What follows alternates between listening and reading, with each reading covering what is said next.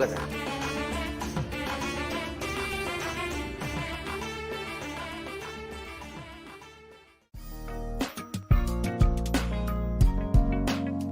We get you health. We get you ability to build beautiful relationships in your life. We get you direct spiritual support, and we make sure you become wealthy.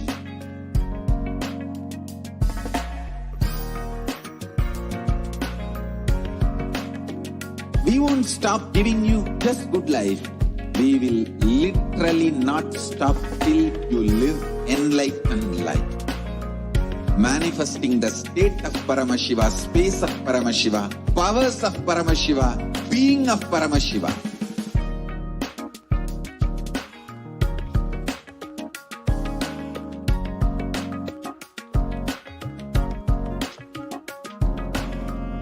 Whole world should become Kailasians. I want the whole world to know Hindus have something great to contribute to the world.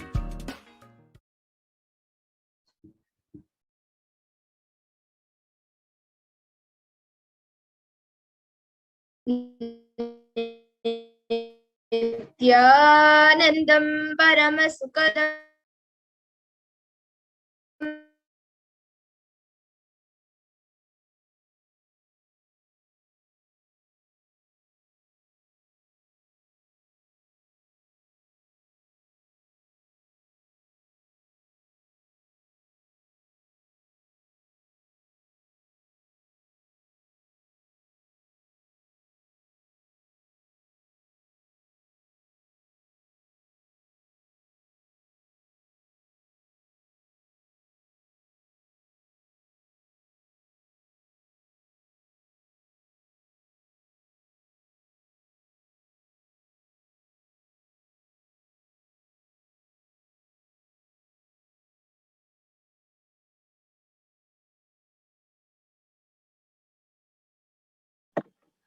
Nithyanandam Paramasukadam Kevalam Jnanamurtim Dvandvatitam Gaganasatrisham Tattvamasyaadilaksham Ekam Nityam Vimalamachalam Sarvadi Sakshibhutam Bhavatitam Tripunarahitam Sadgurum Tam Namami. So now we will be entering into the introduction to Parashakti Akashik reading.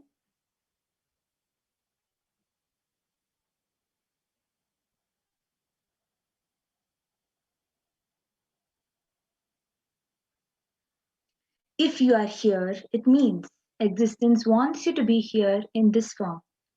You are not an accident, you are an incident. You are a conscious miracle of existence. Existence is trying to express itself through you. Welcome to this sacred spiritual experience, your digital experience of the divine.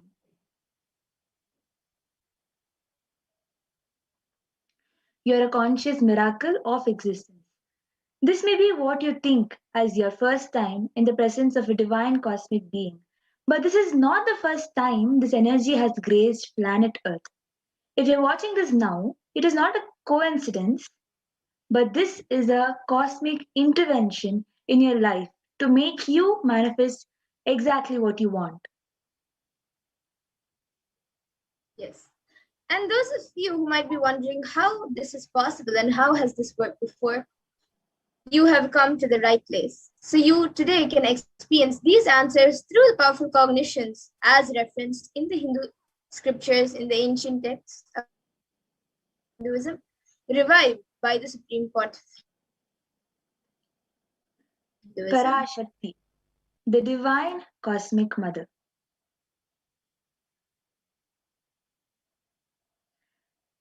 Devi, the ultimate pure So feminine Devi is consciousness. The cosmic mother, she is the source Shakti. It is her cosmic womb, Brahmanda Yoni, from which billions and billions of universes come out and go in. Source where the Big Bang and black holes go on. Parashakti is the main deity of the sacred feminine and the Devi consort of Bhagavan Paramashiva, who is the primordial divinity of Hinduism.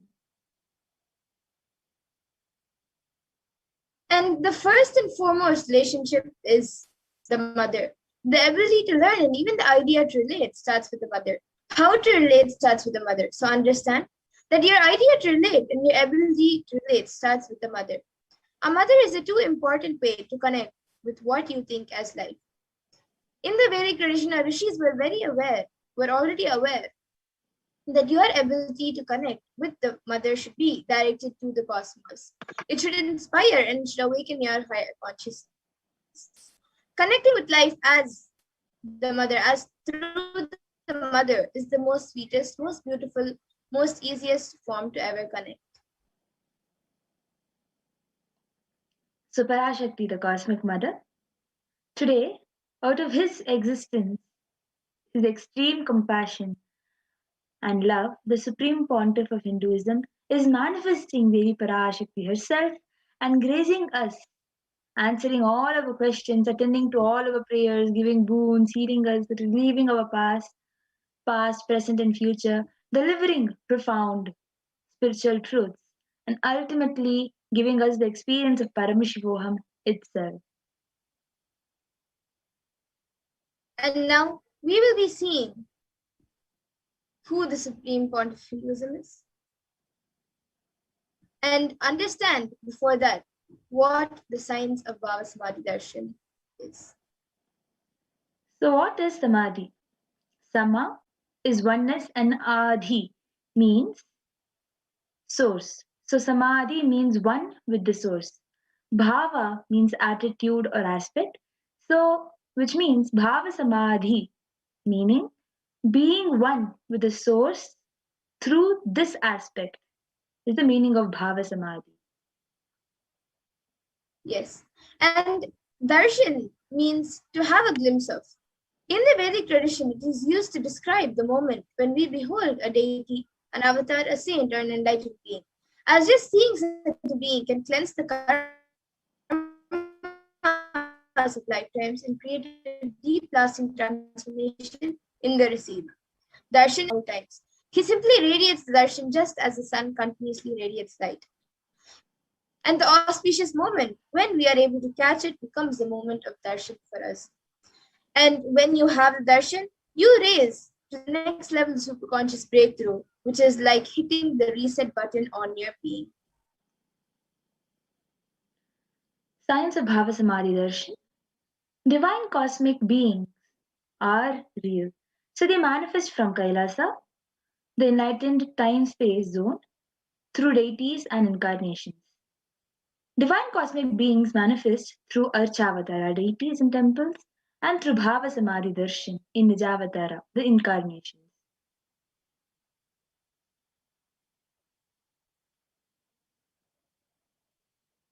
And the BHAVASAMADHI Darshan is the science of the Nijavatara manifesting Paramashiva, the consciousness. It is where the formless, the being of Paramashiva, expresses through the Divya Sharira, the light body, and manifests as the Nijavatar, the physical form, for us to experience Paramashiva. Devi Parashakti expresses through being of Rajarajeshwari and manifests as Nijavatara, the physical form, Devi Meenakshi.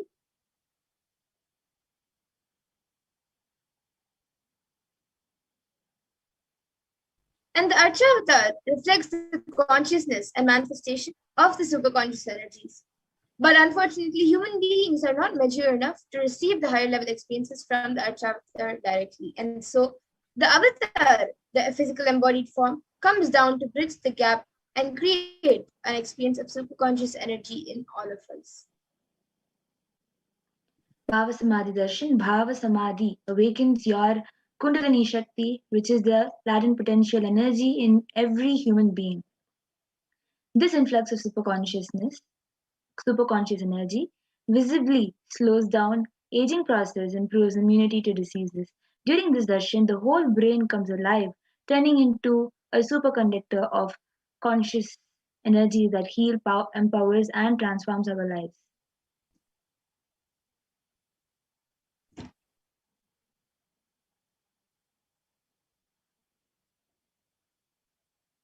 And during the BHAVASAMADHI darshan, our neurons also mirror that of the avatar. So the mirroring neurons is a natural phenomenon which happens in all human beings, and it activates the process of all the observed movements or information of the avatar just by seeing. That is, the entire body can silently and without moving receive what is happening elsewhere through a process of direct observation, experiencing the superconscious energy radiated by the avatar. Readings from the cosmic archives, Akashic readings, is not prediction, it is reading from the cosmic archives. Beyond space, creation and destruction happens simultaneously. In dimension of time starts the past, present and future. Because Akashic records are stored in Akasha, the space dimension, there is no past, present and future. That is why what you call as happened, happening, yet to happen are clearly already recorded. So now let's see a small glimpse, a small introduction about who the Supreme Pontiff of Hinduism is. So the The Supreme one who Pontiff is of giving Hinduism. all of these signs to us. Yes.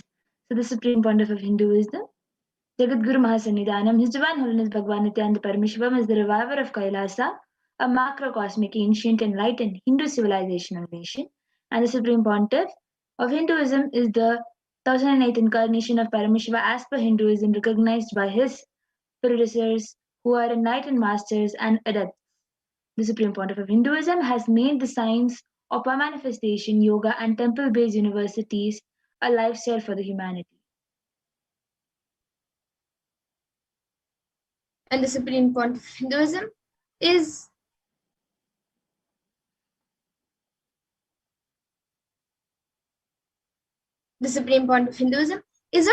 ordained as the 233rd Guru Mahasannidhanam of Kanchi Kailasa Sarvagam, which is the Tondai Mandala Adhinam, the incumbent emperor of Suryavamsha Saranga Samarajyam and the present 293rd Jagadguru Mahasannidhanam of Kailasa Shamala Pita Sarvagam and the present Mahamandaleshwar of the Mahanirvani Akada, which is the largest apex monastic order. The Supreme Pontiff of Hinduism is the 1008th Acharya Mahamandaleshwar, the head for all spiritual leaders of Atal Akhada, ancient apex body of Hinduism, and is the present 23rd Guru Mahasannidhanam of Dharma Mukti Swargapuram Adhinam, elected as the Supreme Pontiff of Hinduism by a congregation of over 1,000 Hindu leaders or pontiffs. And the Supreme Pontiff of Hinduism is also revered as a teacher of Hinduism, the most prolific, most viewed, read, and watched. He has authored 300 books and 10,000 articles in 3 different languages, which are English, Tamil, and Sanskrit. And these are translated into 50 different languages with over 1,000 titles. And over 20 million of copies of books and articles are sold, read, and downloaded, and over 10,000 hours of discourses. And he has also enriched and enriched 1 billion plus lives digitally and is respected as the commentator of all sacred scriptures such as Upanishads, Bhagavad Gita, Shiva Sutras, Brahma Sutras, Yoga Sutras, Ashtavakra Gitas, Jain Sutras, and many more. Supreme Pontiff of Hinduism is also honored as the leader of Hinduism, the most awarded international recognized Hindu leader, reviver of 108 ancient Hindu sampradayas, including the Rudrakanyas, Rudras, Rishis, Rishikas, Bhairavas, Bhairavis, Sannyasis, and establisher of the largest Hindu university, Kailasa Nithyananda University, in the world with satellite campuses in 150 countries, establisher of 1,000 plus Kailasa enlightenment ecosystem, founder and reviver of over 100 Sarvagyapitas, collector of the largest Hindu library with over 1 million books, 1 million palm leaf scriptures, and over 20 million digital books. And now, with this, we will be moving on to the next segment where we will be seeing a live demonstration of the powers given to us by the Supreme Pontiff of Hinduism through the science of Diksha. So we will be back with all of you after a short break to see the science of power manifestation. So I request the power manifestation slides to be projected.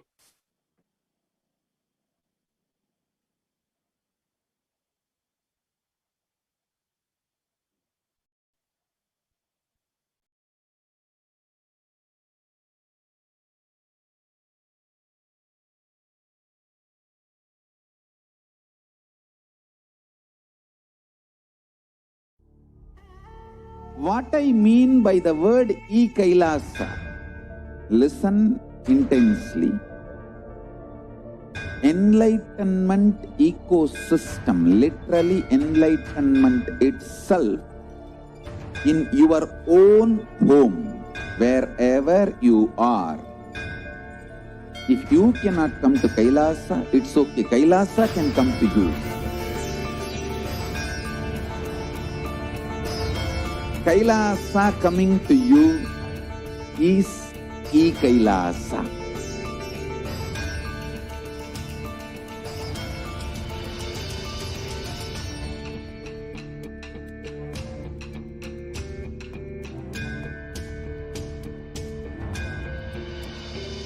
I will revive Hinduism. I am a Hindu revivalist, not by any revolution, but by evolution.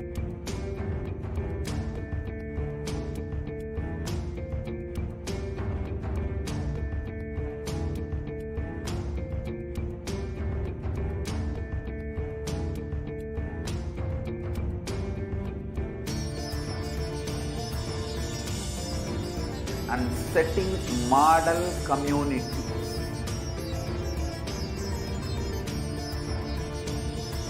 Kailasa, enlightenment ecosystems, Sarvanya Peethas all over the world.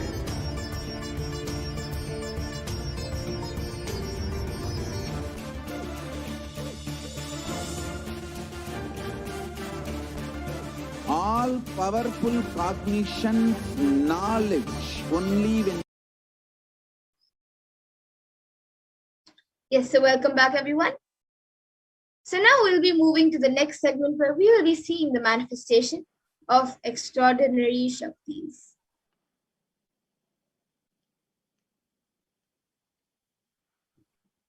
Yes, my next slide.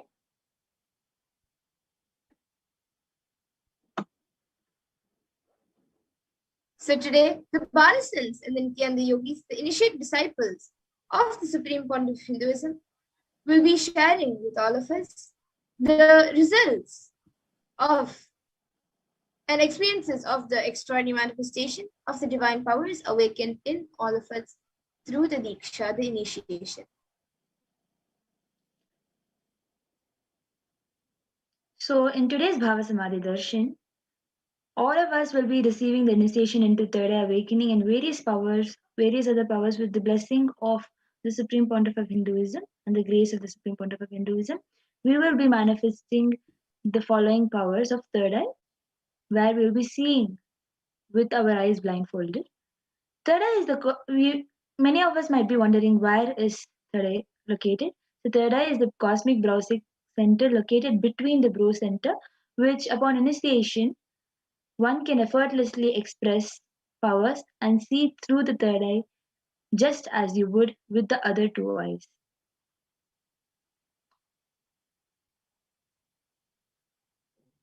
So now let's see what are Shaktis and how they work.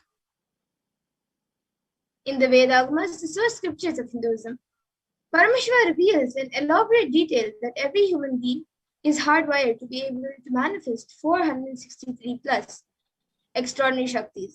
Manifesting powers are described as a system, method, and science for human beings to explore the various possibilities and powers and have access to various states of consciousness. And these Shaktis manifest from the fundamental cognition that you are the divine and you need to manifest the divine, not that you are a man and you need to reach the divine.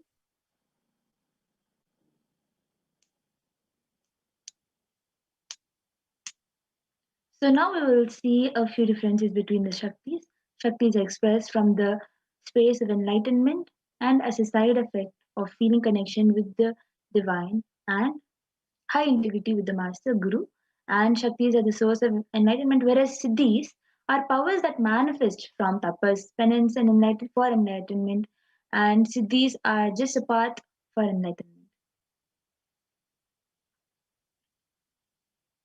And a few more differences between Shaktis and Siddhis are that Shaktis of Paramashiva manifest through ordinary human beings in an extraordinary way after the initiation by the avatar and are permanent, whereas Siddhis are not permanent and may divert you from enlightenment.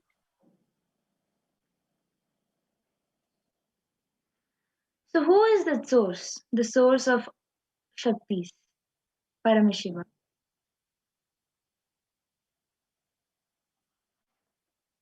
So, Paramashiva is the primordial divinity in Hinduism, the ultimate reality and cause, which is self effulgent, Swayam Prakasha, all pervading, unchanging beyond time, space, form, and causality.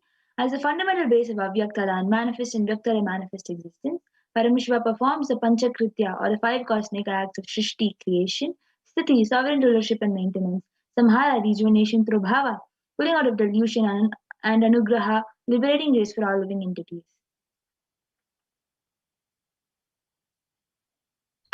And now, the avatar of Paramashiva, the supreme point of Hinduism, Jagat Guru Mahasannidhanam, His Divine Holiness, Bhagavan Nithyananda Paramashivam, the thousand-native incarnation of Paramashiva and the reviver of Kailasa, the ancient enlightened Hindu civilizational nation.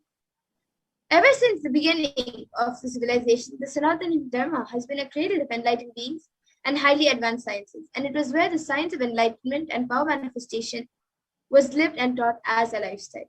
And for the first time in the modern day, the Supreme Pontiff of Hinduism is reviving these yogic sciences and transmitting it to the world at record-breaking pace, which is never accomplished before.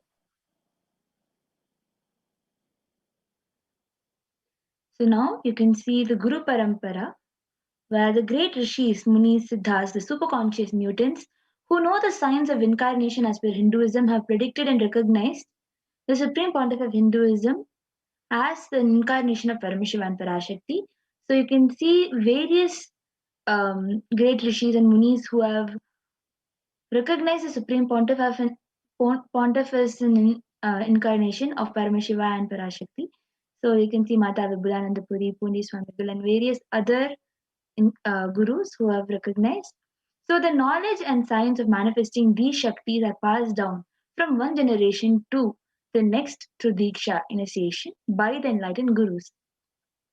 The Supreme Pontiff, recognized as an incarnation at a very young age, was trained and taught these sciences to revive the initiations and knowledge repositories for billions to manifest science of power manifestation from disciplines of Vedanta, Tantra, Sri Vidya, Yoga, yogic powers, Mantra Shastra, Siddha Vidya, science of Aushadha, Advaita, and Bhakti Yoga, Paramashiva Jnana and Paramashiva Vijnana.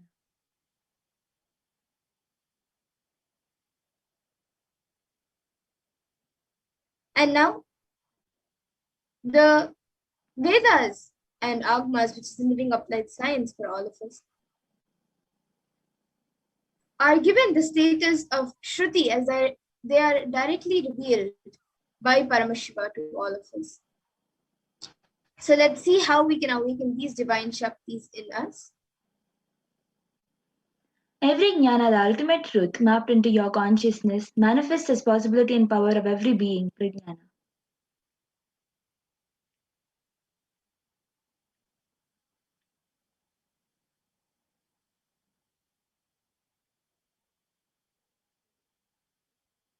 And all of this science of power manifestation is authenticated through four aspects of evidences or pramanas. So the first is the Shastra Pramana, from which are the eternal unchangeable truths revealed in the source scriptures. And the next is the Apta Pramana, which is the experience of Aptas or authorities of Hinduism, where the Vedic rishis and scientists have time tested and verified these sciences. The next is the Atma Pramana, or account of Supreme Pontiff of Hinduism, Jagat Guru Mahasannidhanam, His Divine Holiness Bhagavan Nithyananda Paramashivam, this millennium's avatar's personal experience of power manifestation, or the Pratyaksha Pramana. Next is the Pratyaksha Pramana, which is the empirical evidence from observations and scientific experimentations.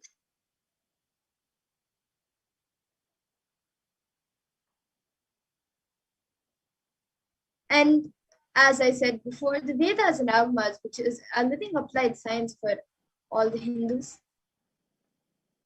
The Vedas are the scriptures where the ancient sciences are taught and where these sciences and these ultimate truths are explained. And the Agamas are the scriptures where the applied technology and applied science is expanded. So the Vedas and Agamas are given the status of Shruti as they are directly revealed by Paramashiva, and they are the ultimate, eternal, and unchangeable truths. And a reference cited from these Shastras or source scriptures is called the Shastra Pramana. So let us now enter into the live demonstration of this power, the power of third eye, the first power. After going through the Shastra Pramana, Apta Pramana, Atma Pramana, Sakshi Pramana, and Pratyaksha Pramana.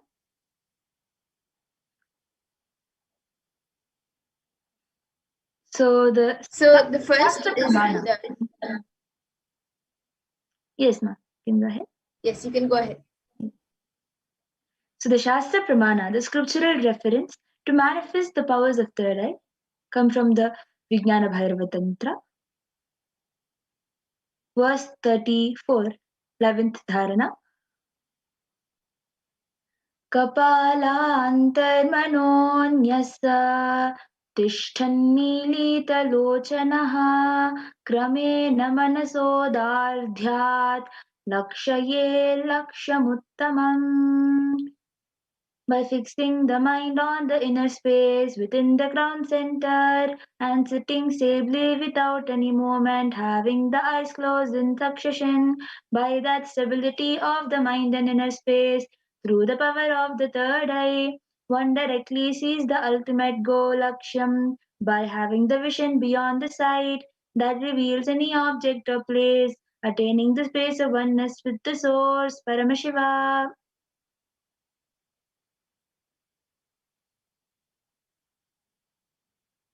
So next is the Apta Pramana, where Krishna initiates Arjuna into third eye.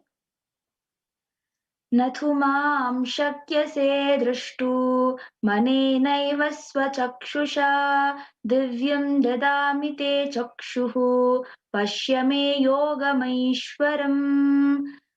Bhagavan Krishna says to Arjuna, but you cannot see my cosmic form with these physical eyes of yours. Therefore, I grant you divine third eye vision. Behold my cosmic opulence. In the Hindu Purana, Bhagavad Gita, Bhagavan Krishna initiates Arjuna into the power of third eye to behold Krishna's Vishwarupa Darshan, the vision of his cosmic form.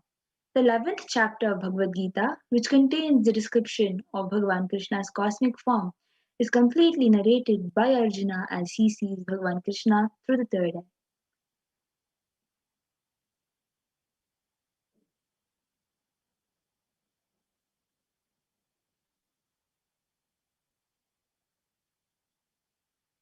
And the next is the Atma Pramana, where in Swamiji's own words, Swamiji sharing, the first experience that I was able to see everything around me, above me, the whole 360-degree, 10 directions below me, everything, I realized not only I was able to see, I was able to feel, experience all of that as me.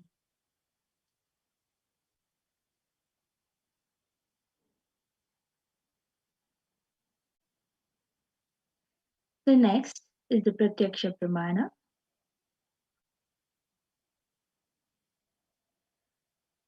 The study, measure, and compare metabolic cell activities of the brain in conscious and meditative, which is the open third eye state, using positron emission tomography, PET. So when doing normal daily activities, it was recognized that there is high activity which is measured in the brain where third eye is located, and when in the space of third eye, only third eye region is active and almost 90% of the rest of the brain is at peace.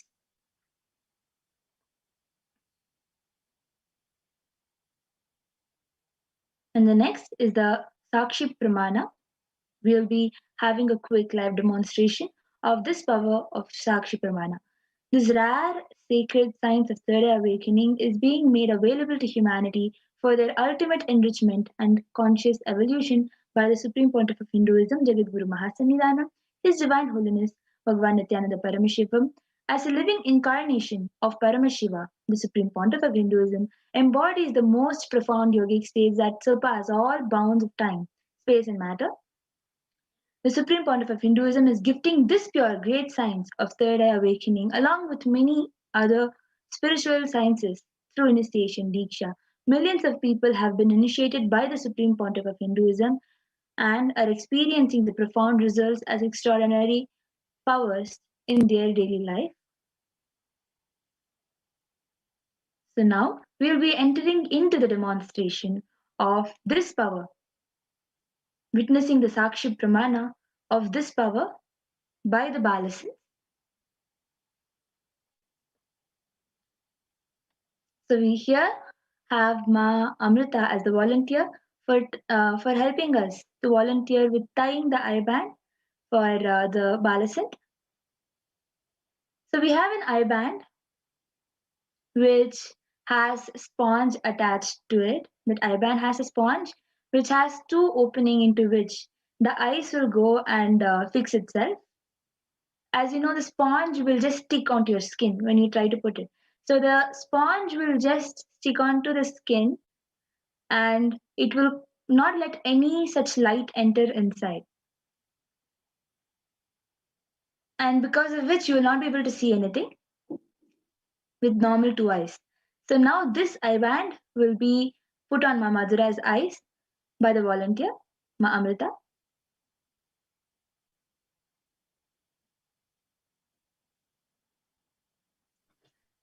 So the opening, the cut in the bottom of the eye band will just go stick onto the nose and fix itself properly on the face, due to which the eyes will get fixed inside the hole.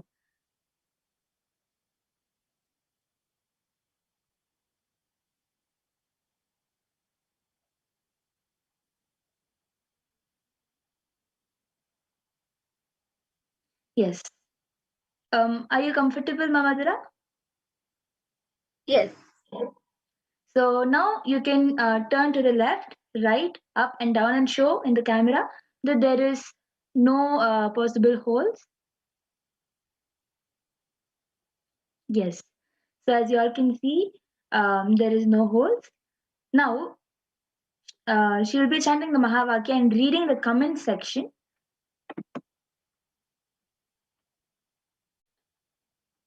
Yes, so now Ma Amrita is projecting the comments in front of me. So we have the first comment from Yashodharan, who has put Nithyanandam. And then the last comment we have, the next one, is from Caroline Desires, Desirs.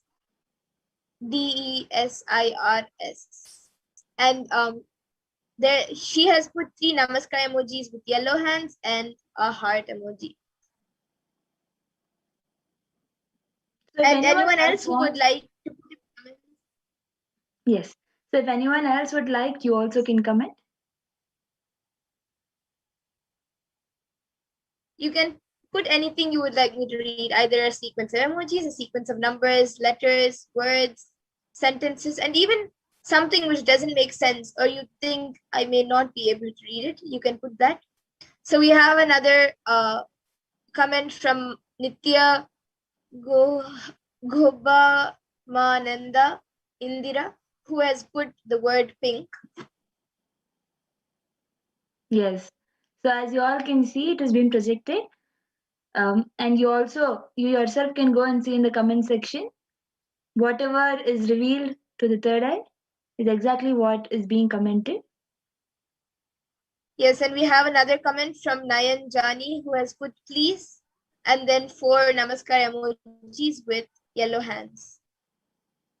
And then another comment from Nayan Jani, she has put Nithyanandam and then a namaskar emoji.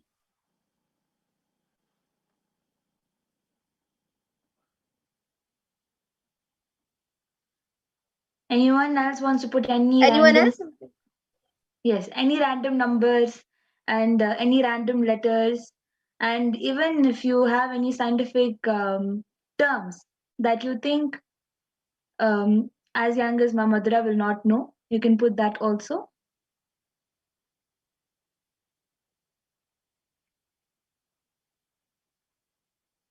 Yes, so we have another comment from Ma Vani Narayan. She has put 1-4 and then she has put the and symbol. And then we have another comment from Nayan Jani. Please, Ma, give advice for manifest third eye powers for me. And the manifest is actually M-E, not M-A. So means Nayan Jani has put M-E for the word manifest. And then we have another comment from Chase Carlessly, who has put Hanuman. Wow, as you all can see, it is exactly whatever each one of you are commenting, and each one of the viewers can also see the comment section. It's exactly what is being commented. If anyone else also wants to add up anything, you can start continue commenting. Yes, and for the question that Nayan Jani has asked, once you watch Darshan, you will be initiated, Aya, so you can immediately start manifesting the powers. There is no other advice or technique, just chant the Mahavakya, connect with Swamiji and start manifesting the powers.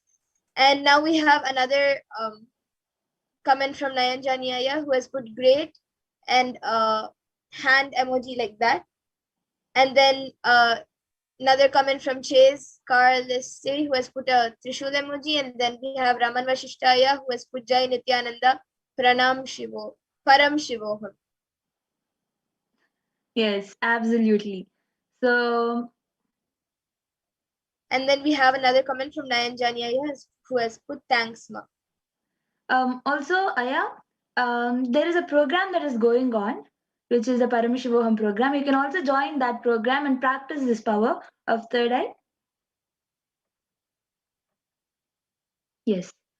So then with this, if anyone else wants to comment, you can comment, or we can carry on with the next power, the power of body scanning.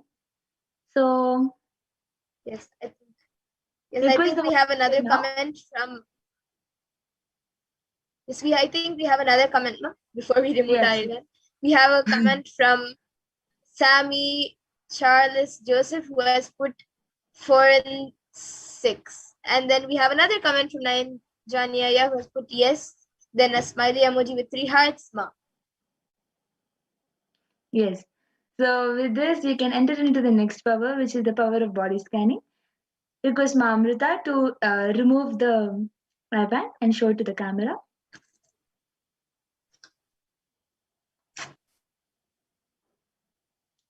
So as you all can see, all of you can see the IBAN.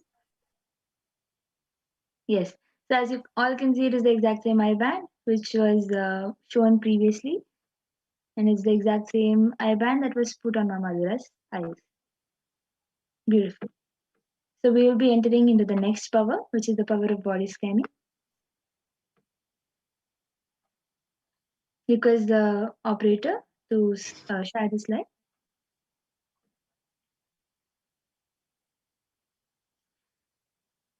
So in this power of body scanning, one awakens to the ability to scan illnesses, diseases, medically diagnose issues, and provide solutions. Awaken third eye.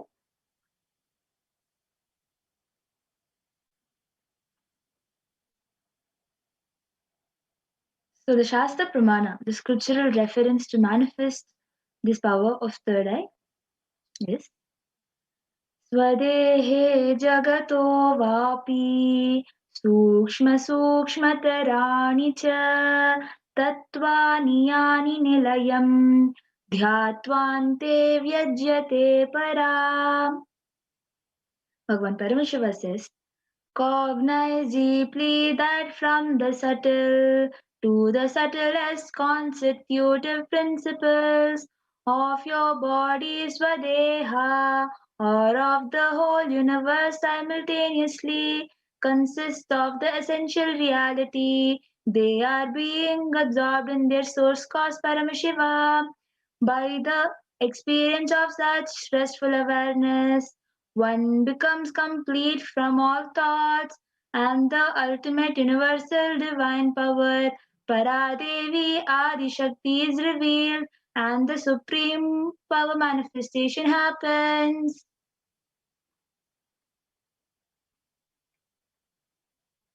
And the next, the Apta Pramana for this power of body scanning comes from the life of a Siddha, whose name is Teraya.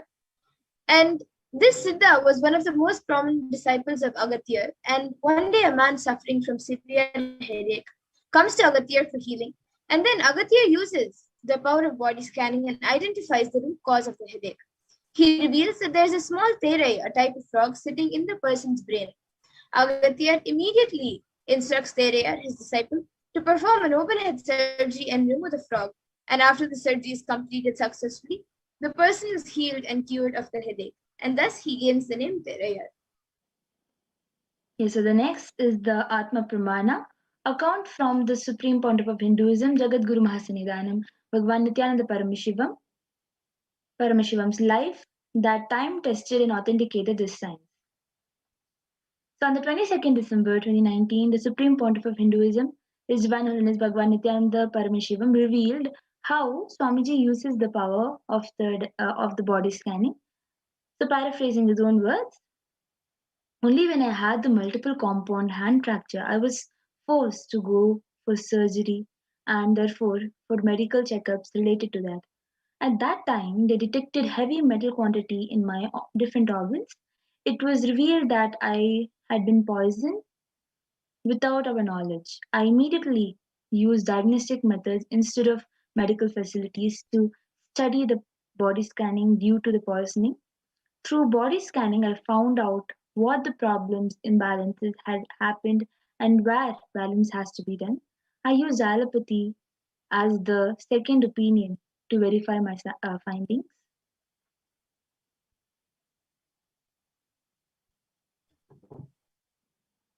And now all of you can see the Sakshi Pramana, where a few screenshots are taken from social media, where just few of the thousands of disciples who have been initiated by the Supreme Court of Hinduism into these powers have shared their experience of how they have manifested this power of body scanning.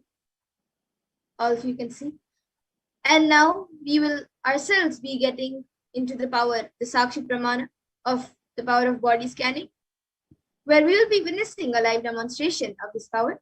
So anyone who would like a body scan, you can put your comments in the YouTube comment section, requesting for a body scanning, and we will be more than happy to do a body scan for you.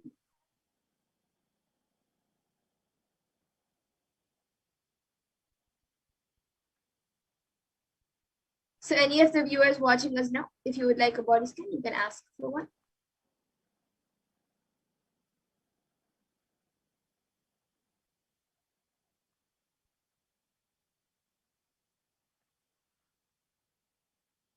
Yes, so I see Ma Nayan Jani who has asked. Ma, can you please, Nayan Jani Aya has asked for a scanning and healing for his chakras.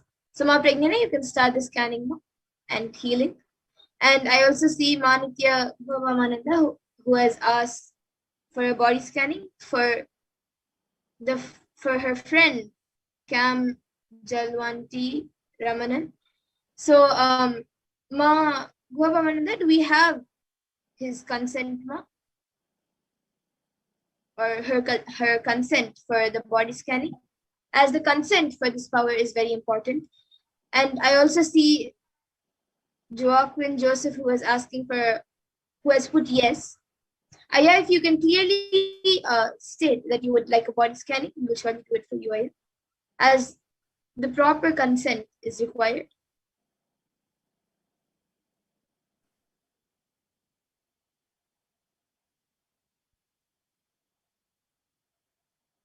Okay, so I see Raman Vashtaya has said, please body scan and heal me for my digestive issues.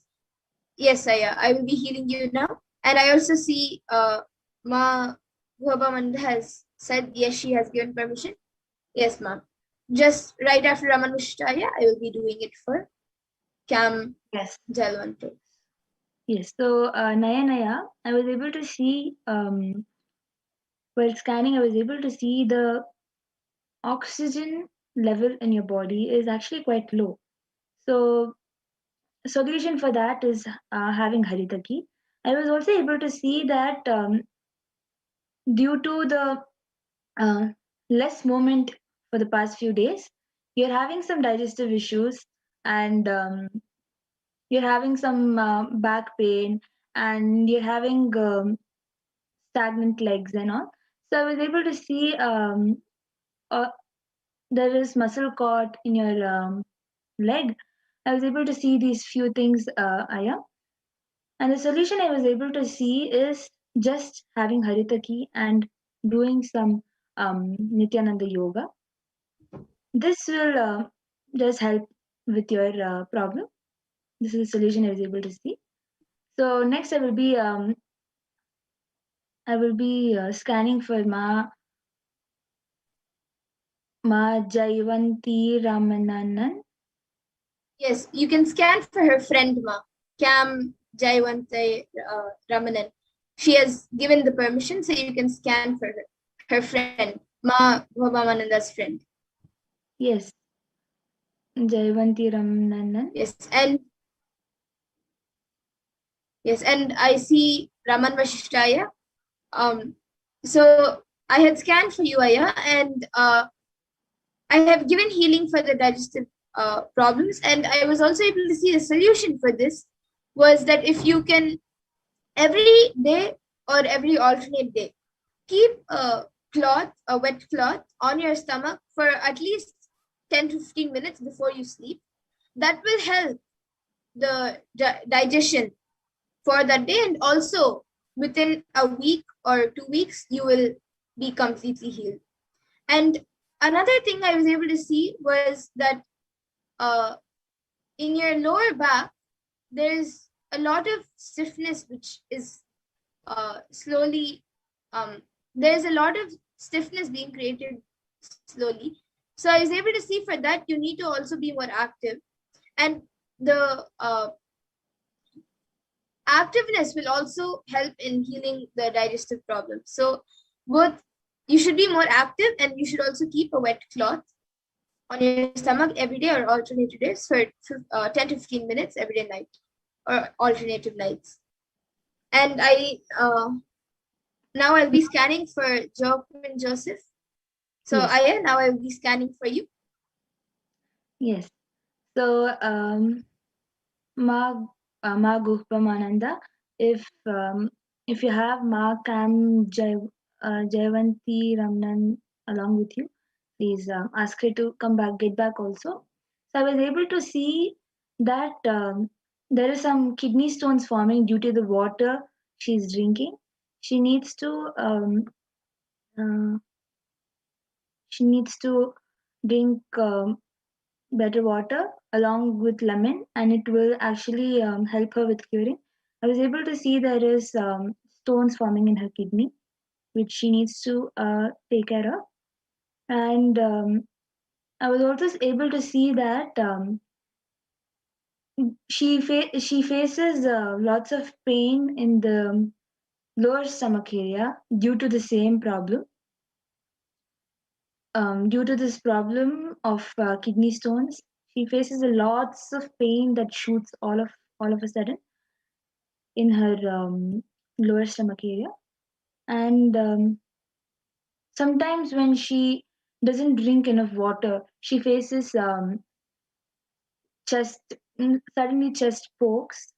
And the solutions I was able to see is to have castor oil and haritaki, and also drink better water.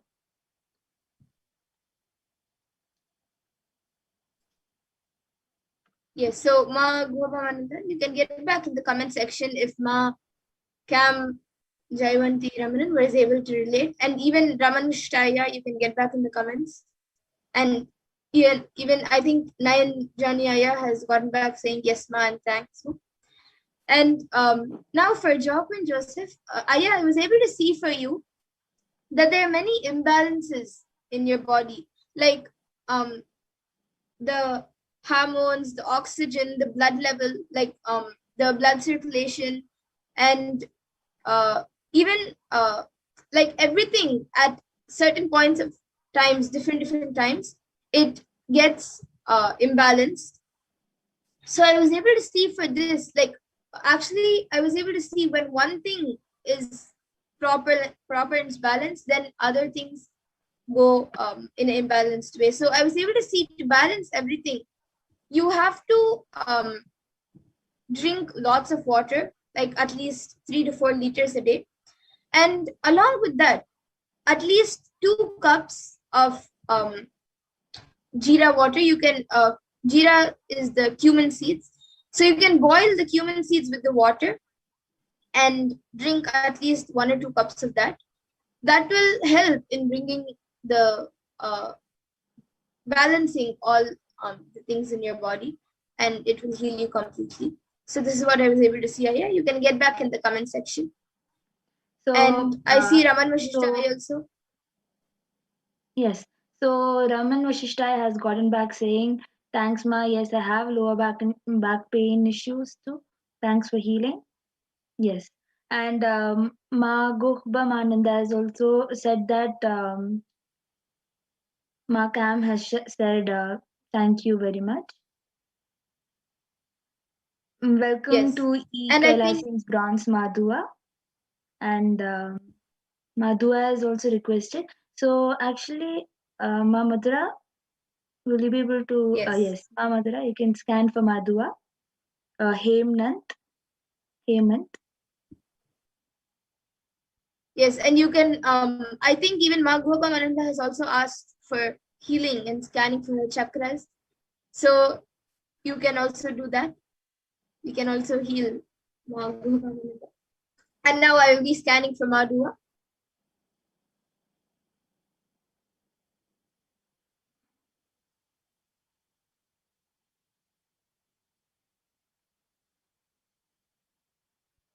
Okay, so Madhua, I was able to see for Yuma, I was able to see that there is a small inflammation in your lungs, not in your lungs, sorry, in your liver. There is a small inflammation, and that is also affecting your stomach wall. So for this, I was able to see you have to apply warm oil on your stomach and liver region. You can apply it from outside, and you can apply oil like twice a day, and that will help heal it. And one more thing I was able to see was in your legs, you're actually putting a lot of pressure on your legs.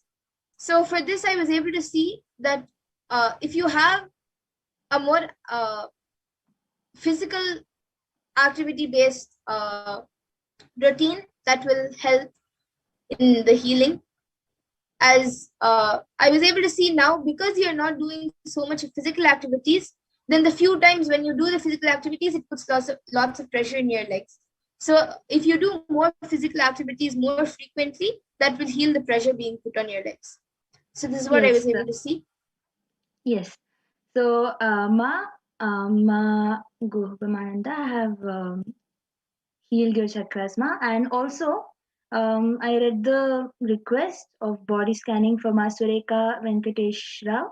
As Ma Madhura was sharing, I also scanned for Sureka Venkatesh Rao Dese. And I was able to see that there is not much problem in your in Ma Sureka's body. But she has various problems that occur suddenly. Like she has sudden stomach pains, lots of stomach pain, and during her menstrual cycle, she has lots of pain, and she has lots of back pain, and this is what I was able to see. And Maha Adbhuta Charitra has asked, Ma, can you help Ma Cecilia attending PSM how to do body scan? Yes, Ma, she can join the Paramashivoham. by going to paramashivoham.org/register, and she can register.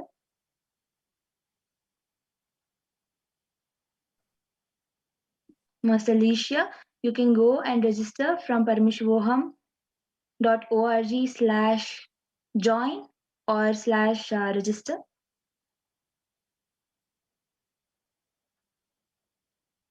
Yes, I think she is asking for a body scan, no? If I'm not wrong. But actually now, in the interest of time, I see many other comments also. And actually, Joseph has gotten back saying, I do feel imbalances in my body, especially I'm not drinking enough water. Yes, thanks, Aya. And for everyone else asking, I see Nitya Mahadvita Chaitananda has asked for a body, has asked for a body scanning from Cecilia, who is attending the Paramashivoham program now, for a body scanning. But now, in the interest of time, we will be coming to the conclusion. We have to conclude this power manifestation segment. And we will surely be doing body scanning. We'll be more than happy to do a body scanning. And during the Paramashivoham sessions also, these powers are there. So either she can manifest yourself, and you also the power. Yes. You yourself can manifest the power by attending the Paramashivoham. That is the most exciting part, that you yourself can manifest the power for yourself. But it's not a problem. We also will be able to do it. But now, in the interest of time, we will have to conclude this power manifestation segment and move on to further segments where we will be learning more about the Parashakti. And everyone else who would like a body scanning, you can again put in your comments and join us again at 2 a.m. IST and 4 p.m. IST every day for the power manifestation segment and other segments where we will be learning about Devi Parashakti and getting ready for the Devi Parashakti Akashic readings. So now I thank all of you watching us right now for joining us for this power manifestation segment. And we will be moving on to the further segments now. So please stay tuned. We will be back after a short break.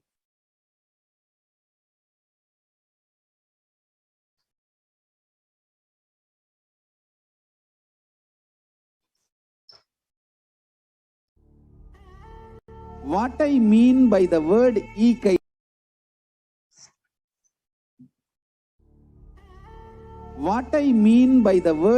Kailasa, listen intensely. Enlightenment ecosystem, literally enlightenment itself, in your own home, wherever you are. If you cannot come to Kailasa, it's okay. Kailasa can come to you. Kailasa coming to you is Kailasa.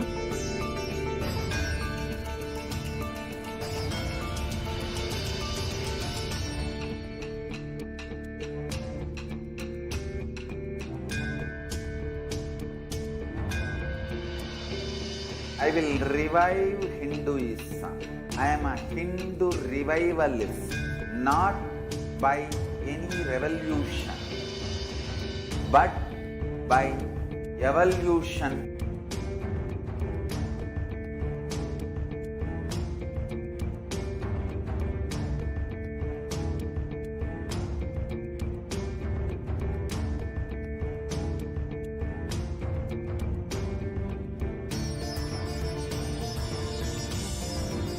And setting model community.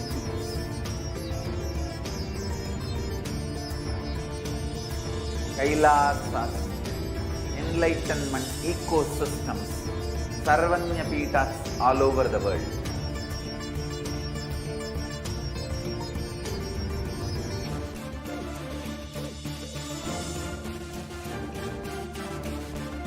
All powerful cognition, knowledge, only when you live power manifestation, and possibilities manifestation happens. It's a fundamental truth.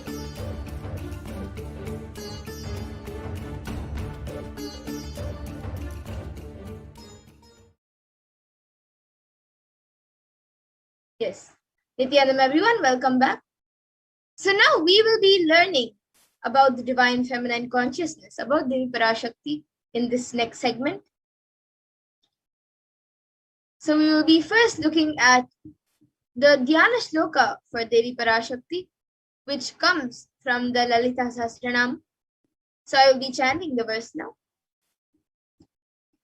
Sindhuraruna vigraham trinayana manikya mauli spurate तारानायक शेखरां स्मितमुखीं मापीनवक्षोरुहां पाणिभ्यामलिपूर्णरत्नचषकं रक्तोत्पलं बिभ्रतीं सौम्यां रत्नघटस्थरक्तचरणां ध्यायेत् परामम्बिकाम्. And the translation for this verse is: the Divine Mother is to be meditated upon as shining in a vermilion red body, with the triple eyes, sporting a crown of rubies, studded with a crescent moon, a face all with smiles, a splendid bust, one hand holding a jewel cup brimming with mead, and the other whirling in red lotus.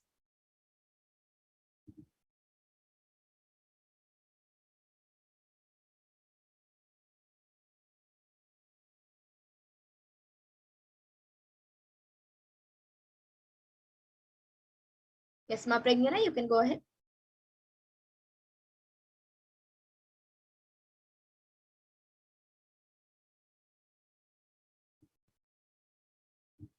So the next verse, which also comes from the Lalita Sahasranam, I will be chanting it now.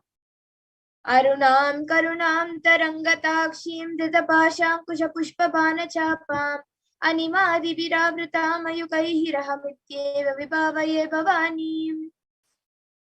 And the translation of this verse says, I meditate on the great empress. She is red in color, and her eyes are full of compassion, and holds the noose, the goad, the bow, and the flowery arrows in her hands. She is surrounded on all sides by powers such as anima, for rays, and she is the self within me.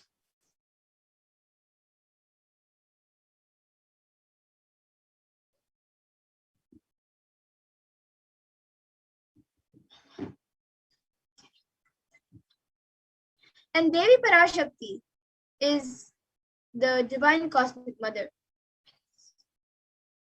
And it is her cosmic womb that from which billions and billions of universes come out and go in. It is the source where the Big Bang and black holes go on and on. Parashakti is the source Shakti, the source energy from which all of us came, which all of us are in even now, and which all of us are going to merge into.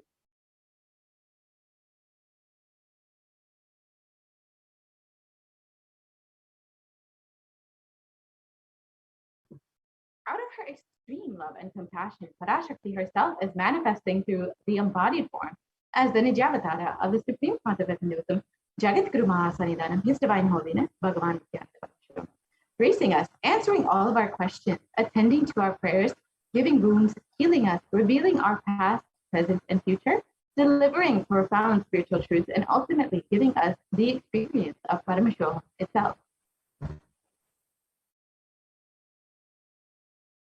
And in the words of Devi Parashakti herself,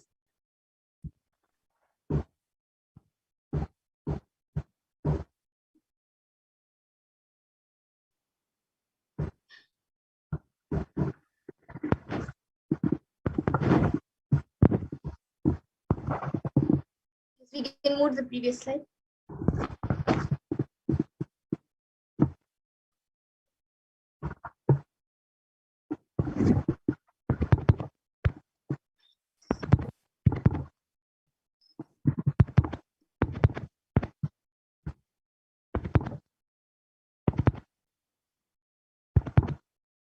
We can go to the next slide.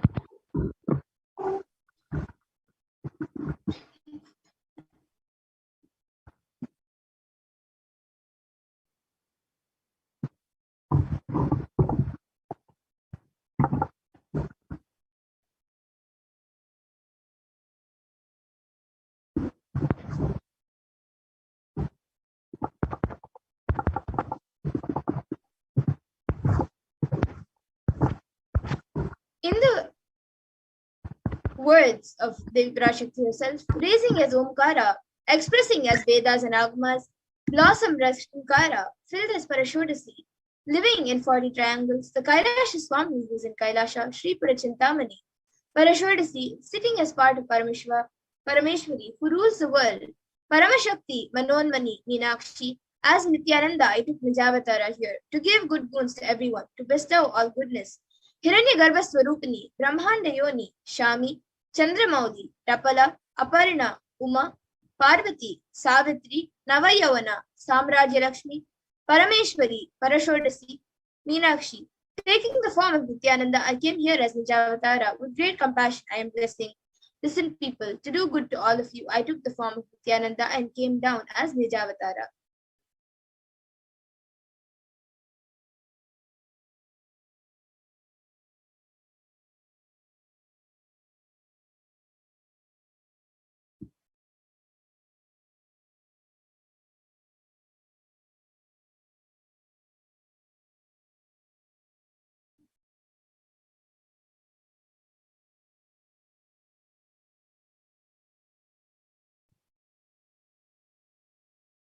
And again, in the words of Devi Parashakti herself, raising in Omkara, blossoming as Shiva, Shiva manifesting as source of existence, powers of existence, expressions of existence, from the oneness of Om, blossoming into two as Prakriti and Purusha, blossoming as three Shaktis, Icha, Kriya, and Jnana, growing as four Vedas, expanding as five Panchabhutas, beyond six chakras, filled as Gotras of seven Rishis, expanding as eight directions, existing as nine Grahas, blossoming as 10 Indriyas, being as 11 Rudras, creating all the worlds, bringing life to tell and make truth blossom and to do good.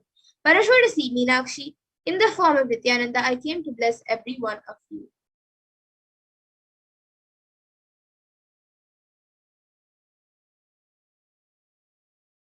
And now let's see how we can receive Devi Parashakti when she is on our screen. So literally, you are seeing Paramashiva and Parashakti at that moment when you are watching the Devi Darshan. So always receive her very traditionally. You can keep 2 betel leaves, 1 banana, 1 betel nut, and 1 coin in front of the screen as you watch Devi Parashakti. And for those of you who do not know, the coin is considered the traditional dakshina in the Hindu tradition. It can be just the lowest value. In India, it can be just a paise, and in the US, it can even be just a cent. Swamiji says, I'm not trying to monetize. Keep even 1 cent, it is okay. So for 100 days, if you have darshan, it will add up to $1. In India, even 1 paise is okay.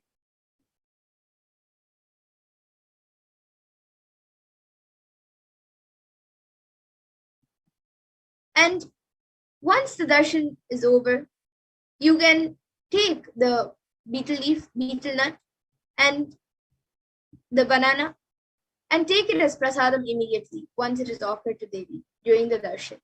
And the coins which you collect, you can send it to the LA temple.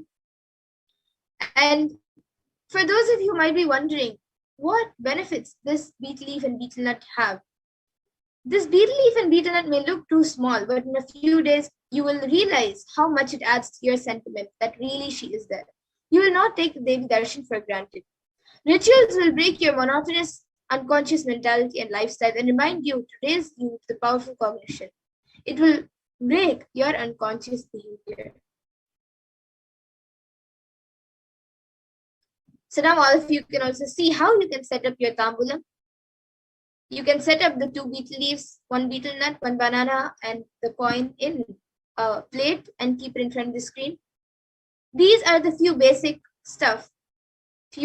items which are kept as part of the tambulam. But if you would like, you can also add a coconut, red bangles, then the kumkum, and a few fresh flowers also if you would like. And now with this, we come to the conclusion of this segment. And we will be moving on to the next segment where we will be learning about what Devi Parashakti has revealed for the humanity and how it has benefited us. So with this, we will be back after a short break. Thank you, Mamadara. And now, as Mamadara revealed, we will be entering into the next segment where we will understand some of Devi Parashakti's revelation to humanity to protect them during this pralaya, to ensure that they are being protected and that they are not affected during this coronavirus, this pandemic. So let us listen to Devi Parashakti's words on the 27th of April, 2021.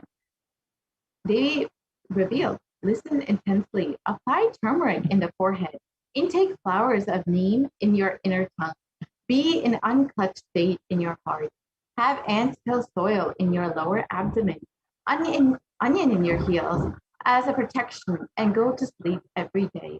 You will be established in Nirvikalpa Samadhi and be in the state of Turiya. Parameshwari, I am blessing you all. Only this is the sweet way to get rid of diseases, sufferings, ailments, karmas, mental stress, depression of this pralaya. Oh, people, listen. Life without any hardships will happen. I am giving you the completion of enlightenment and Paramashiva Padam. Let you live in Nithyananda with stability. Always I will be with you and protect you. Don't worry. So let us listen to Devi Parashakti's revelation on how to sit in Padmasana, revealed on the 11th of June, 2021.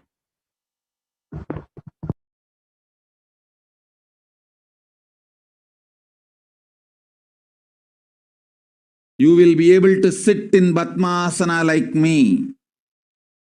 Eat the rice with a neem flower.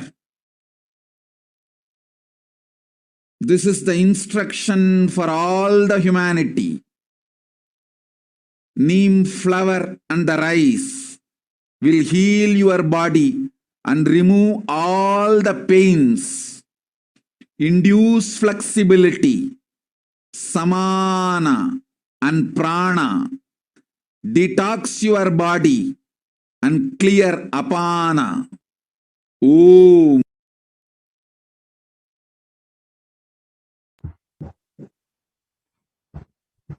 You will be able.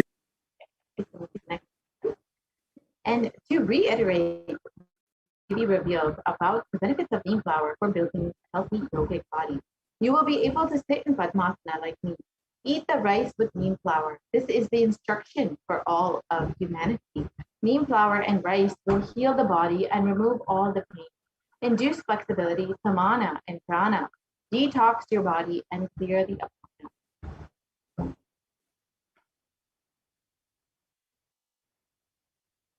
Let us look at some of the benefits of the neem flower.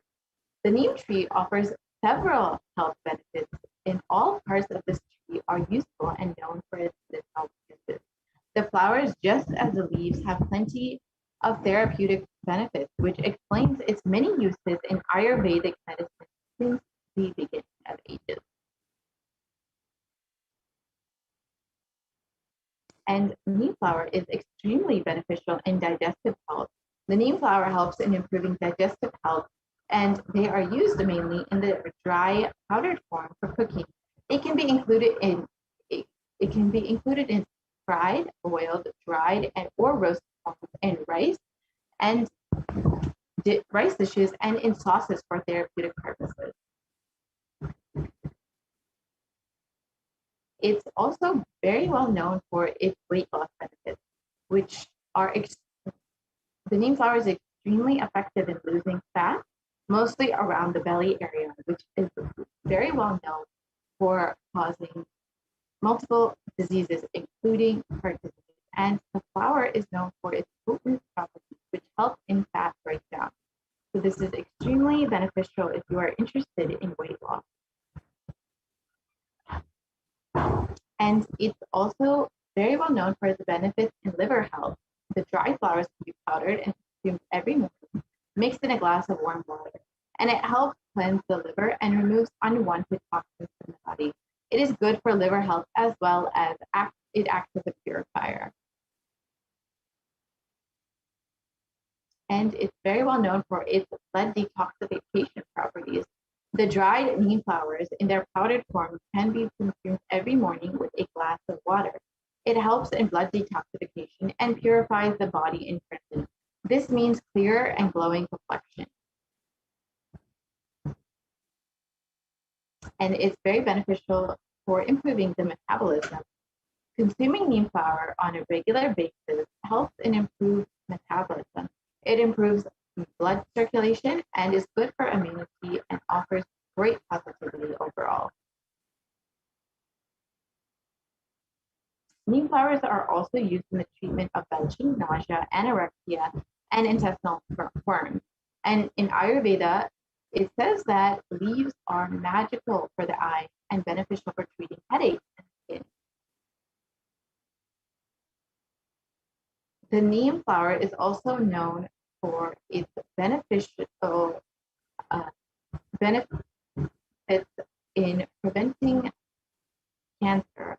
It possesses chemopreventive potential and is known for preventing liver carcinogenesis. So the study has shown that it is very well known for these properties. And neem flower is also considered an antiseptic that can cleanse your system. And it is also known to cure skin impurities and when applied on the skin. And during the summer months, the Chitre month, as a tradition, neem flower, jaggery, salt can be mixed and eaten.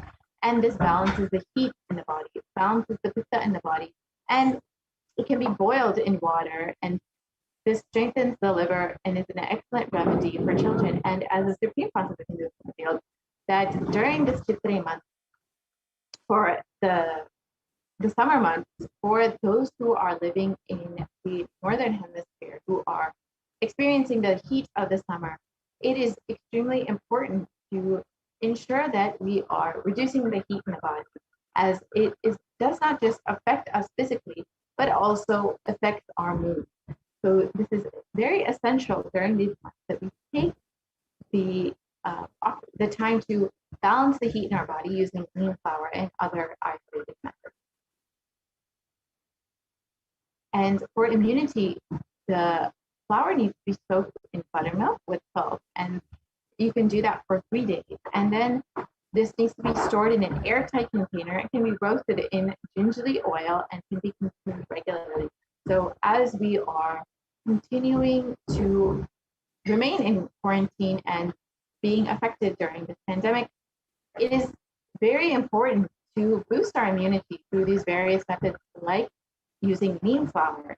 And you can just soak the flower in water overnight or early in the morning and start drinking that water to help strengthen the body.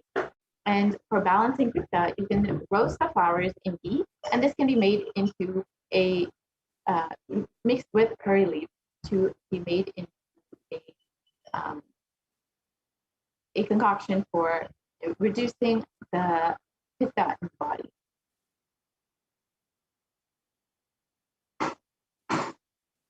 And so with this, we can understand why the Supreme Pontiff of Hinduism has revealed so many times that neem flower and neem in general, the neem tree, is very important and beneficial for the body.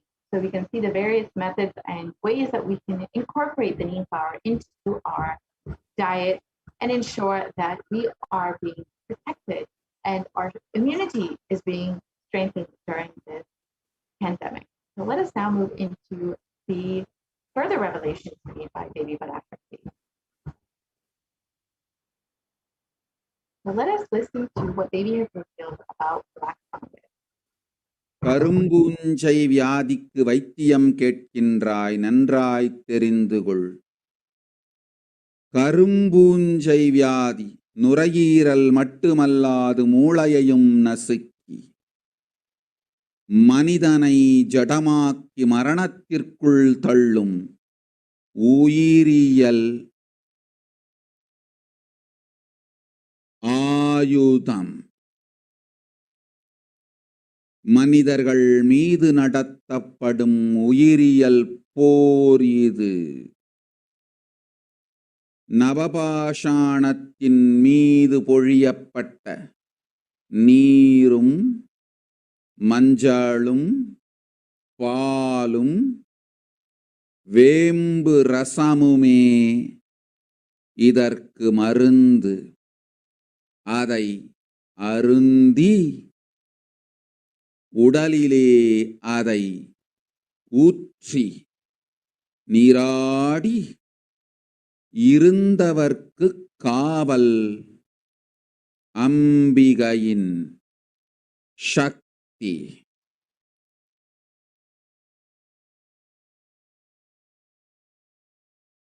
ஓம் ஓம் ஓம். சிருஷ்டி நஷ்டமாகாதிருக்க தேவ ரகசியங்களை தெளிவாய் உலகத்திற்கு சொல்லிவிட்டேன்.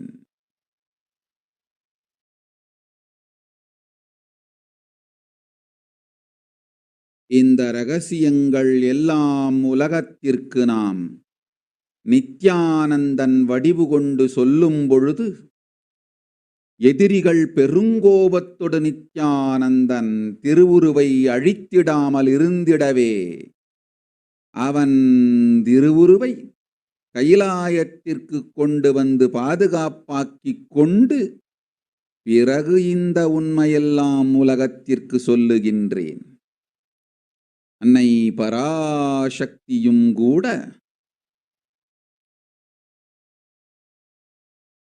உண்மைகளை உலகிற்கு சொல்லும் முன் தற்காப்பு செய்து கொள்ள வேண்டிய அளவிற்கு மனிதர்களின் அரக்கத்தனமும் அட்டூழியமும் உலகத்தில் அரண்டு ஆடுகின்றது.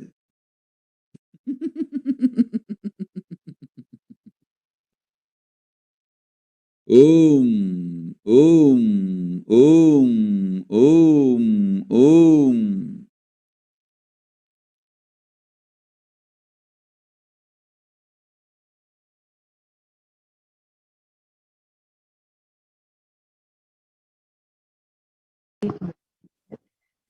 So let us reiterate what Devi revealed on the 19th of May 2021. You are asking a remedy for black fungal disease. Know properly, black fungal disease, not only it will affect the lungs, it will smash brains. Also, it is a bioweapon that makes humans a lifeless matter and pushes them to death. The demonishness and atrocities of humans is dancing in the world, that even Mother Parashakti needs to do self-protection before telling the truth to the world. So let us understand what black fungus is and how it has been affecting India today. So initially it was denied and dismissed as something very rare. And then it was later declared as an epidemic by several states. And now it has been declared as a pandemic within a pandemic. And as Devi revealed, it eats the brain and mutilates the body, the face, and eats the bone. And it is primarily affecting COVID-19 patients. And it is extremely fatal with a 50% fatality rate, and mainly among the COVID-19 patients. And as we have stated, black fungus has already been declared an epidemic by several states. You can see here in this article that black fungal disease has been linked to COVID-19 and spreads across India. And this has been affecting thousands of patients who have already been affected by COVID-19 and who have recovered.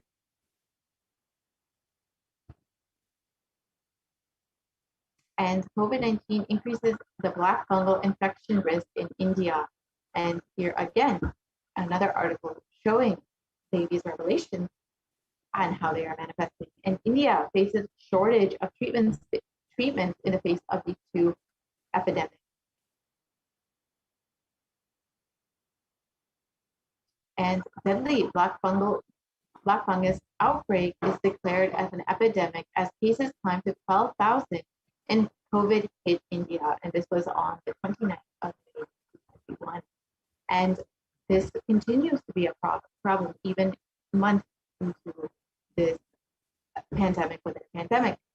And this, you can see see that a range of states across India have declared that the outbreak of a rare black fungal disease is officially an epidemic, and the numbers have been crossing 12,000. And this was in May of 2019. The numbers now are well over that.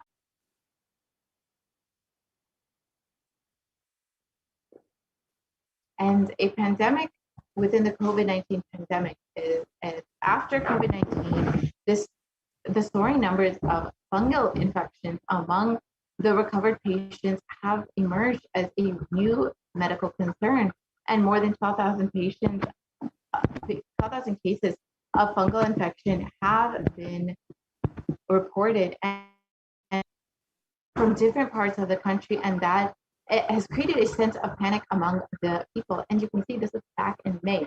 So this has been continuing to affect people even till well into July.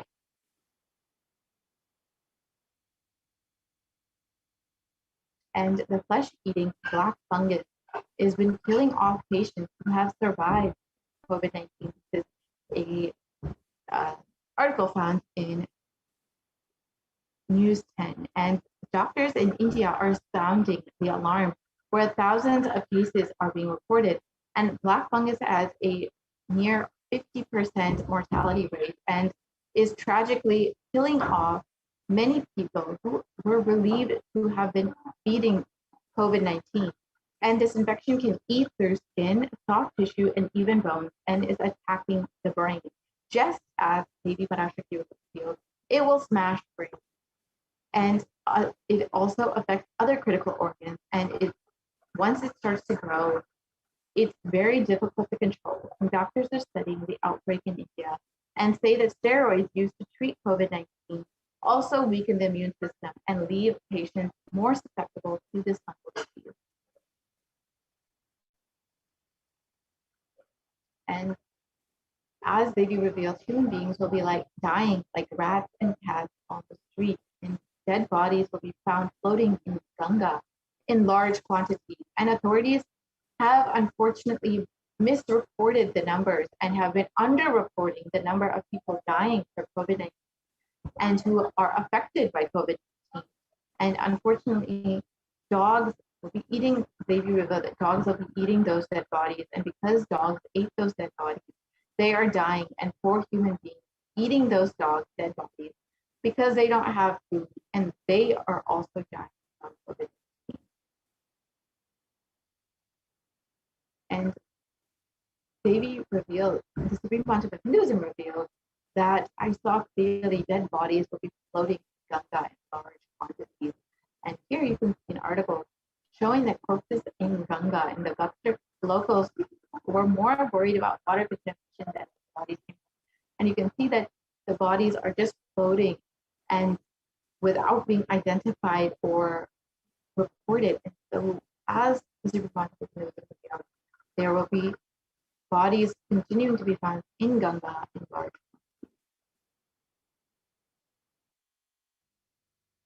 And dogs will be eating those dead bodies. And here in this article, it states in India News, it states that scores of decomposing bodies have laid uncovered in the Sangam area. And for the last 2-3 months, people have been burying their dead here.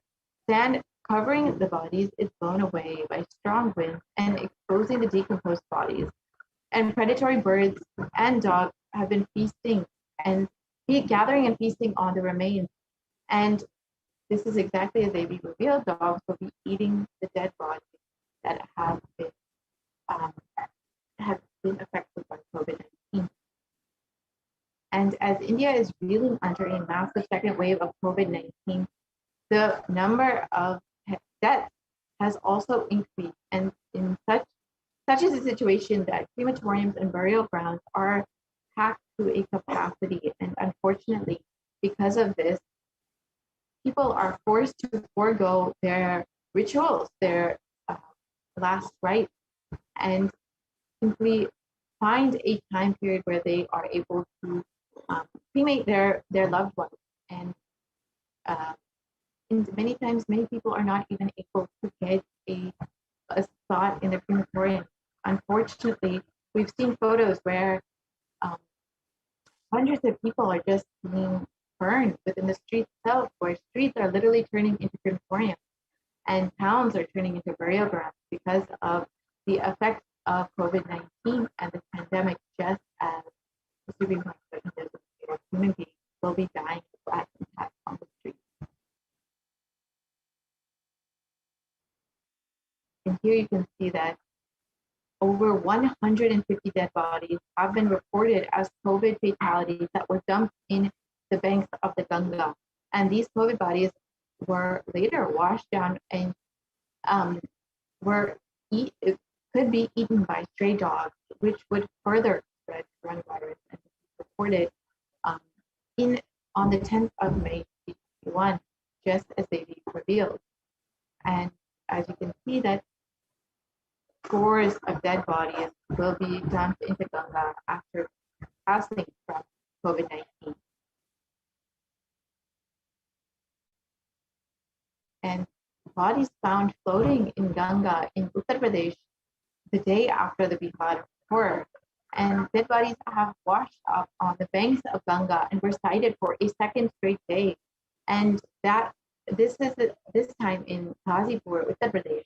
And the spot is around 55 kilometers upriver from Bihar's Buxar, where more than 100 bodies were found yesterday in May. And this evoked shock and anger. And the Bihar authorities have argued that the corpses have floated down from Uttar Pradesh, and that their state has no tradition of consigning bodies to water. Just as Devi has revealed, the bodies will be floating in numerous quantities in Ganga. In India, dozens more bodies have been washed up on the banks of Ganga. And again, this is due to COVID-19. However, these numbers are severely underreported, as they are only reporting 40 bodies have been found. However, later reports show that it has been up to 400 bodies within May itself.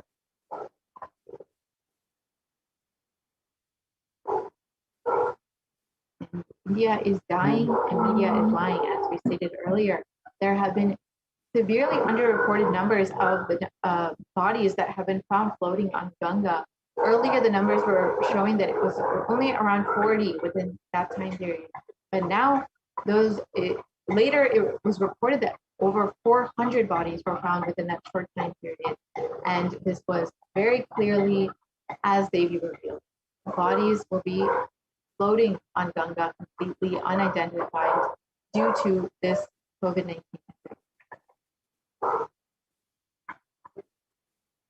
Yes, and unfortunately, India has been in denial of the world's most deadly affected area. And here you can see, this was reported in the New York Times, how severely underreported these numbers could be. It's estimated that currently the numbers show that it's around 27 million people who are affected, with over 300,000 deaths. However, a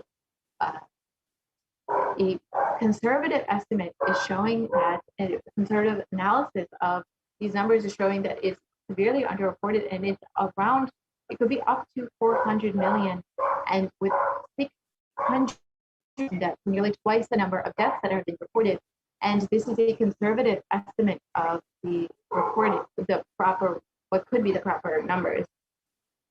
However, it's more likely that it's around more than 500 million people were affected by COVID-19, and with 1.6 million deaths due to COVID-19 within India alone, and in a worst case scenario, up to 700 million people could have been affected by COVID-19, with 4.2 million deaths due to COVID-19 itself within India.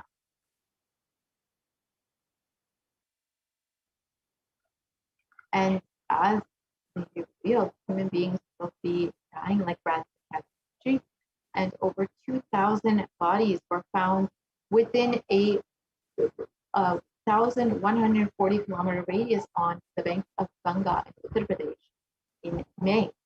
So you can see, as they read Revelation, how they are manifesting.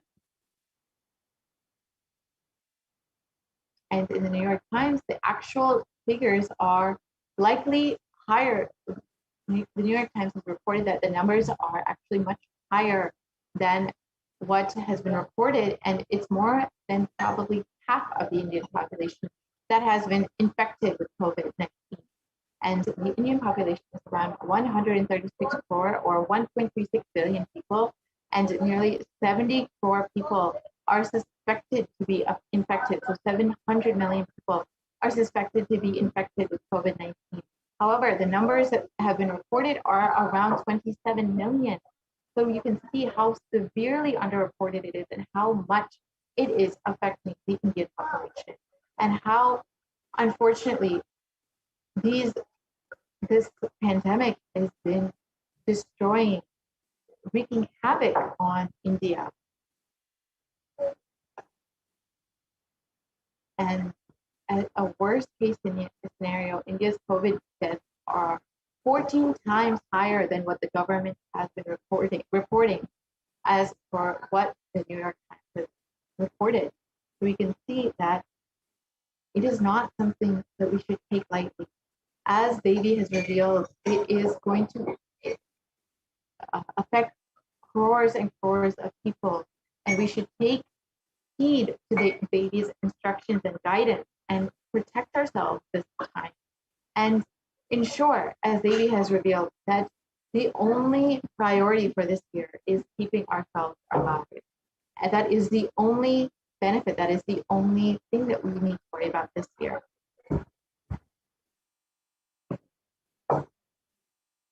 And as we have learned recently that COVID-19 is airborne. Initially, this was denied and criticized, and later it was accepted as a possibility. However, now it has been declared as a fact, and unfortunately, this delayed warning has caused millions of people to die and be infected by COVID-19, and this criticism for this delayed acceptance. Nobody is held accountable for the death of these millions of people.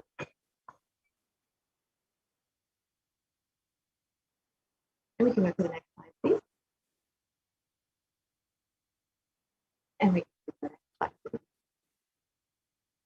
So the world's most infectious disease is now airborne. And as revealed earlier, COVID is airborne, and scientists are saying, and now authorities are also agreeing with it.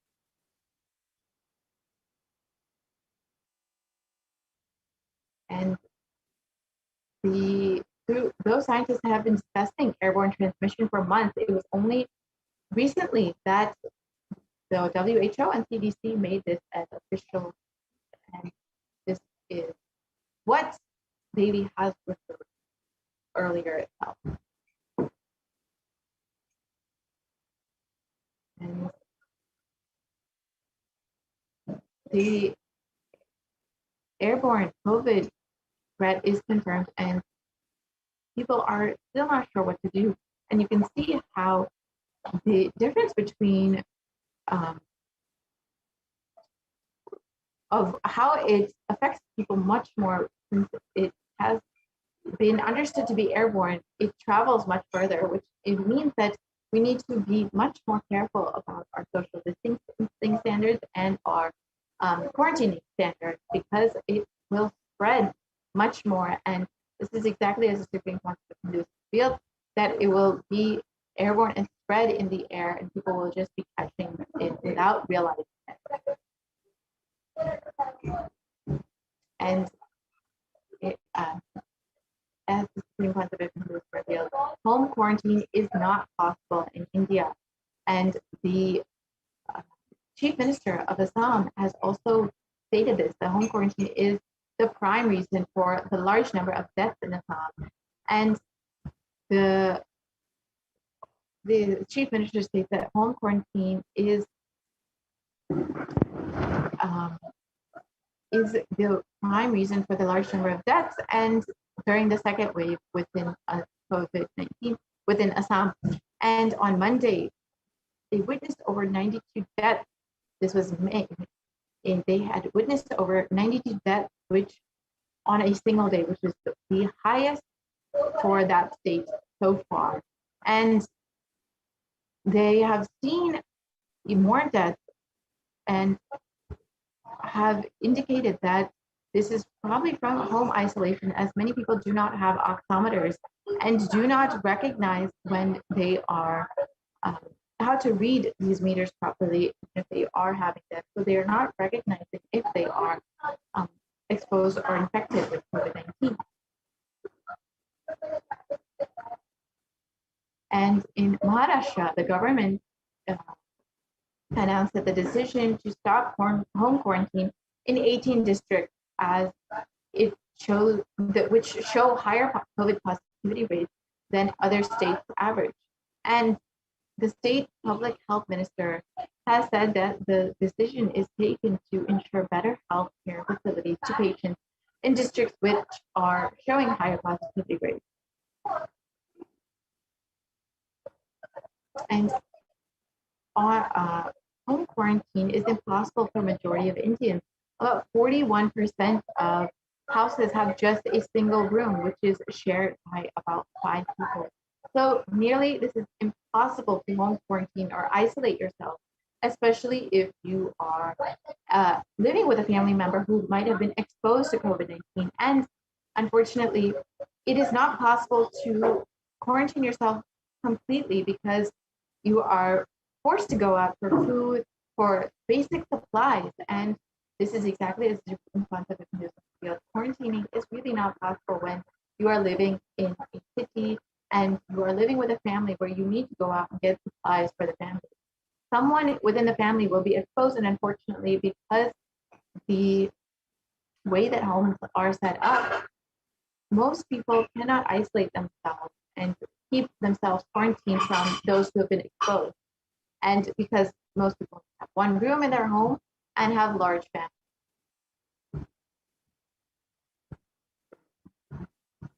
And self-isolation in this article, it states that self-isolation for COVID-19 is impossible for 40% of Indian families. And just as we stated earlier, because due to the restriction of space and the large number of people in a confined space, this is nearly impossible.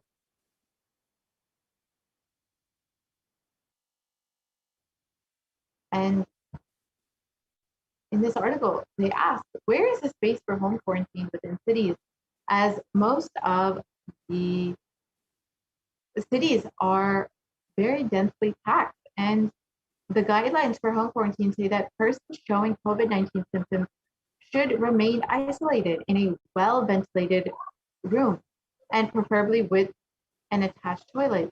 And if another family member needs to stay in the same room, it's advisable to maintain a distance of at least 1 meter between the two. However, this is nearly impossible when the homes are very small with only 1 bedroom, and there are several people living in this small confined space with very, very poor ventilation.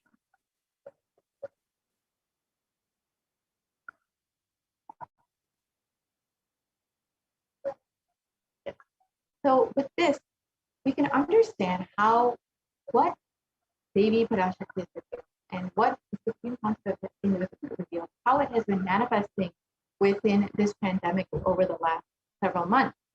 And it is very, very vital for your protection to take heed to the guidance of Devi Parashakti and the Supreme Concept of Hinduism to protect yourself during this pandemic. And you have the opportunity to have multi-layered quarantine within the Kailasa that the Supreme Concept of Hinduism has opened up for quarantine purposes for anyone who is interested in ensuring that their family and themselves are protected during this pandemic with multi-layered quarantine.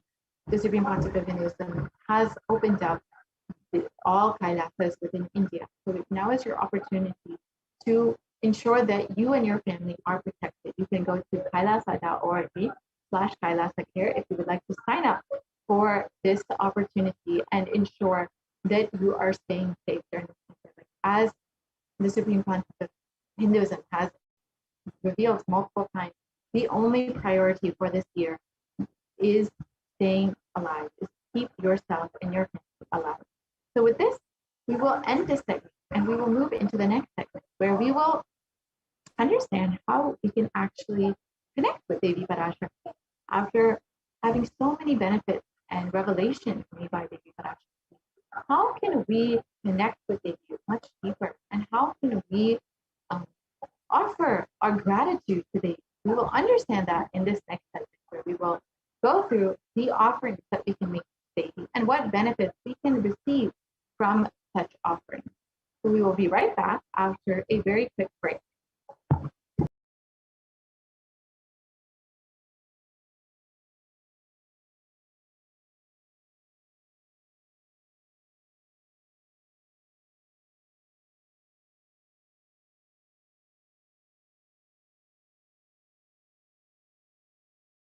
Mean by the word Kailasa? Listen intensely. Enlightenment ecosystem, literally enlightenment itself, in your own home, wherever you are. If you cannot come to Kailasa, it's okay. Kailasa can come to you.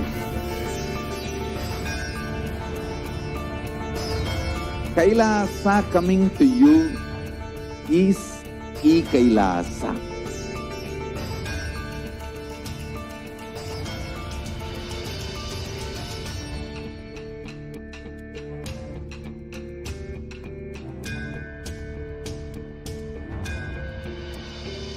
I will revive Hinduism.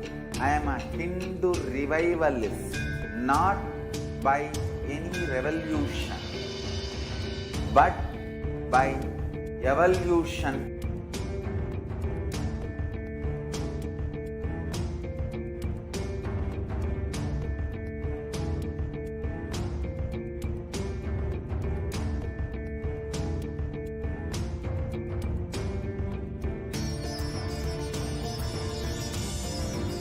And setting model community.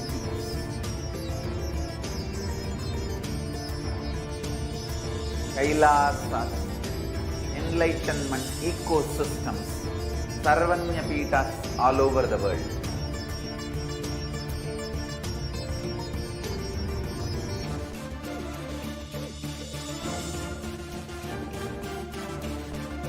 All powerful cognition, knowledge, only when you live, power manifestation and possibilities manifestation happens. It's a fundamental truth.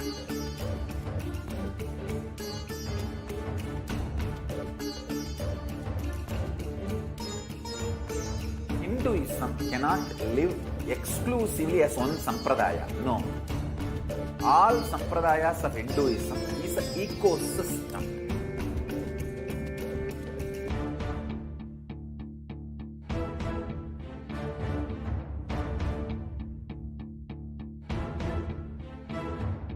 So don't keep quiet thinking that if one sampradaya is attacked, only that sampradaya is going to be affected.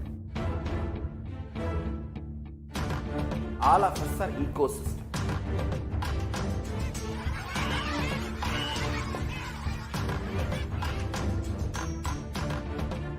I invite all of you to get involved and enjoy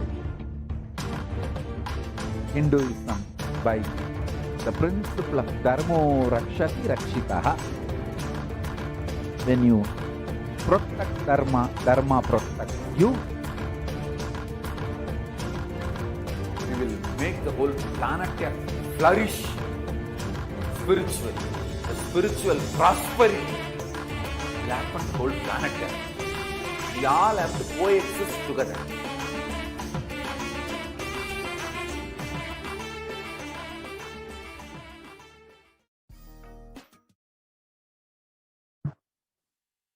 Nithyanandam, welcome back to all of the viewers who are gathering with us today after that short break. We are now be entering into the segment on the offerings to Devi Parashakti. I'm sure each and every one of you who are joining us have now been completely enthralled by the power demonstration, the different powerful cognitions of Devi Parashakti, which you can imbibe and learn. And now we'll be entering into the next segment where we'll be understanding exactly how we can manifest the oneness with Devi Parashakti immediately and instantly. Now, it seems like there is a technical glitch for the projection of slides. Can I request if they can be shared once again?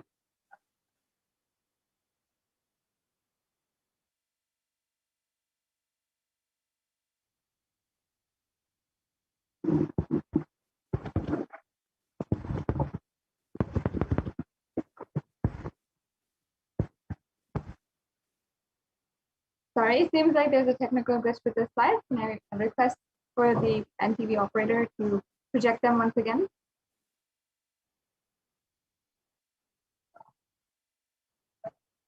Yes, and we'll now be entering into the segment on the offerings that you can make to Devi Parashakti. And in Sanatana Hindu Dharma, thank you. In Sanatana Hindu Dharma, an offering is a gift, giving of divine gifts of pure love, devotion, and oneness, and it consists of two parts. One is giving and one is accepting. Only when the divine accepts what one offers, the offering becomes complete. Offering is not made out of fear nor out of greed. And when an avatar lands, the offerings are purely a part of the grand lila played out for the only purpose of enlightenment.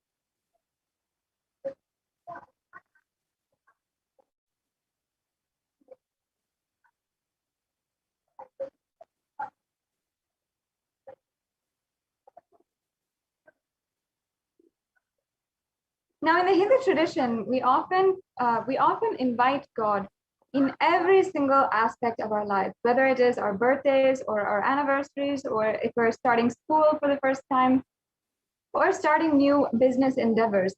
We always invite God, the presence of God, or our Ishta Devata, our favorite deity, whether that is Bhagwan Venkateshwara or Devi Parashakti or whomever it is.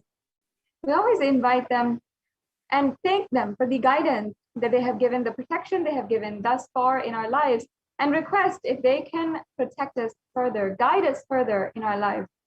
So each and every one of these sevas has the same significance and are literally inviting the presence of God into your life in every single moment, literally manifesting the science of enlightenment.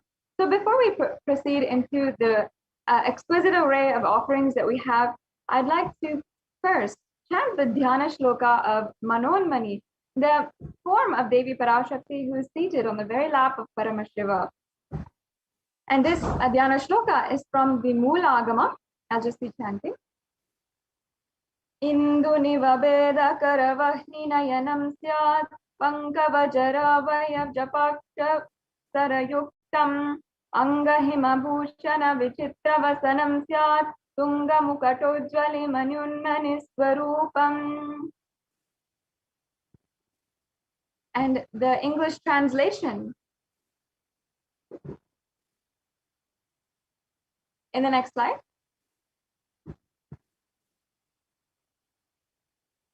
The English translation says, moonlight face holding the Vedas on hand, fire in eyes, with lotus flower gracing and blessing hands, and one hand with the japamala, beautifully decorated with jeweled ornaments and wonderful clothes and shining bright crown. Her name is Manonmani.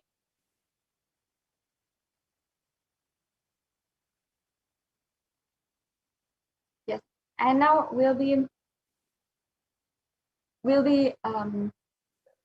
chanting the next Dhyana Shloka. Dhyaye devim trinetram shashini bhavadanam vedahastam dadanam savye padmam varadam apare chabhayam chakshamalam divyera varna vibhushita tanum brahmadi vipujitam devi meva manonmanim pratidinam kamatra dhatrim shubham.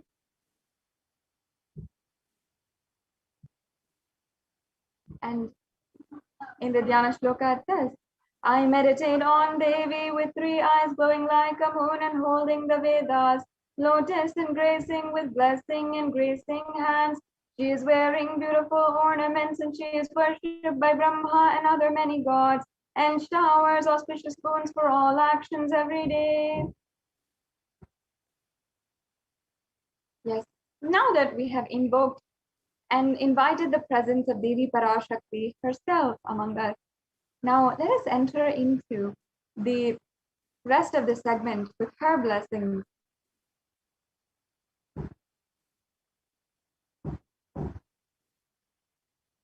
Now let us understand the significance of the divine element gold. You will see that all the different offerings today that we are making available for you to attain immediate oneness and immediate experience with the divine is an offering out of gold. Many of them are out of gold. And in Sanatana Hindu Dharma, there is a very beautiful significance that we saw for gold. And it's not just a significance or a religious belief. It is a foolproof phenomenon that the ancient Vedic scientists had seen and had literally been able to map into our daily life and daily relationships and everything. For you and me, we all know that gold has a significance. It has an economic value, it has a high currency, and it is one of the most valuable metals on planet Earth, if not the most valuable metal on planet Earth. So while this is all true, still, we have not come to the cognition and understanding that gold is actually a divine element. It is sacred and spiritual. In fact, it purifies anything it touches. It is an element of spiritual significance and great spiritual power of healing and enlightening.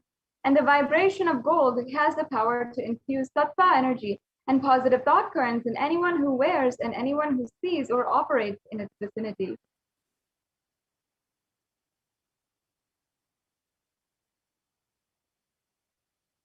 And thus, having recognized the significance of the element gold, it is present in all of the scriptures, including the Agamas, Vedas, the Shrutis, Smritis, the Itihasas, and Puranas. In all the Hindu scriptures, it is abundant that gold is the most auspicious and purest metal, which literally purifies the very being itself. In the Hindu civilization, everything was built in gold, exchanged in gold, and even the ritual feasts were offered in gold. And when one was to be saved from a life-threatening illness, gold was offered as a ritual feast. Gold was in abundance and used for weighing equivalent amounts of commodities, including cows, and kingdoms were built with huge doors of gold. The streets were having huge columns of gold and huge archways of gold.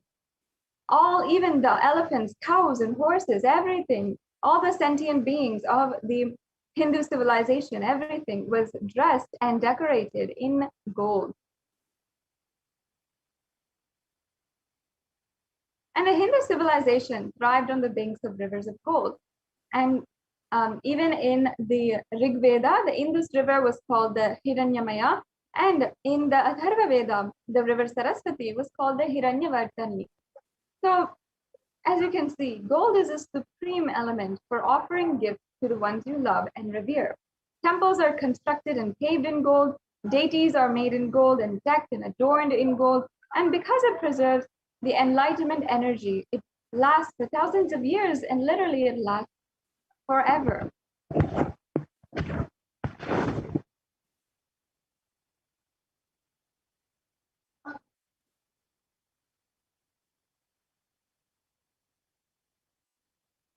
And let us now enter into the exquisite array of offerings that we have available for each and every one of you to experience oneness today. And beginning with the E-Hundi offering. The E-Hundi offering is an offering of great importance, especially here, because Devi Parashakti literally accepts any kind of devotion that you offer. And in return, not even in return, she will literally just remove all the fears that you have. And the verse I'd like to now chant is from the Lalita Sahasranama. Bhakti Priya Bhakti Gamya Bhakti Vashya Vayapaha Shambhavi Sharadaradhya Sharvani Sharmadayini. Devi is fond of true devotion and is realized through true devotion. She can be won over through true devotion, and she removes all fears.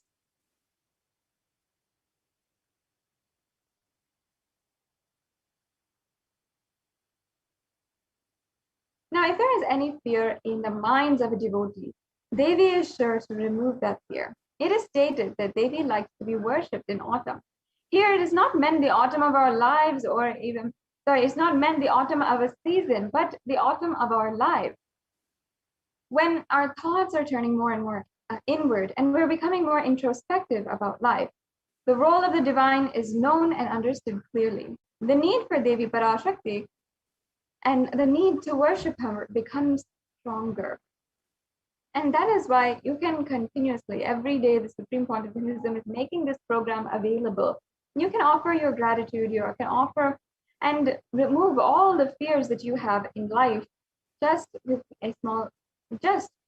this offering today. So you can offer this offering, and we will be able to go through all the registration links, the how-to, the steps to how to make a payment today. And also you can pay through the YouTube super chat as well. And you can tune in to the end of the segment and make sure that you're staying here all the way through so that you can learn how to make the donation today. And the next offering is the Sankalpa chanting.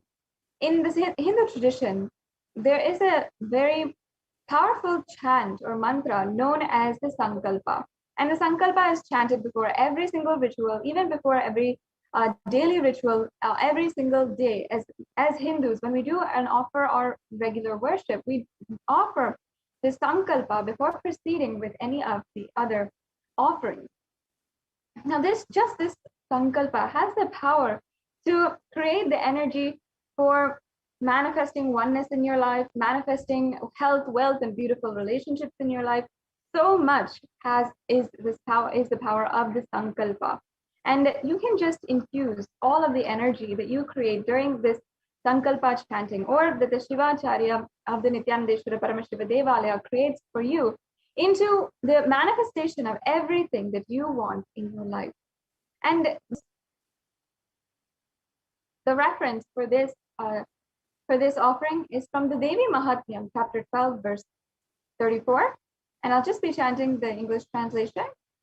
The goddess enchants this universe, and she herself gives birth to this universe. The goddess, being prayed without interest in anything, gives a knowledge that leads to salvation and gives wealth in the materialistic sense.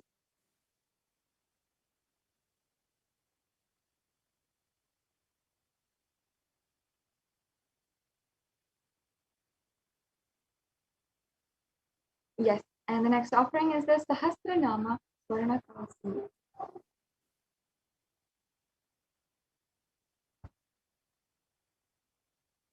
And now this offering is an ode and tribute to Devi Parashakti, as she loves to be remembered by the repetition of her various names. And in fact, in the Lalita Sahasranama, she is described as Nama Parayana Prita, meaning the one who loves the repetition of her various names.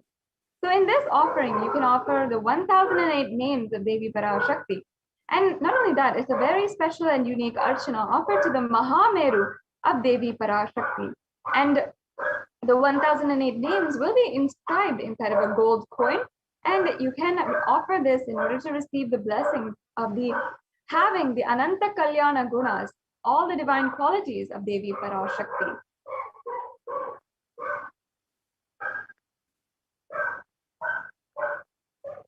Yes. The next offering is the Mukta Anguti. The Mukta Anguti is the finger ring with a pearl.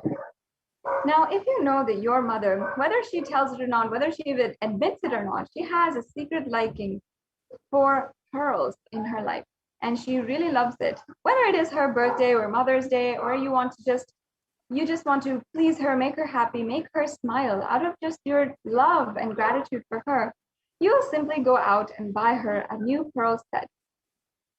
Or you will want to offer her some kind of pearl gift.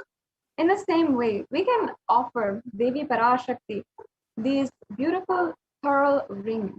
And this offering has so much of significance because in the Meenakshi Pancharatnam, Devi Meenakshi is described to be adorned with pearls. And her very favorite of all the gemstones is pearl. So in fact, if we see all of the achievements of Devi Meenakshi, she literally manifested Kailasa on planet Earth and had that ambition. So just with the offering of the Mukta Anguti, you can literally be bestowed with that kind of faith. And before we proceed with this offering, let me chant that verse from the Meenakshi Pancharatnam. It says, Muktaharanala Satkirita Ruchiram Purnendu Vaktra Prabham Chinjannu Puri Kinkini Manidharam Padma Prabhasuram Sarva Vita Palapradam Girisutam Vani Rama Sevitam Meenakshi Pranatosmi Santatamaham Karunyavaram Nidim. Yes, and now I'll just be chanting the English translation. I bow down to the goddess Meenakshi, whose crown has garlands of pearls and face shining like the full moon, who wears anklets that are studded with gemstones and has small bells, who is shining like the splendor of a lotus, who grants all wishes, the daughter of the mountain, and who is worshipped by goddess Vani and Rama. I remain ever bowing to the goddess Meenakshi, the ocean of compassion. And having bowed down at the divine lotus feet of Devi Meenakshi, I can surely assure each and every one of you that offering this pearl set, the pearl ring to Devi Meenakshi, will bestow you with all the blessings to achieve any of the endeavors you want to take up in your life with the same space, powerful space and ambition of Devi Meenakshi. And the next offering is the Swarna Padma Pushpa, the golden lotus. In fact, in the Kamikagama, it describes the use of the lotus. It says that all the kalasas should be wound around with suitable thread and covered with new cloth, and they should be adorned with a lotus flower made of gold.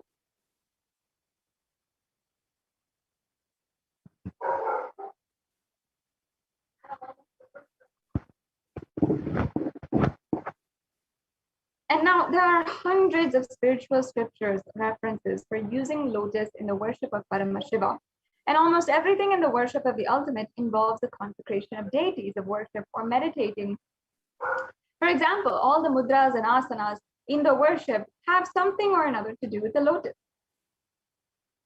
We have the lotus position, this Padmasana, are so many different positions, mudras that have to do with the lotus. Not only that, in Sanatana Hindu Dharma, the arts, architecture, everything has a lotus imagery and so many different motifs of the lotus. That is because the lotus is recognized as a divine flower, a representation of Devi Parashakti herself.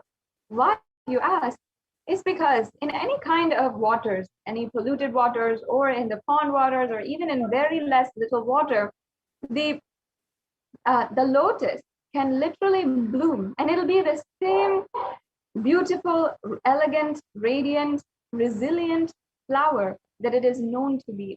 That is the beauty and the uniqueness of a lotus. And that is what even our ancient rishis had recognized as a property of a lotus.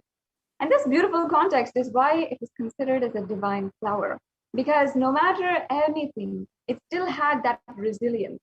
Of course, even just like the Supreme Concept of Hinduism himself, where no matter any adversity, no matter anything that he's going through, he still is able to smile in the face of so much of attack, so much of adversity that is thrown in his way.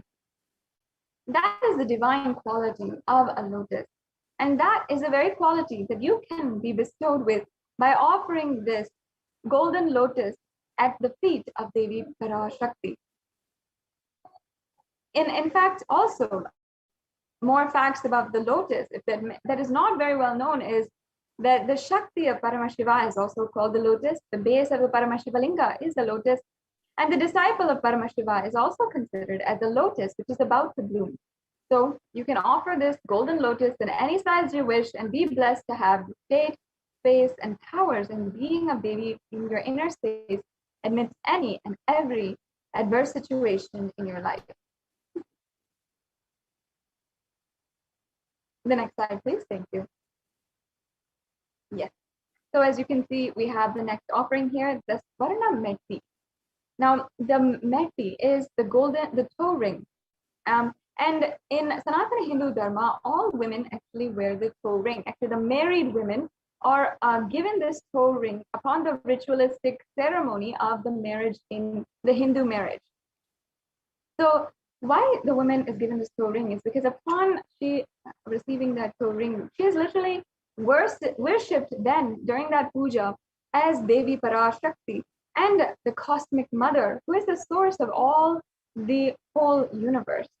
And this verse that we're just about to chant gives that very reference as to how Devi Parashakti and her toenails have so much of significance. I'll just be chanting that verse now. Nakhadiditi samchana namajjana tamo guna panadvaya prabhajala parakruta saroruha. You whose brightness from toenails destroys the darkness of ignorance from the minds of your devotees who prostrate at your feet. You whose brightness from your two eyes overpowers that of the lotus flower. The next slide, please.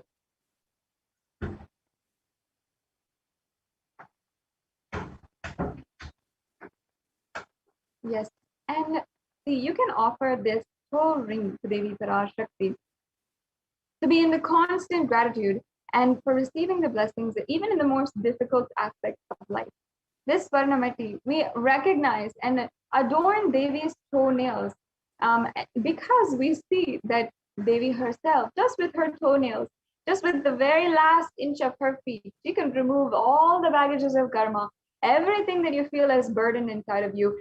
She can heal your biomemory, muscle memory, your very bioenergy of everything and remove all the different kinds of karma that you have, the ignorance that you have, the darkness inside of you, and bestow you, fill you with ultimate light, with ultimate oneness with Devi Parashakti. So that is why we adorn her very toenails in the Hindu tradition. It's such a beautiful context here that you can see. And not only that we are adorning the toenails of Devi Parashakti herself, but as well that every Hindu woman upon her marriage is worshipped as Devi Parashakti and given this gift of the toe ring to adorn her feet. And that is why in the Hindu tradition, every woman is worshipped as an embodiment of Devi Parashakti. The next offering is the Swarna Mangtika.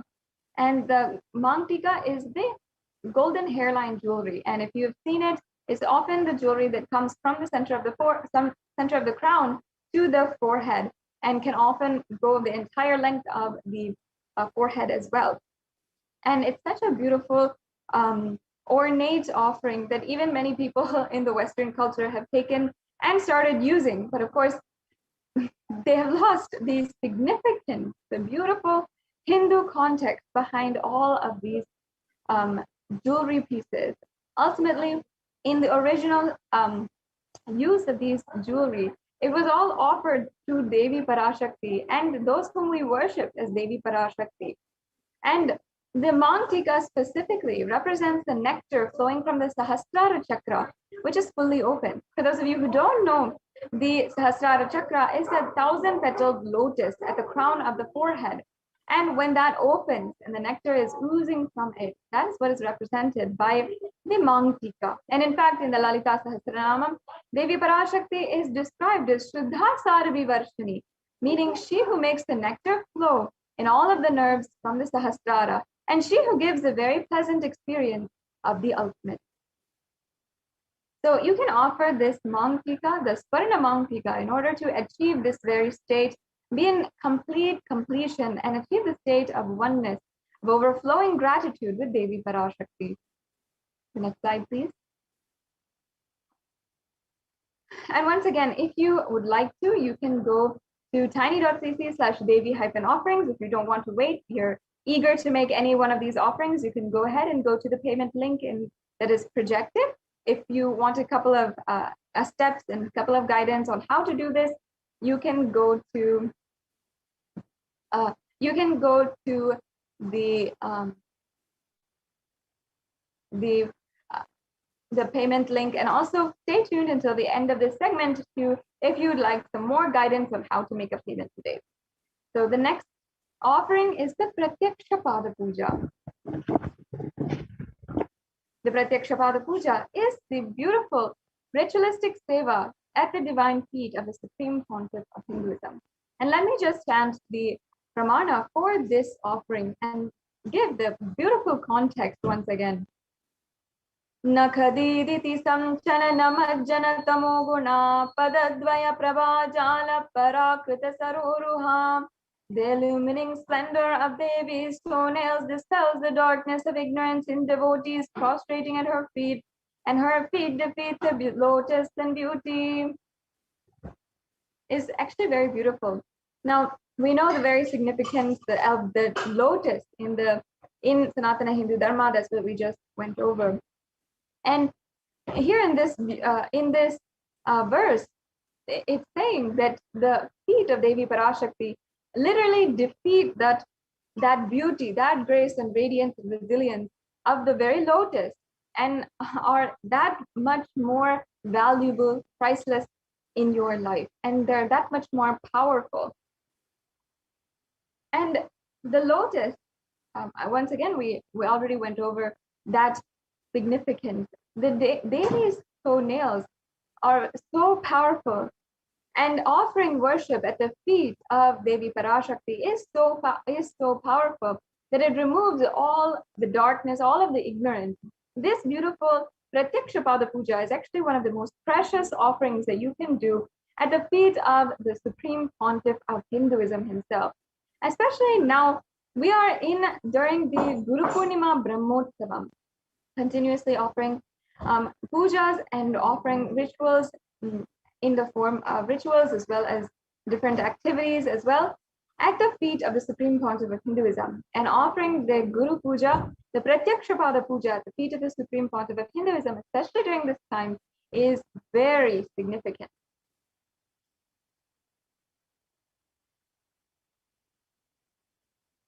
Yes, and the next offering is the Vastra Seva.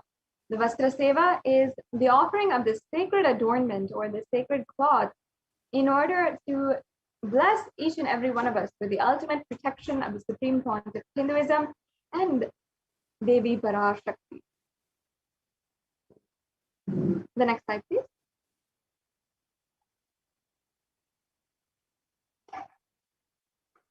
So as you can see here, we have a summary of all of the different offerings. This brings us to a conclusion to the various array of offerings that we have today.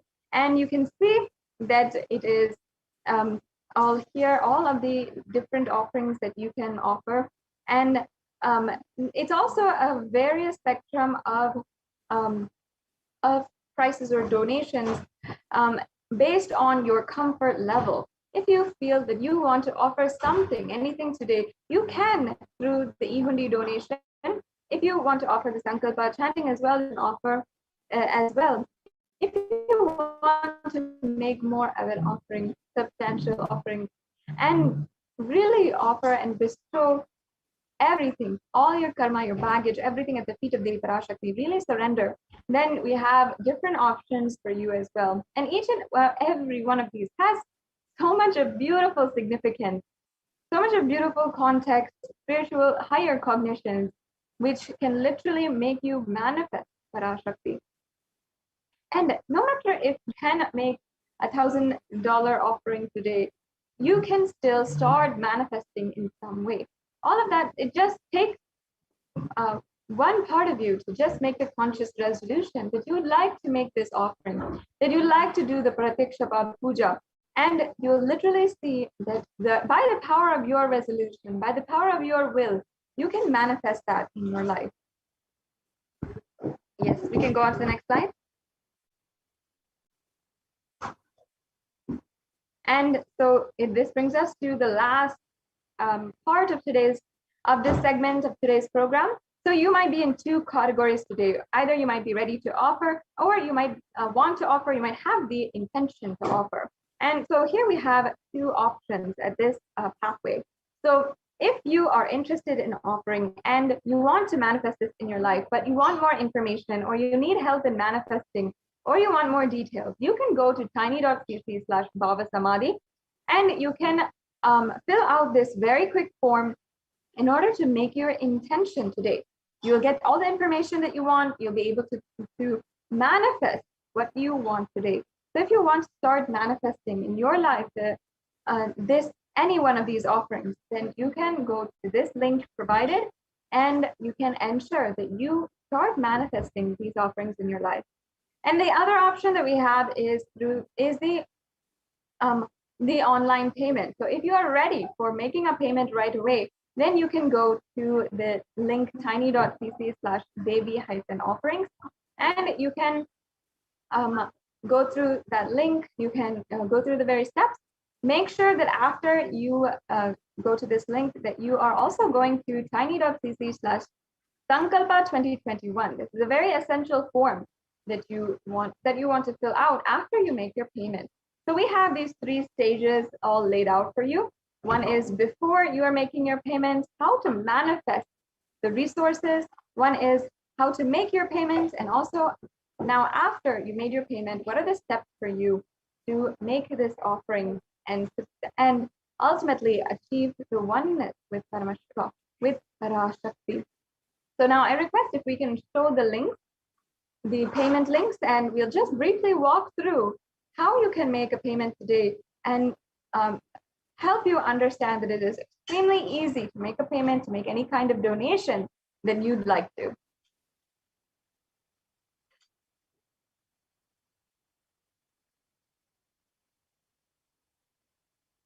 Yes, so while we get that right for you, I'd like to invite each and every one of the viewers to go ahead and take a few minutes to share this link in all the social media platforms. Each and every one of us spends on the internet at least 4 to 5 hours just browsing through.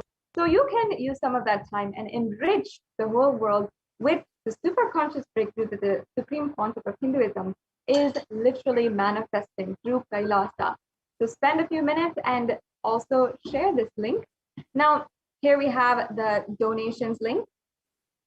So you can see that all of the darshan donations you can pay for at this link. You can select any one of the offerings with the drop down and then add it to your cart.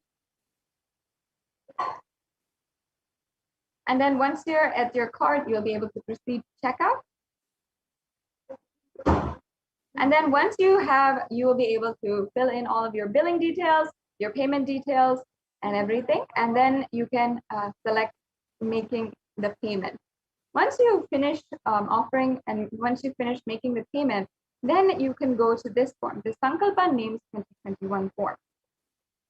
This form is a brief form that you just fill out with all of the names of your family members and yourself, so that these names can be chanted during the puja.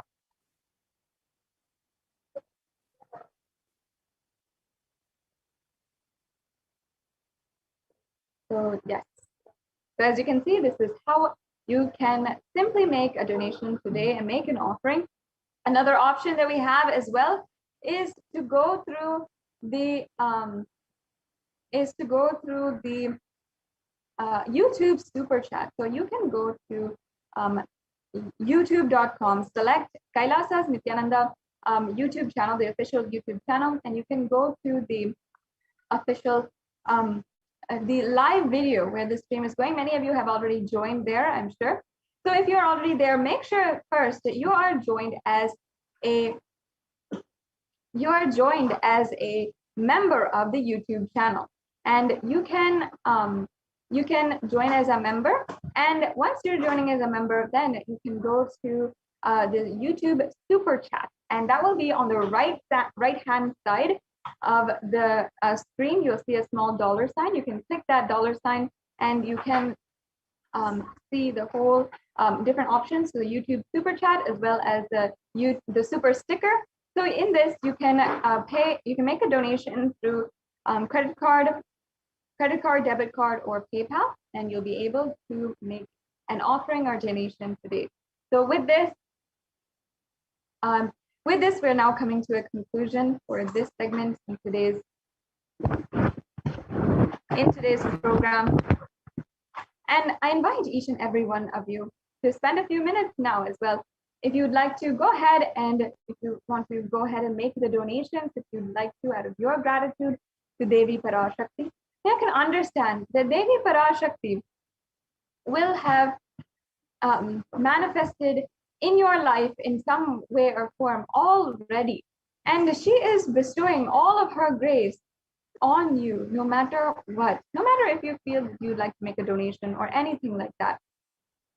So you can ensure that you are asking your questions as well during the live Devi Parashakti BHAVASAMADHI Darshan. Now I request if we can project the slides for the social media segment.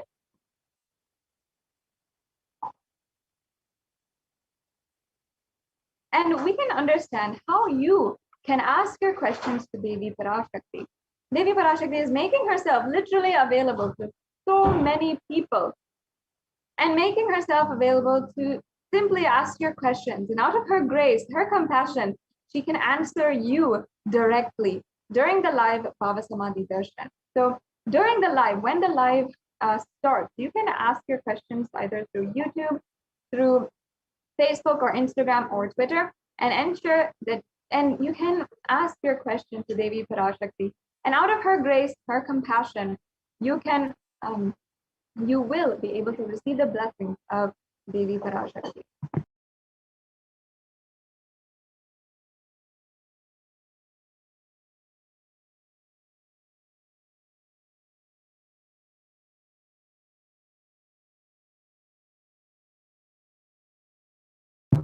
Yes, I request if we can project slides for the social media segment. What I mean by the word Kailasa, listen intensely.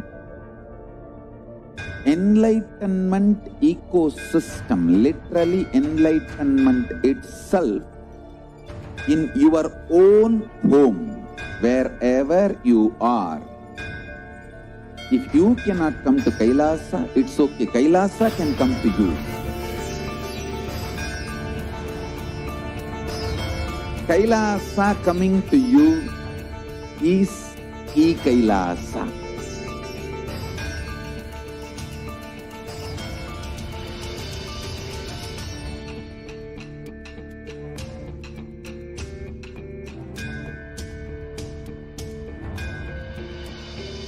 I will revive Hinduism.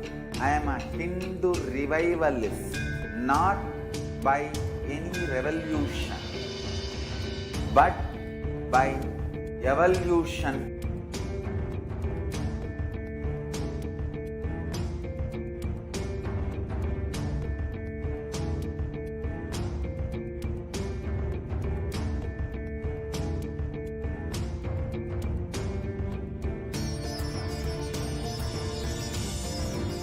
And setting model community.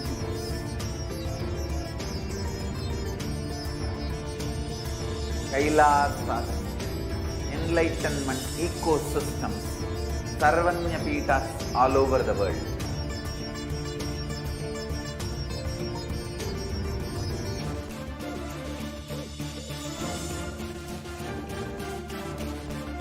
All powerful cognitions, knowledge, only when you live, power manifestation and possibilities manifestation happens. It's a fundamental truth.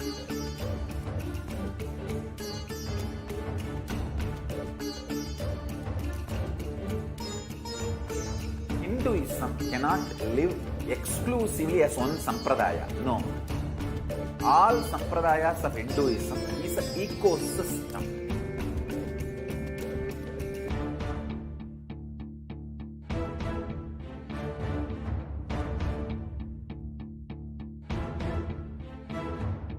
So don't keep quiet thinking that if one sampradaya is attacked, only that sampradaya is going to be affected. All of us are ecosystem.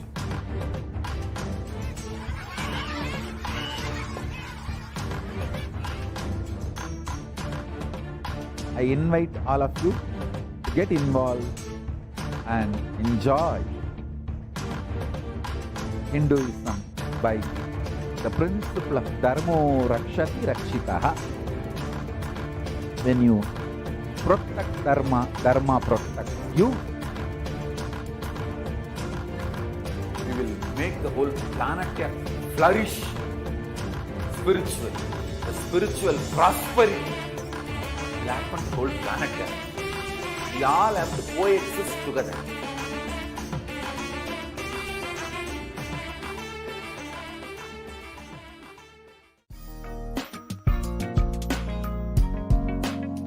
We get you health. We get you ability to build beautiful relationships in your life. We get you direct spiritual support, and we make sure you become wealthy.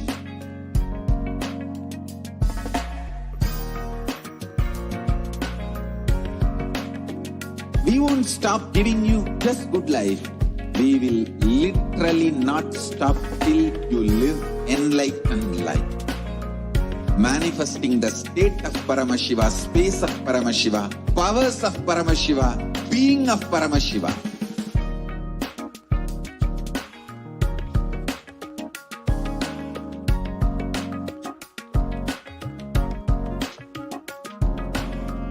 Whole world should become Kailasians. I want the whole world to know Hindus have something great to contribute to the world.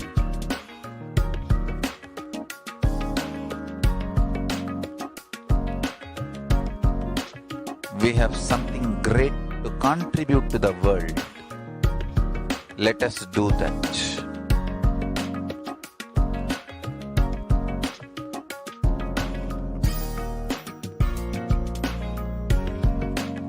Kailasa is proper customized spiritual service helping you to identify your root patterns of suffering. We have perfected the science of helping every individual from every cultural, religious, nationality background.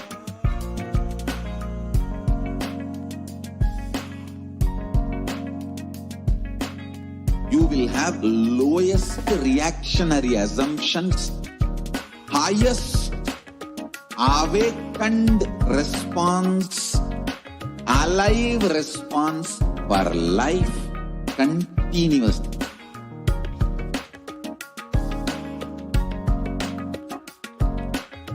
Kailasa is enlightenment ecosystem, literally enlightenment itself in your own home, wherever you are.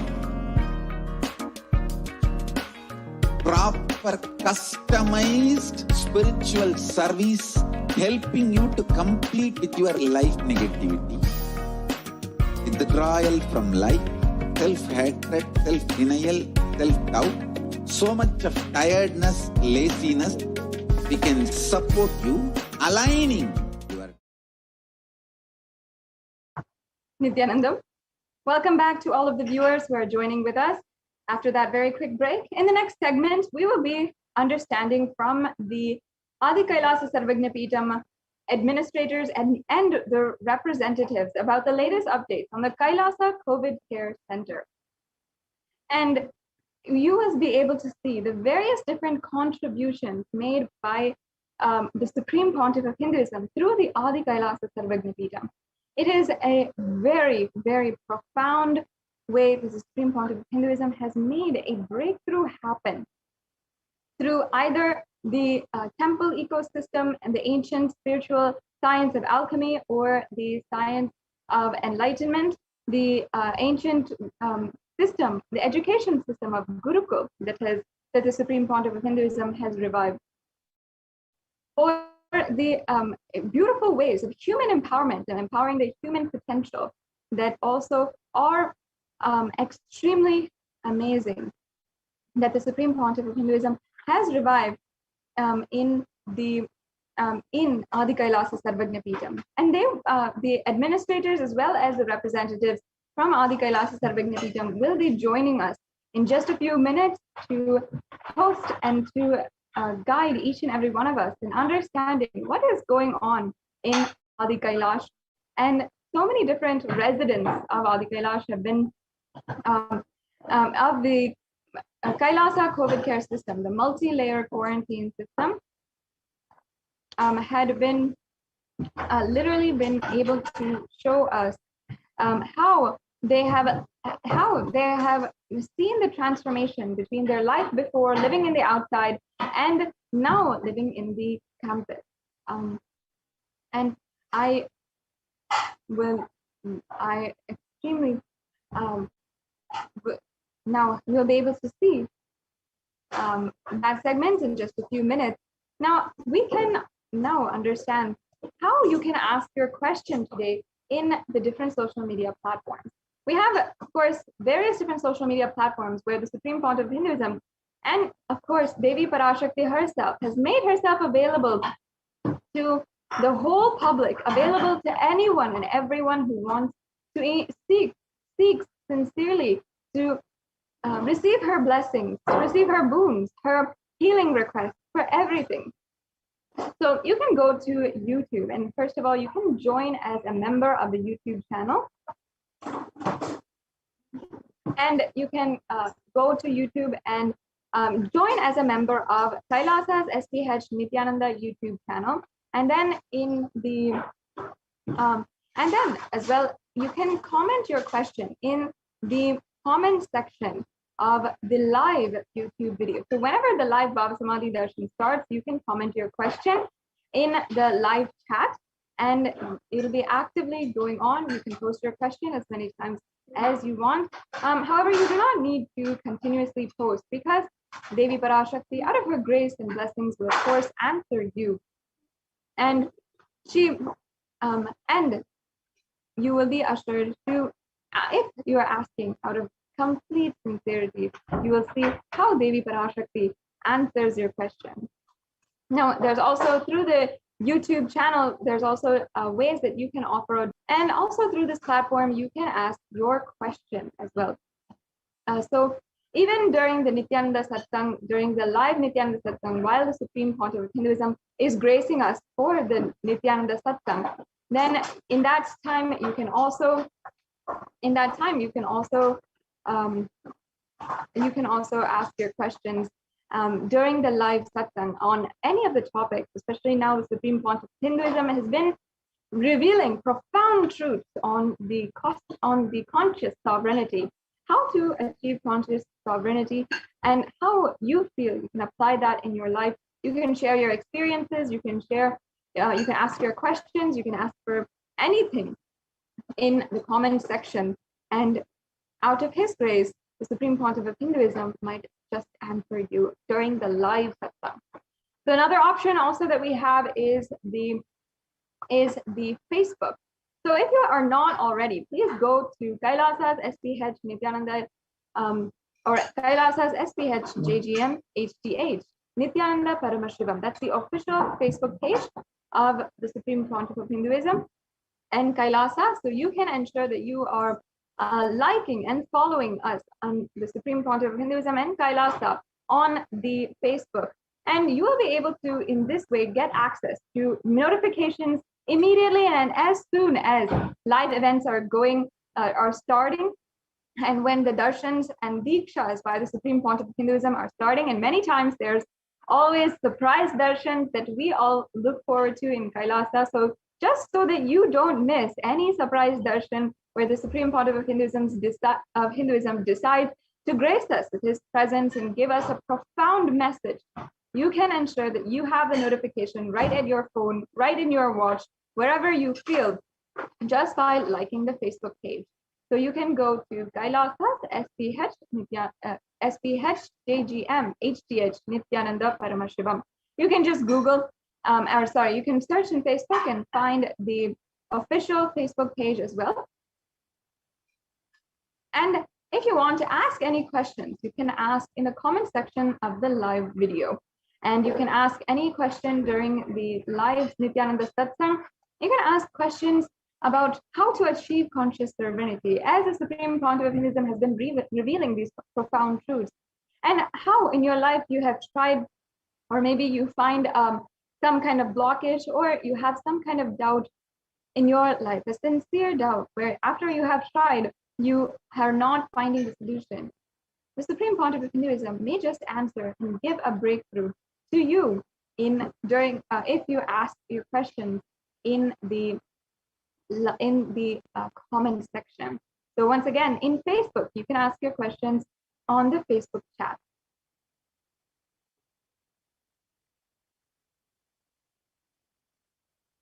And the next option that we have as well is the Twitter. So on Twitter as well, you can go to Kailasa's HDH Nithyananda Twitter page, and you can make sure that you are following us on Twitter, and you can hit reply to any of the Twitter feeds. You can also retweet and ensure that you're following the official Twitter page of Kailasa and the Supreme Pontiff of Hinduism. And you can make sure that there's so much ongoing. And you can make sure that any live events you will be able to directly tune in and not miss any live events, any surprise darshans and dikshas that the Supreme Pontiff of Hinduism is doing, especially as you are scrolling through Twitter and you are on Twitter. So this is another option that you have today. And you can also ask any questions you have even to the Supreme Pontiff of Hinduism during the live satsang, or you can ask the questions that you have, the healing prayers that you have, or if you would like to request for any boon as well, you can ask to Devi Parashakti herself during the live BHAVASAMADHI darshan.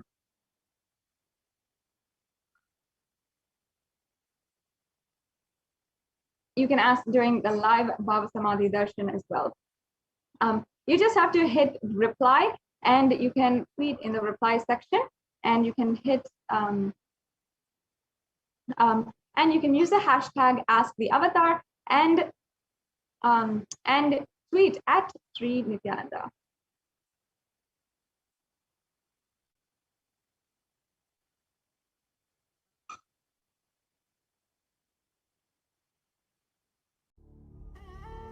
What I mean by the word Kailasa, listen intensely.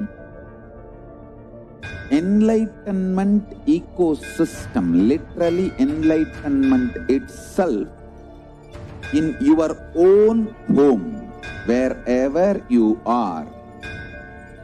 If you cannot come to Kailasa, it's okay. Kailasa can come to you. Kailasa coming to you is Kailasa.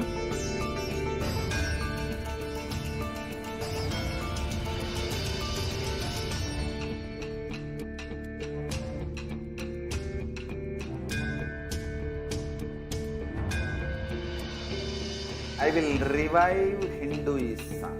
I am a Hindu revivalist, not by any revolution, but by evolution.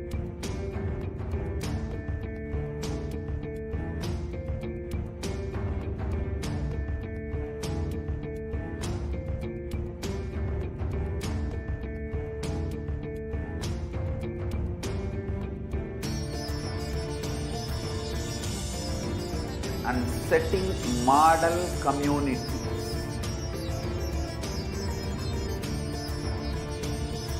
Kailasa, enlightenment ecosystems, Sarvanya Peethas all over the world.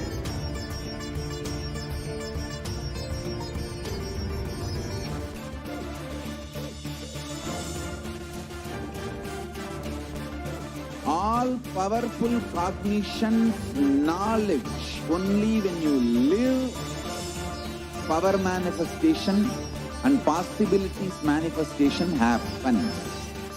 It's a fundamental truth.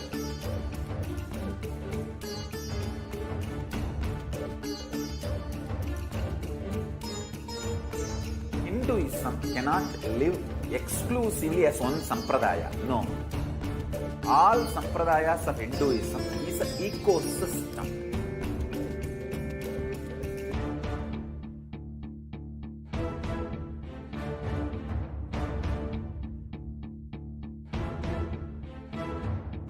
So don't keep quiet thinking that if one sampradaya is attacked, only that sampradaya is going to be affected. All of us are ecosystem.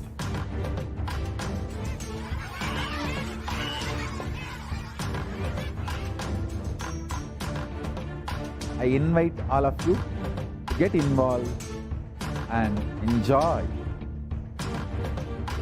Hinduism by the principle of Dharmo Rakshati Rakshitaha. When you protect Dharma, Dharma protects you. We will make the whole planet flourish spiritually. The spiritual prosperity will happen to the whole planet. We all have to coexist together.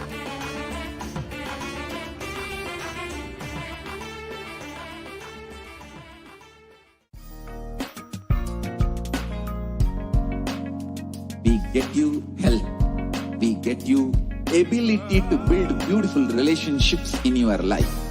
We get you direct spiritual support, and we make sure you become wealthy.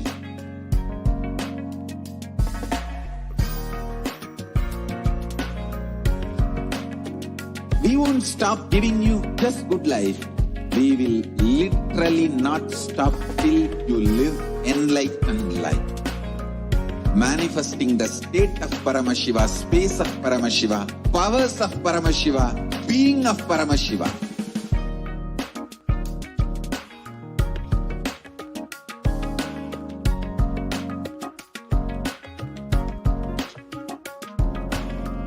Whole world should become Kailasians.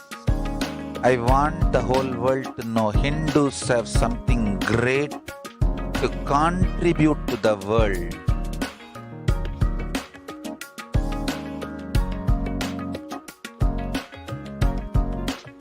We have something great to contribute to the world. Let us do that.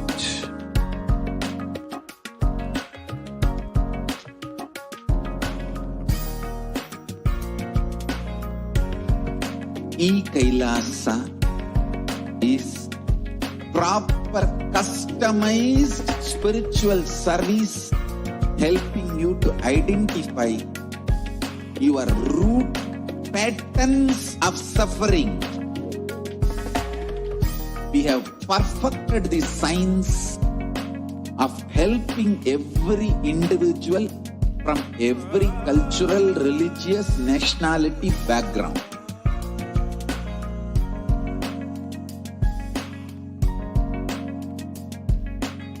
You will have lowest reactionary assumptions, highest awakened response, alive response for life continuously.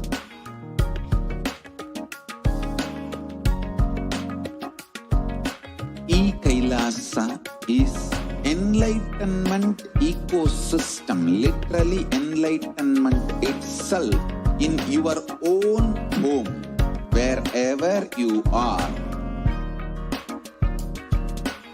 Proper customized spiritual service helping you to complete with your life negativity, withdrawal from life, self-hatred, self-denial, self-doubt, so much of tiredness, laziness. We can support you aligning your diet, your attitude, your aptitude, your understanding about life. We can help you with everything.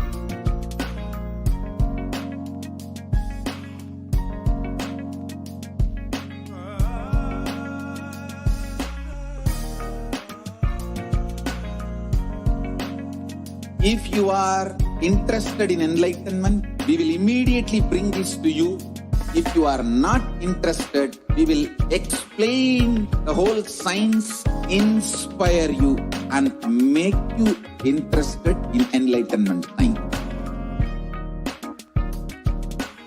We need to cater this enlightenment science to the whole world wherever they are.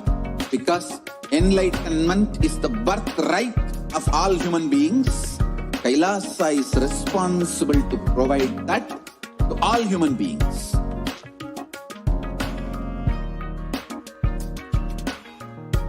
Kailasa is the totality of the knowledge I received from my gurus and practice manifested in my life, perfected by teaching millions of people from all cultures, time zones, backgrounds, genders, nationality, race, from every creed.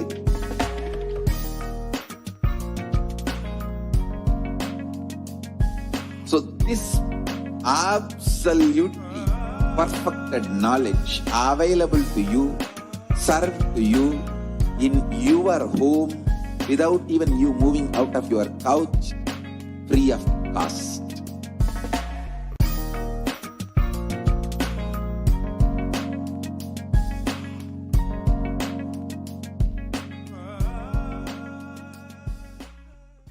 Just be alive for next 3 years. Don't die within next 3 years.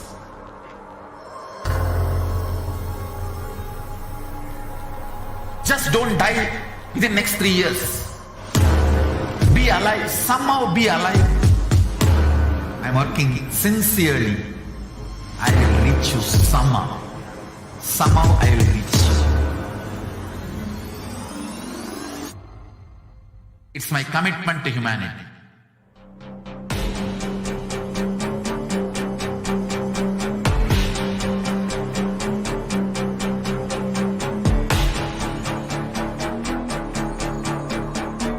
Just don't die within next 3 years. I will reach you wherever you are, whichever corner of the world you may be. I will reach you with enlightenment. You manifesting the space, state, powers, being Paramashivoham. It is possible, and it is possible for you.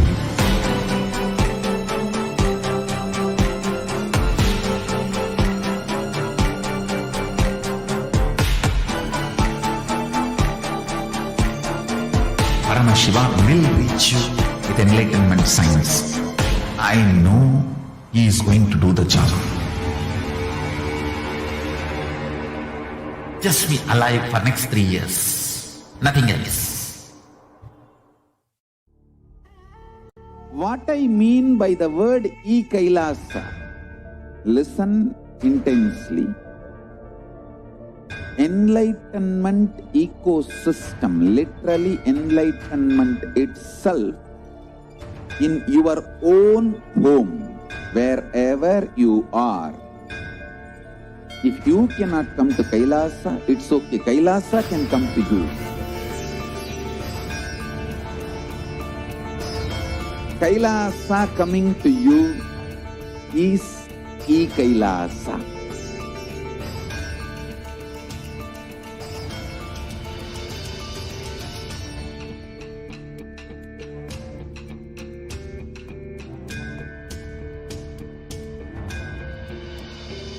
I will revive Hinduism. I am a Hindu revivalist, not by any revolution, but by evolution.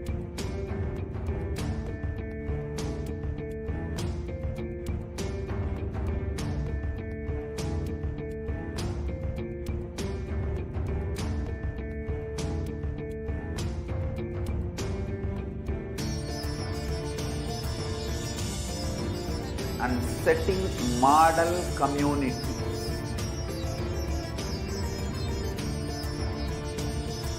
Kailasa, enlightenment ecosystems, Sarvanya Peethas all over the world.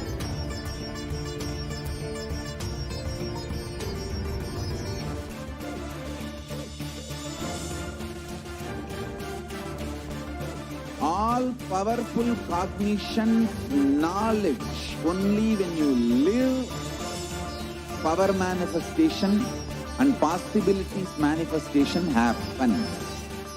It's a fundamental truth.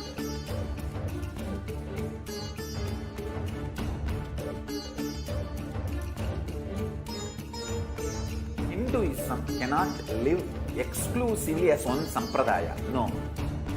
All sampradayas of Hinduism is an ecosystem.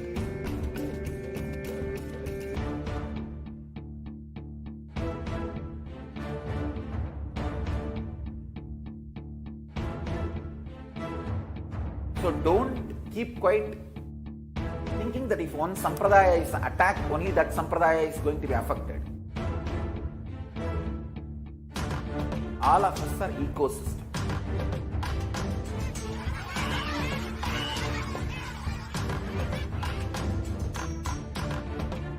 I invite all of you to get involved and enjoy Hinduism by the Prince.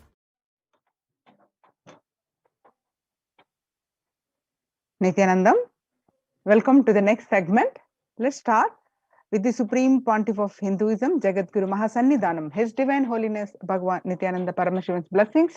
So Kailasa's Department of Enlightened Civilization presents the revival of temple sciences ecosystem. Let's start with the Sadguru Vandanam. Nithyanandam Paramasugadam Kevalam Jnanamurtim Dvandvatitam Gagana Sadrusham Tattvamasya Ekam Nityam Vimalamachalam Sarvadi Sakshibhutam Bhavatitam Triguna Rahitam Sadgurum Tam Namami. So across the world, due to the surge of the COVID-19, especially across India, the famous temples are being shut down. The Sai Baba temple, the Siddhi Sai Baba temple and the Siddhi Vinayaka temple shut down till further orders. Amidst rising of COVID-19 cases in Maharashtra, the Siddhi Sai Baba temple and Mumbai Siddhi Vinayaka temple will remain shut for devotees from Monday night till further orders. And Puri Jagannath temple to remain closed for public till further orders. From May 5th, this famous temple has been shut down till further orders, and this due to the statewide lockdown was imposed by the Odisha government.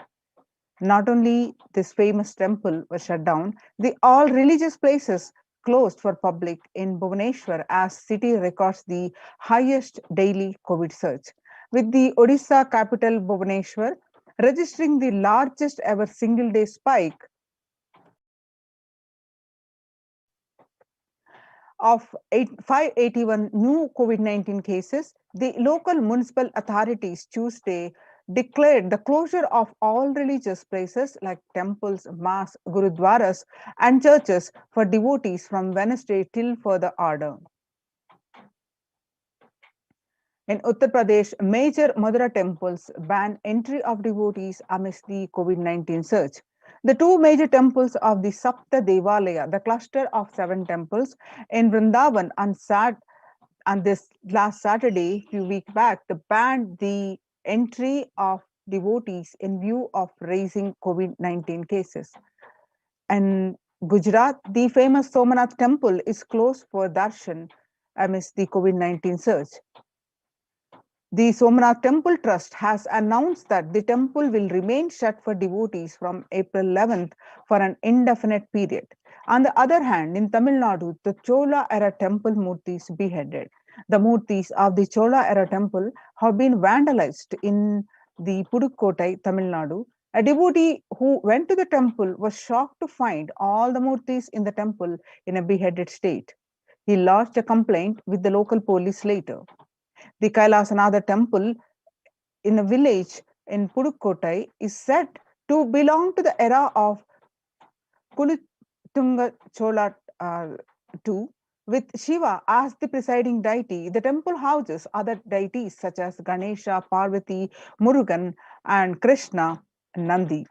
All of these murtis were discovered in a beheaded state 2 days ago.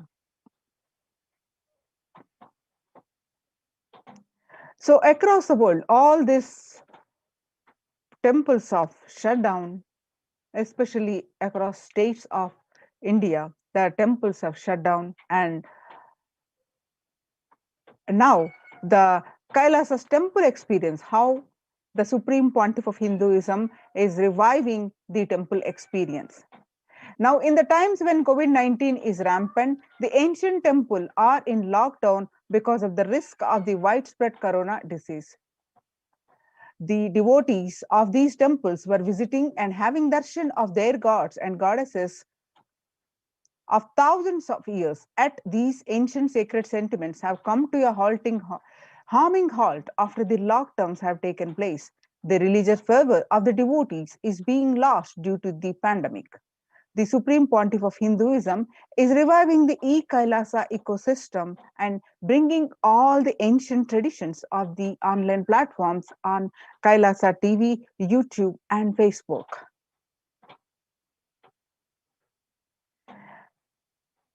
Now let's understand the basics of why temple worship, why deity worship, why devotees need to go to the temple. With the blessings of the Supreme Pontiff of Hinduism, Jagadguru Mahasannidhanam, His Divine Holiness Bhagavan Nithyananda Paramashivan's blessings, Kailasa's Department of Enlightened Civilization presents the why deity worship.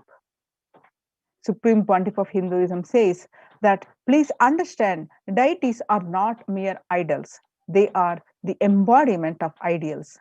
We do not worship the idols, we worship the ideals represented through the idols. When the divine is present before him in a form that you can see, touch, and relate to, the transmutation becomes an easy and joyful process. Second, the deities in a real kshetra are always carved in the form of ancient masters and enlightened beings. Even though no longer the master is in the body, they can be invoked through the name or form they used to while in the physical plane.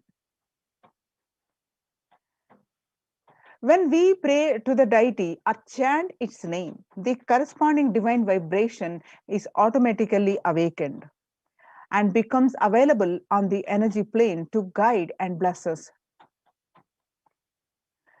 The Supreme Pontiff of Hinduism says that we mastered this science of bringing the divine to the deities and expressing the divine through the deities. The whole science has been mastered in the Vedic tradition. The revival of temples will be revival of the world peace and world bliss. The revival of temple culture, the deity worship, where people are made to look in, that is where the revival of Sanatana Dharma, the Advaita Satya, is going to happen.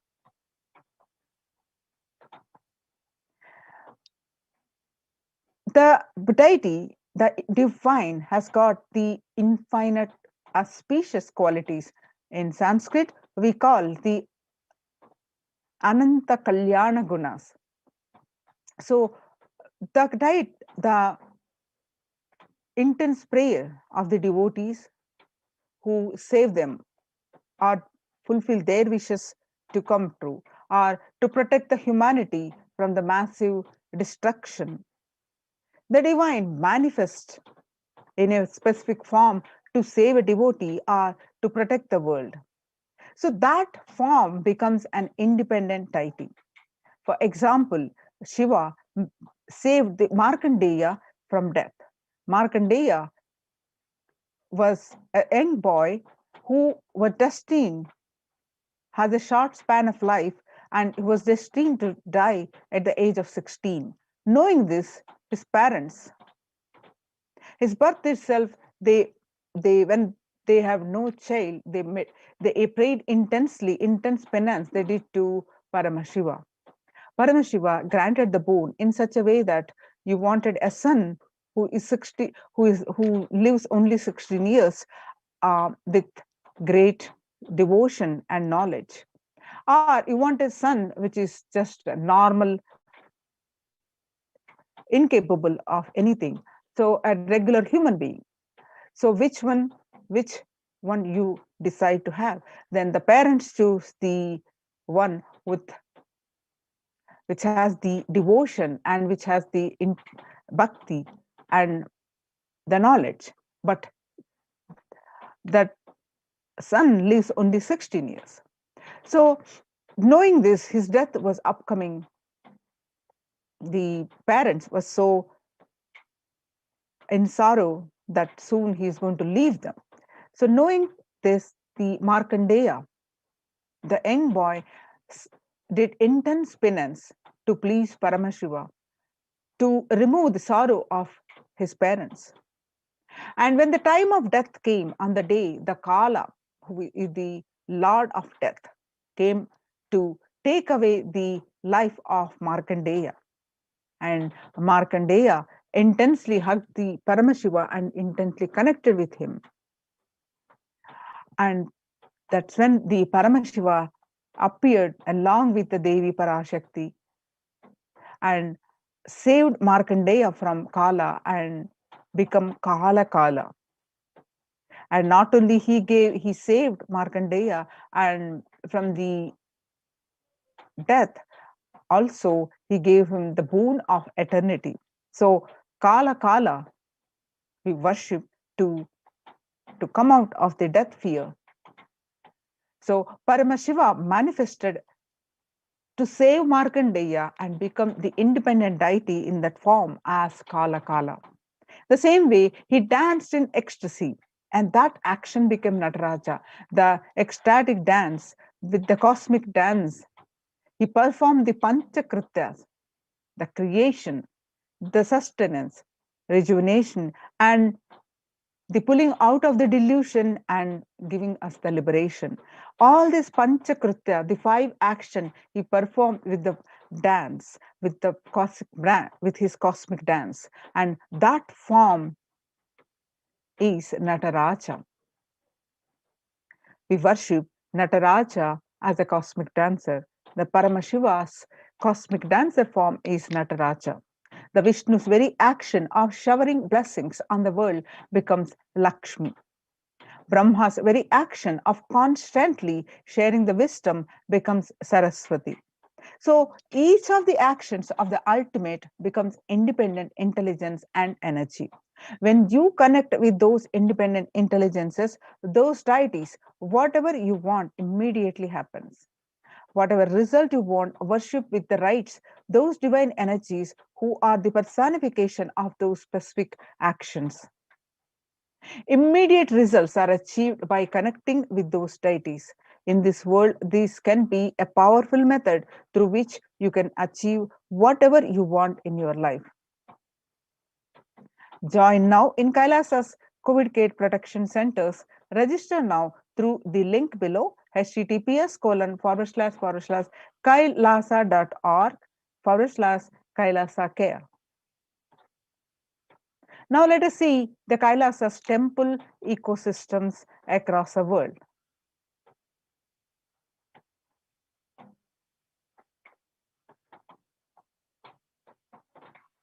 Kailasa is a place where everything related to superconsciousness is revived. All the sampradayas, all the spiritual ecosystems created for enlightenment will be revived and established in such a way it never gets lost again. They're forever serving the humanity, says the Supreme Pontiff of Hinduism on 6th January 2019. Now let us listen from his own voice, the Supreme Pontiff of Hinduism, about the revival of Kailasa.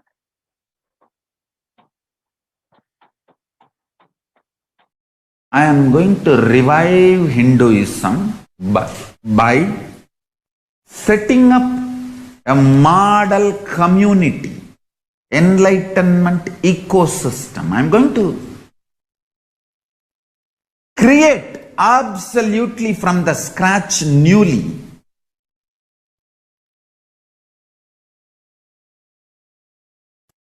self-sustaining, temple-based, Hindu ancient enlightenment ecosystem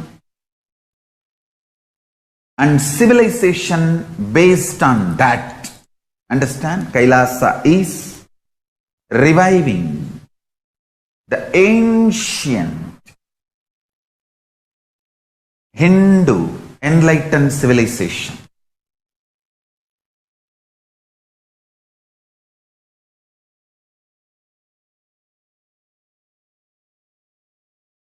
Paramashiva himself manifested this Kailasa Mandala, the enlightenment ecosystem, and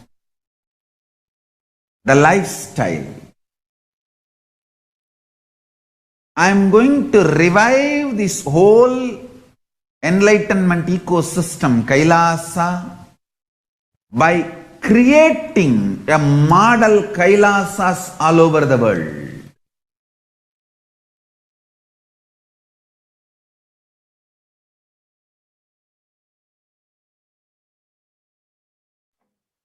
In adulation of violence in recent lifestyle has enabled disruption in several nations, affecting millions of lives with mental distress, physical health elements, defalcation of food supply, and pinpointed destruction to the infrastructure of several countries.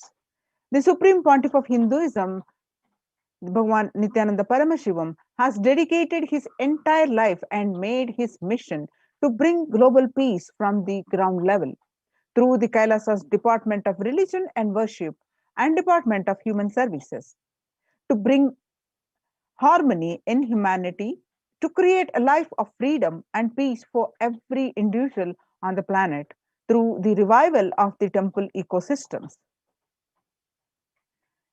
Director of the National Institute of Mental Health, Joshua Gordon, pointed out that the environmental factors present both a risk and preventive influences on mental health.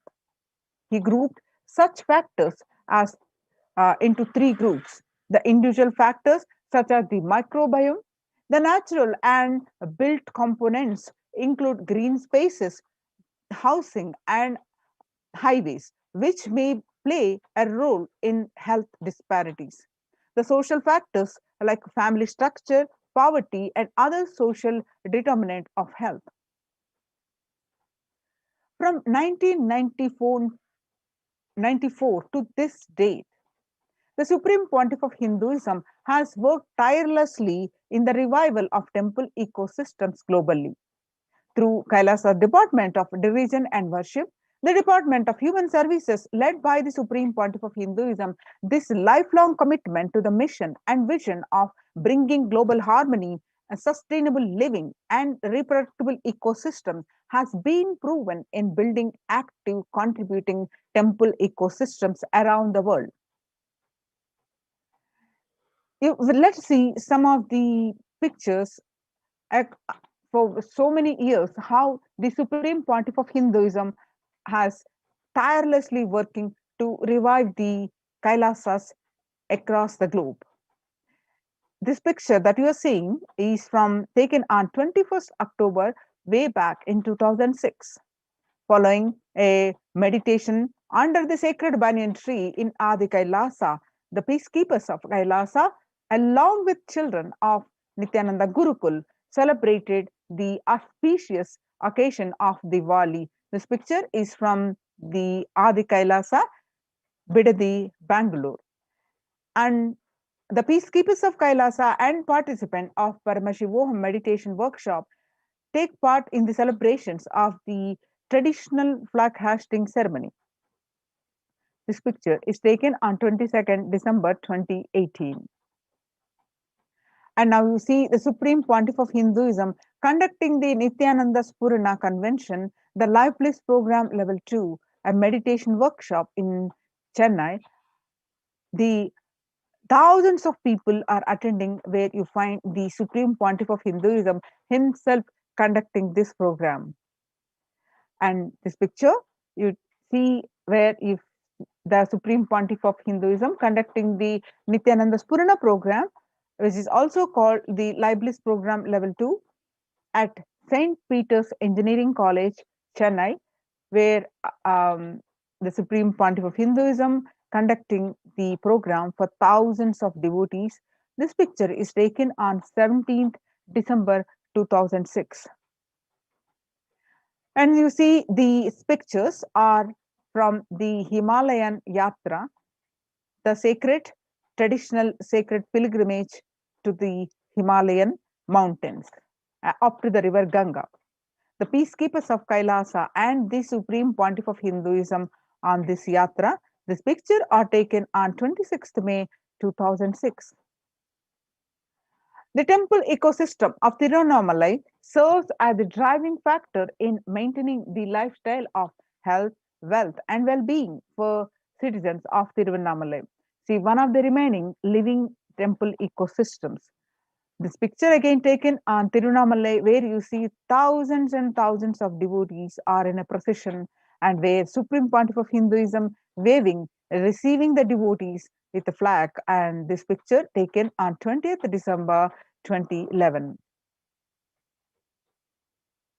The peacekeepers of Kailasa and participant of Nithyananda meditation workshop take part in the morning meditation and traditional puja or ritualistic worship. These pictures are from Adi Kailasa, taken on 31st December 2018. As you can see the blissful pictures where the Supreme Pontiff of Hinduism distributing the sweet butter as part of the Krishna Janmashtami celebrations. This picture is taken on 17th August 2014.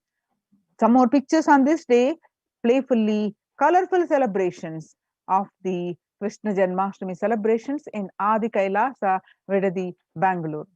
On same day, as part of the same Krishna Janmashtami celebration, the peacekeepers of Kailasa are distributing free organic food to the public. The peacekeepers of Kailasa, led by the Supreme Pontiff of Hinduism, take part in Karaseva, the voluntary contribution of physical service towards the cleaning or construction of the sacred Hindu temple. This picture, Supreme Pontiff of Hinduism himself demonstrating the value of the Karaseva, where this picture is taken on 11th September 2016 at Adi Kailasa, Bidadi, Bangalore. You see this picture where you find the Supreme Pontiff of Hinduism, Bhagwan Nithyananda Paramashivam, arrives with the volunteers and the Kailasa's peacekeepers to provide relief efforts to the cyclone-hit Pondicherry region through the distribution of food, water, basic necessities, medical camps, and clearing of the local roads for further relief efforts. The picture taken at Pondicherry on 2nd Jan 2013.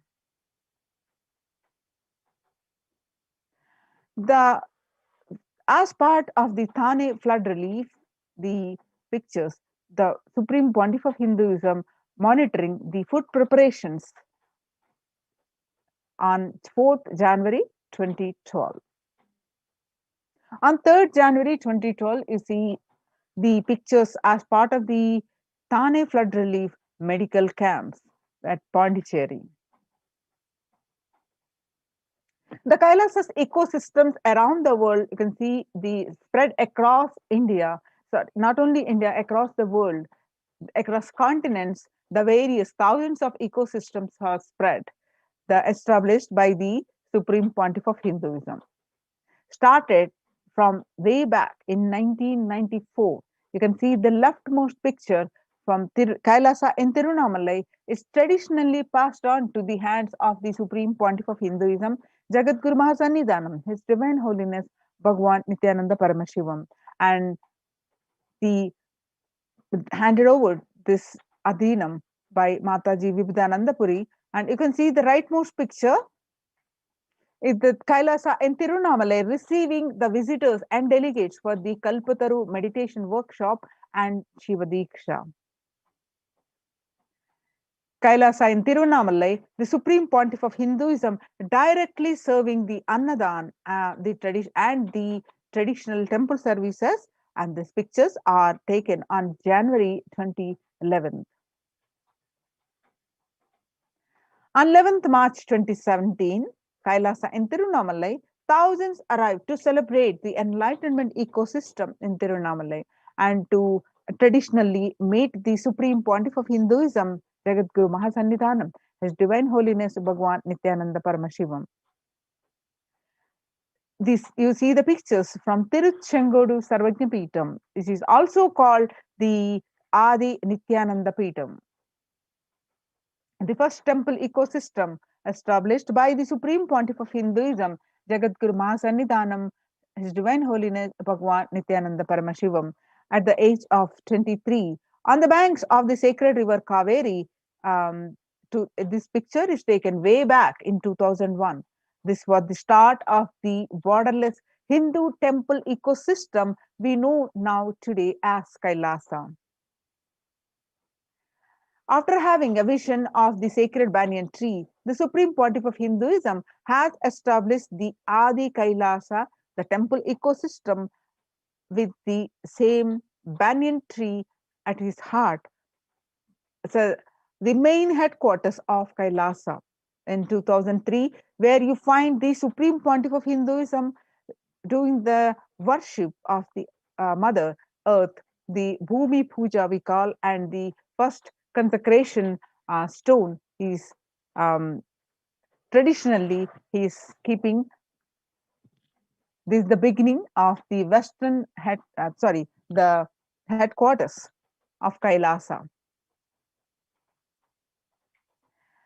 The deities, the Kalpa Vriksha at Adi Kailasa Nithyananda Peetham, through the live stream you can watch these darshans of the sacred banyan tree, which is also called the Kalpa Vriksha, which gives the boons continuously. Whoever asked, whatever boon that get fulfilled through the live stream, you can fill up a form and you can ask for the boon.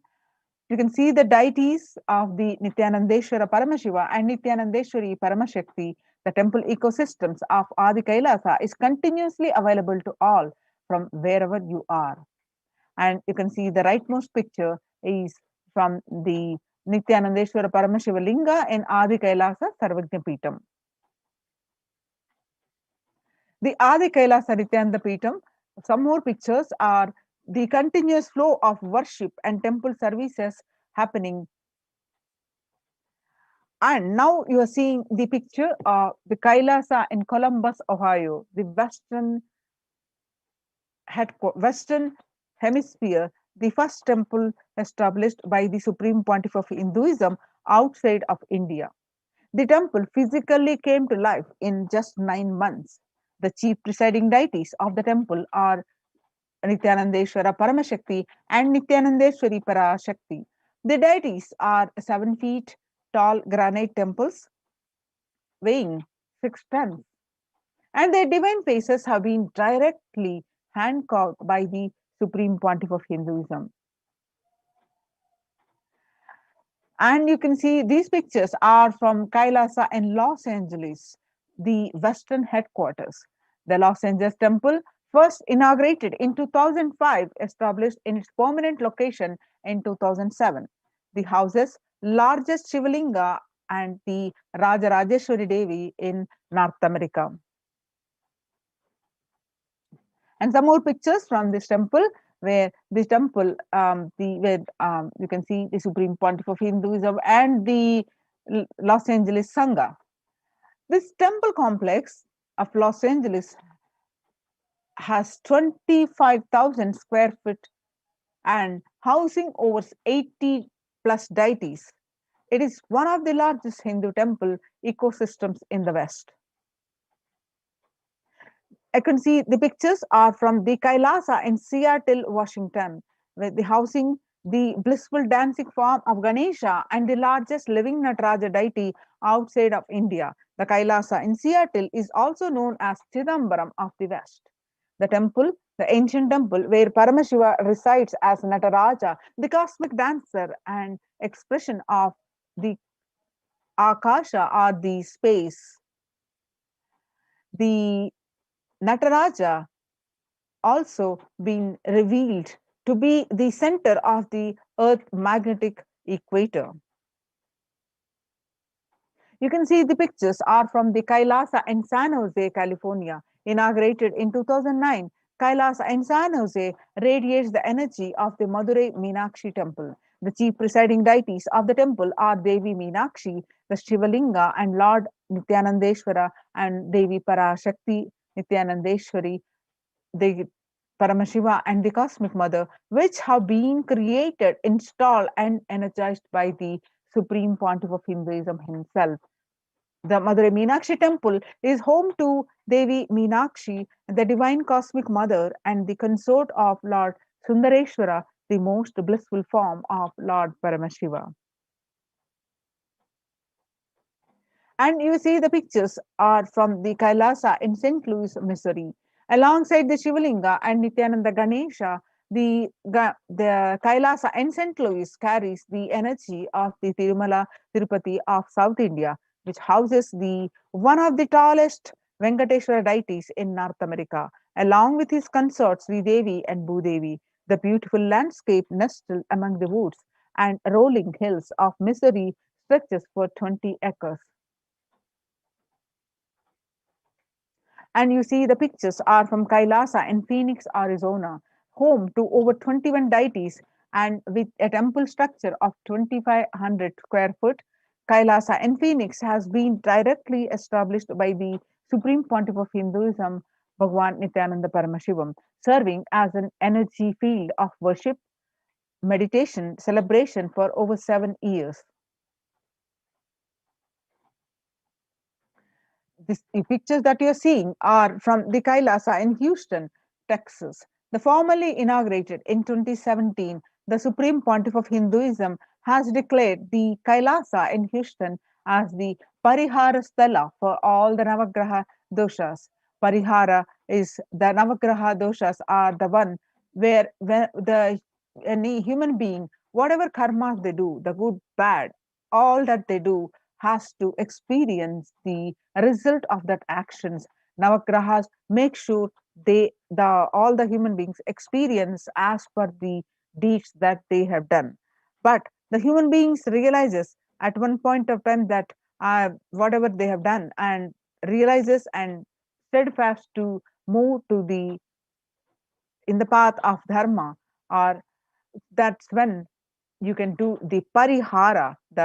It is the way saying that I have changed, I have transformed, I want to be in this path of the divine, leading me to divine. So that's when you can you can pray to the navagrahas and get the whatever effect, ill effect that each one may bound to experience, that may be reduced to the parihara. So the Supreme Pontiff of Hinduism declared the Kailasa in Houston as the Parihara Sthala from the all the Navagraha doshas. Now you see the picture from Kailasa in Toronto, Canada. Inaugurated on July 2011, Kailasa in Toronto is the only Hindu temple in the West with all the 63 Naimanas. The devotees who by doing the simple thing with utmost devotion to Paramashiva achieve the highest, the enlightenment. And the 18 Siddhas who revived the Siddha tradition residing as deities. The temple deities here are seated exactly as they existentially preside in Kailasa around Paramashiva, the primordial deity of Hinduism. Now you can see some more pictures from Kailasa in Canada, Toronto, Canada. The active and alive from 2011 onwards, Kailasa in Toronto has been blessed to radiate the super consciousness energy of Kailasa. This temple ecosystem goes on providing the various temple services to the community, such as Annadan and traditional Hindu ceremonies. Kailasa's Department of Religion and Worship, the Department of Human Services, and each of the Kailasa's temple ecosystems consider the right of happiness to be the highest fundamental right of all humans, in fact, all beings. the ultimate goal for Hinduism and Kailasa, led by the Supreme Pontiff of Hinduism, Jagadguru Mahasannidhanam, His Divine Holiness Bhagwan Nithyananda Paramashivam, is the material and spiritual well-being and prosperity of humanity. Join now in Kailasa's COVID care centers and protect yourself, save your life. Register now through the link below, https://kailasa.org/Kailasa care. Now, let us understand the contributions from the Kailasa's Department of Religion and Worship during the COVID-19 pandemic. The Kalpavriksha, the wish-fulfilling tree, is continuously available to grant you the wish, the boons that each are the problem that you are going through. To solve that, you can pray to the Kalpavriksha, the sacred banyan tree in Adi Kailasa. The stream, live stream, is continuously available to pray for. And you can see the pictures of the Nithyanandeshwara Paramashiva Devalayam in Adi Kailasa Sarvajna Peetham, where the temple rituals you can see continuously. You can watch these and you can pray to them via live stream. And also you can see the Supreme Pontiff of Hinduism live satsangs.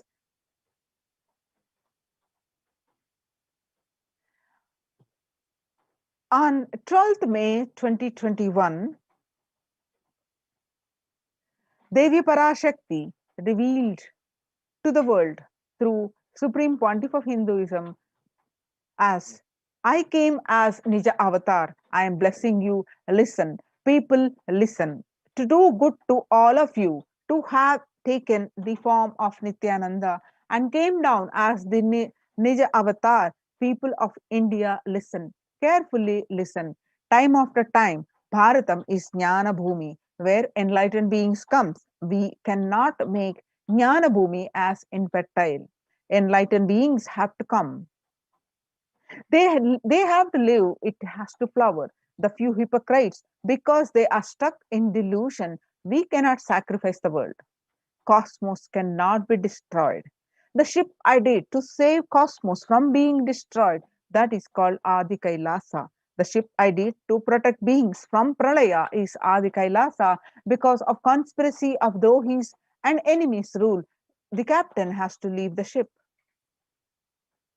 Before 12 years, knowing the great deluge that is going to happen, all Aukshadas by this Guru Purnima, that Jnana Rasavadam, the Navapashana, is going to flower. Allow people to come and take dip in Navapashana flower.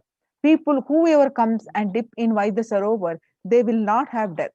They will not have corona. Crores and crores of people will come in line. Every day they will dip in the Ananda Lingam. On 13th May 2021, Devi Parashakti continued her revelations through the Supreme Pontiff of Hinduism that listen well to my words. For India, I made ship as protection. The Nithyananda Navapashana Lingam in Vaidya Sarovar. Go to Adi Kailasa, O Indians, listen. All those regretting losing Nithyananda Nija Avatara, without confusion and without talking, just as a lip service, go to Adi Kailasa. Scores of people will come there looking for help, Navapashana water feast and medicine to get health and protection and enlightenment, to protect India from great destruction. I, Parashakti, made this huge ship. Even if captain is not there, ship is there. When the first world countries closed their borders during a massive global emergency, Kailasa has opened its not only doors to all without exception. Join now in Kailasa's COVID protection centers. Register now through the Kailasa link below, https://kailasa.org/Kailasa care. Now you see the glimpses of Nithyanandeshwara Paramashiva Devalayam in Adi Kailasa Sarvajna Peetham. You see the various fire rituals that are happening continuously, and you can see the various other rituals.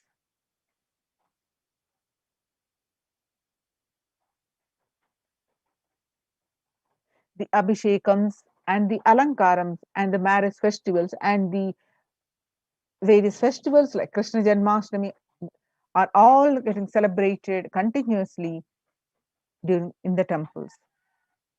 Join now in the COVID care protection centers. Register now through the link below https:/kailasa.org/Kailasa Kailasa care. https://kailasa.org/Kailasa care. Now we'll moving on to the next segment after a short break.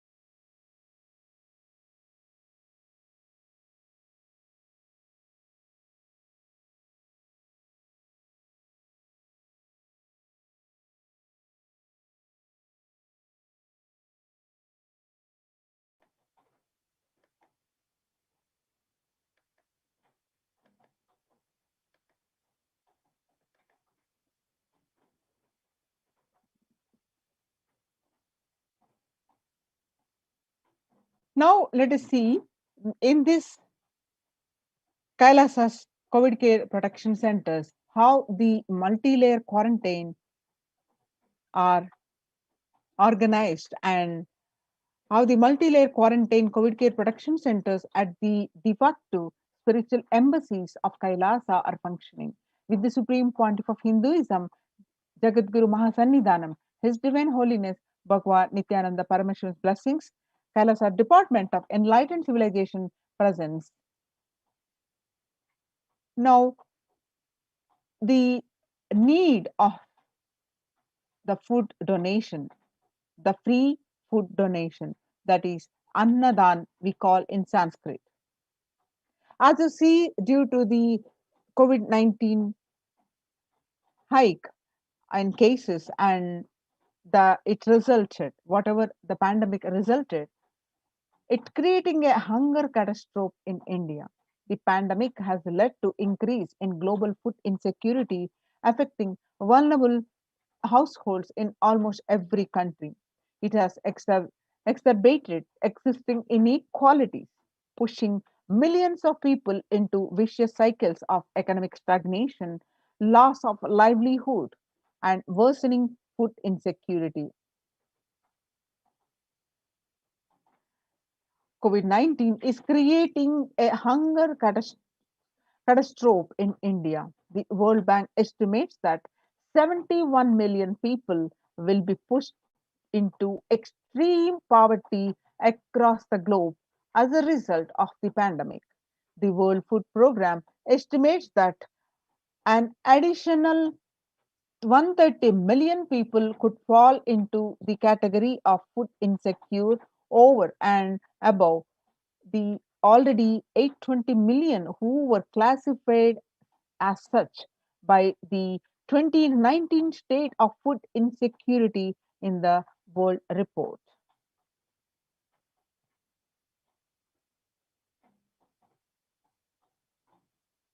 The hunger in plain sight. COVID-19 worsens the plight of food insecurity. More than 50 million people have experienced the food insecurity during this pandemic, up from 35 million in 2019. According to the Feeding America nonprofit, the nation's largest domestic hunger relief organization. The child malnutrition and hunger skyrocket in Haiti as COVID-19 infections spike.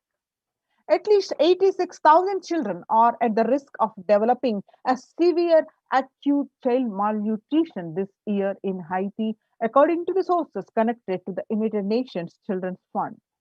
The number of children projected to suffer from starvation this year has doubled as the impoverished nation continues to grapple with extraordinary political and social crises exacerbated by the pandemic.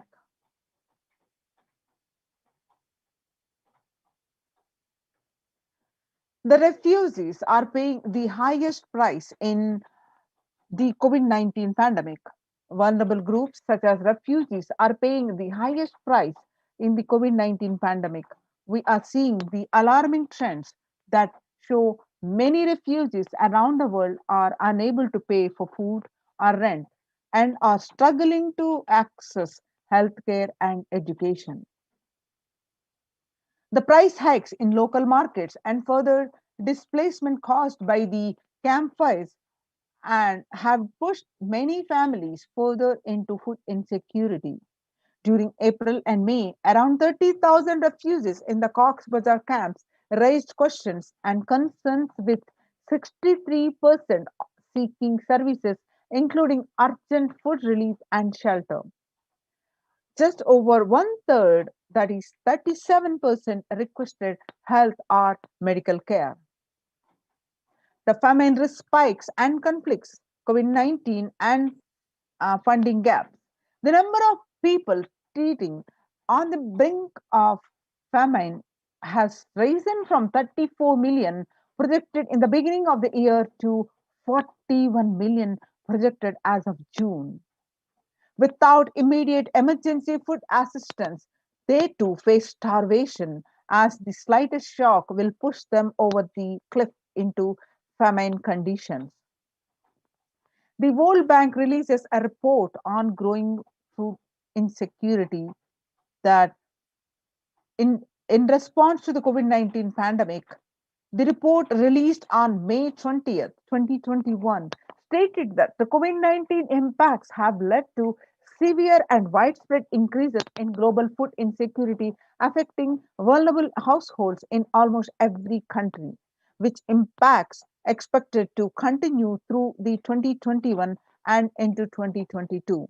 It also states that the global food prices increased significantly by 38% since January 2020. The World Economic Forum, 155 million people are caught up in food crisis of varying severity. 133,000 people in Burkina Faso, South Sudan, and Yemen are most at risk. 10 countries account for two-thirds of those facing acute hunger. The resilience of agri-food systems is being eroded by conflict, insecurity, and environmental trends. Join now at the Kailasa's COVID care production centers. Register now through the link below, https://kailasa.org/Kailasa care. Now let us see the Supreme Pontiff of Hinduism revealing some powerful cognitions, truths about the food that we eat. The Supreme Pontiff of Hinduism says that you become what you eat. That what you eat becomes what you think. What you think contributes to what you cognize. What you cognize contributes to who you are. So what you eat directly affects who you are, and that is why I am making this statement that you become what you eat. What is in your plate matters, because that is going to become you. Violence-based food derived from killing animals and life-negative chemical-based toxic food both harm the system equally. Organic vegetarian food is not just for health, it gives you an inner space, the physical system, and physiological flow to develop highest psychology. To develop highest psychology, not only your physical system, even your physiological flow needs to cooperate. Your brain is constructed for all these higher things. When you don't explore the higher things, you are bound to feel the lower things and keep your brain engaged for survival. If you don't explore the higher dimensions of consciousness, you will force yourself into the drugs and try to explore the hallucination, imaginary, illusory dimensions of the universe. Vegetarianism as a lifestyle. The human body is naturally designed for food, vegetarian food. The inner mechanism like feeling, thinking, words, everything is designed to function with vegetarian food. It is like having a generator which can handle only 220 volt current, or a UPS which can handle only 220 volt current, but it is given 20,000 volt current. What will happen? It will get fused. The food without anxiety, the food without fear, without depression and biomemories, if they are consumed by a person, the energy with which they think, the energy with which they utter the words, the energy with which they act, the energy with which they feel, the energy, everything will be aligned to the natural source of energy. It will be aligned to nature, which is the inner potential energy. The Supreme Pontiff of Hinduism has established Kailasas Annalayas across the globe, which serves these Annalayas serves the free, organic, vegetarian sattvic meal for all, eliminating the hunger. The developmental, economic, social, and medical impacts of malnutrition and famine have a critical impact on the individual, familial, community, national, ultimately on the global level. With the ongoing COVID-19 pandemic triggering an alarming spike in food insecurity, the United Nations have given a warnings of famines of biblical proportions. In 2020 alone, 690 million people were eliminated to be pushed into food insecurity. The access and availability to organic food has become of utmost importance. Through the Kailasas Department of Agriculture, the Supreme Pontiff of Hinduism, Jagadguru Mahasannidhanam, His Divine Holiness Bhagwan Nithyananda Paramashivam, has committed to the distribution of free organic food to everyone, not just since the beginning of his public life, but from his very upbringing itself. Kailasas Annalayas, the food bank established all across the globe, distributes and serves free vegetarian organic food for the people of all castes, creed, religion, race, gender, and social standing. Under the Red Om, providing relief work for natural and man-made calamities, working to eliminate the world hunger. We will revive the food supply system of Kailasa before you get hungry. Food will be ready. Continuous Annadan is, I am not giving any fantasy, it is already become a reality, says the Supreme Pontiff of Hinduism, Jagadguru Mahasannidhanam, Bhagwan Nithyananda Paramashivam, on 17th June 2019. And you can see these various pictures from the Supreme Pontiff of Hinduism himself serving the free food. This picture taken way back in 2002 and 22nd November 2002. The pictures show the early days of Kailasa's spiritual mission, where the Supreme Pontiff of Hinduism offering Annadan, the providing a free organic vegetarian meal on Kartikeya Deepam, Tirunamalai, India. And 2013, even a fractured hand, the Supreme Pontiff of Hinduism engaged in selfless work day and night, inspiring the peacekeepers of sovereign order of Kailasa to engage in the selfless service, leading the nation of Kailasa by example. In 2011, the Supreme Pontiff of Hinduism has a multiple compound fracture with the bone protruding out of the skin. In 2013, 2 steel implants that were fastened in 2011, they were removed. Fastened in 2011 were removed in 2013 as the bones had healed completely.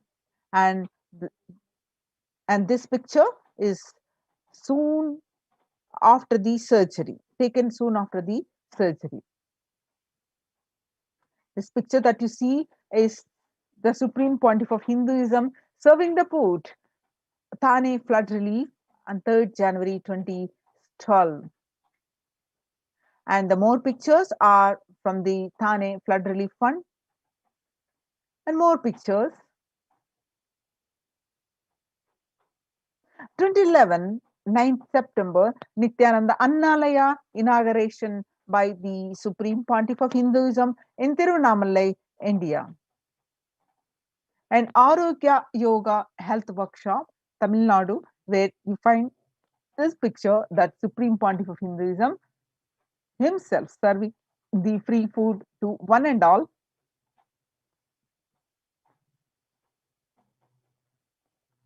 Nithyananda Spurana meditation workshop where thousands have been attended, where the Supreme Pontiff of Hinduism himself serving the free food.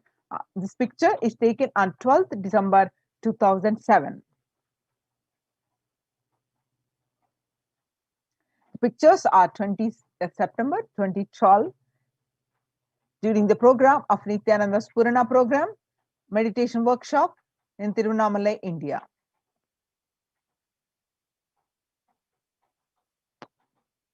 The Kartikeya Deepam celebrations in Tiruvannamalai, India, where the lakhs of people have been served the free food, 27th November 2012. The pictures that you see are taken on 10th May 2017 during the Inner Awakening Meditation Workshop in Tiruvannamalai, India. And during the Kalpataru Meditation Workshop in Tiruvannamalai, the 10th April 2017. This picture is taken during the Kumbh Mela, the Bandara feast served for respected spiritual leaders and the Hindu monks. Lakhs and lakhs of people served every day during this Kumbh Mela, where 5th May 2016, this picture is taken. And the Kalpataru meditation workshop on 28th April 2016. And this picture that you're seeing is taken from Arunachala Sarvajna Peetham, Tiruvannamalai on 11th March 2017. And you can see the Annadanam, the free food distribution is happening in Tiruchengodu Sarvajna Peetham. This picture is taken on 18th August 2019. And 6th July 2019, the Annadan distributed during the Guru Purnima, the traditional celebration of Guru, the Kailasa in Houston. And you can see the Sadashivoham meditation workshop, where you find the Supreme Pontiff of Hinduism himself serving the free food. This picture is taken on 8th December 2016. Annadan service continues in the midst of COVID-19 crisis. This picture is from Madurai, India, and taken on 30th May 2020. Let's listen proof of the necessity for Annadan. The Bengal famine in 1943. What I found in researching the Bengal famine was that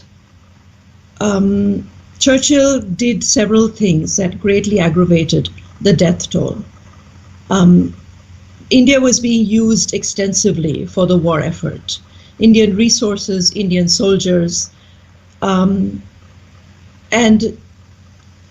Churchill repeatedly refused to acknowledge the fact that the extent to which India was used could lead to famine. Viceroy to India Archibald Wavell called the Bengal famine one of the greatest disasters to have befallen people under British rule and said the reputational damage was incalculable.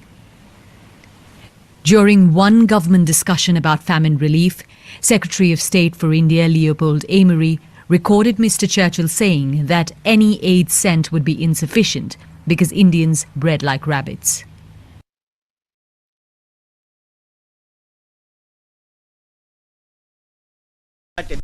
What I found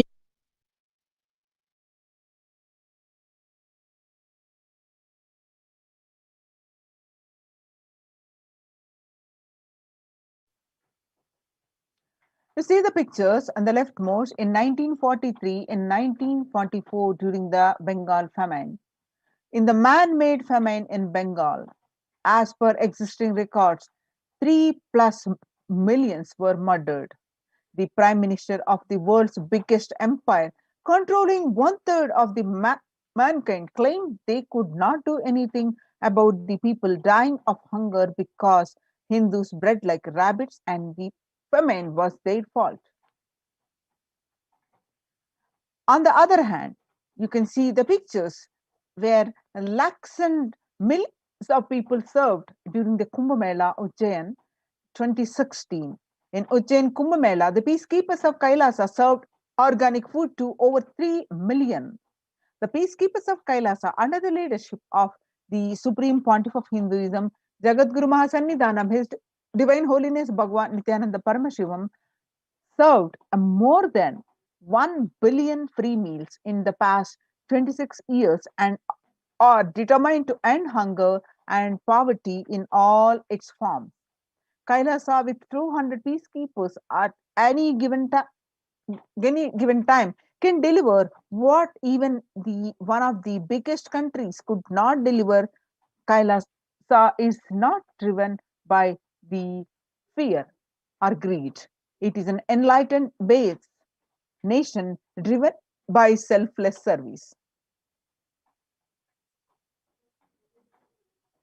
In the Veda Agamas, the source of Hindu scripture declares Annam Bahu Kurvita. In Taittiriya Upanishad, it says that Annam Bahu Kurvita, which means let us produce food in large quantities through the widespread distribution and promotion of free, healthy, organic food. Kailasa's global peacekeepers, led by the Supreme Pontiff of Hinduism, serve such that we may achieve food security, improve nutrition, and promote sustainable agriculture globally. Annadan is the vision to end poverty and hunger in all its forms. Join now in Kailasa's production COVID care centers and register now through the link below https://kailasa.org/Kailasa care. Now it's time we move on to the next segment after a short break.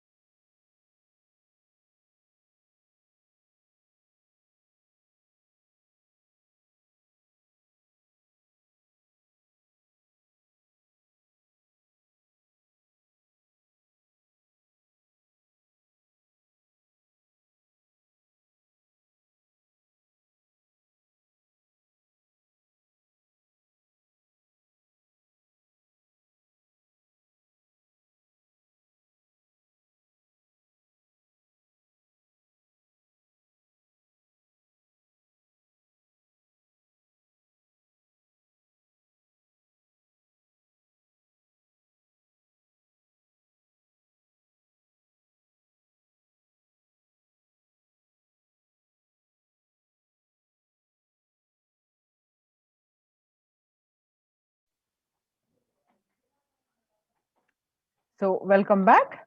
Now,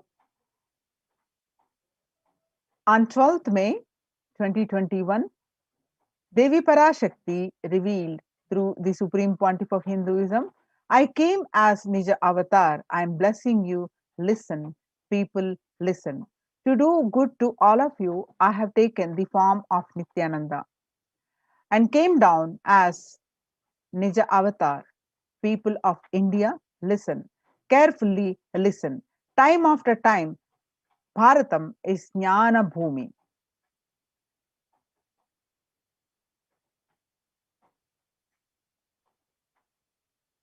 Enlightened beings, where enlightened beings come. We cannot make Jnana Bhumi as infertile. Enlightenment beings have to come. They have to live, it has to flower. Few hypocrites, because they are stuck in delusion, we cannot sacrifice the world.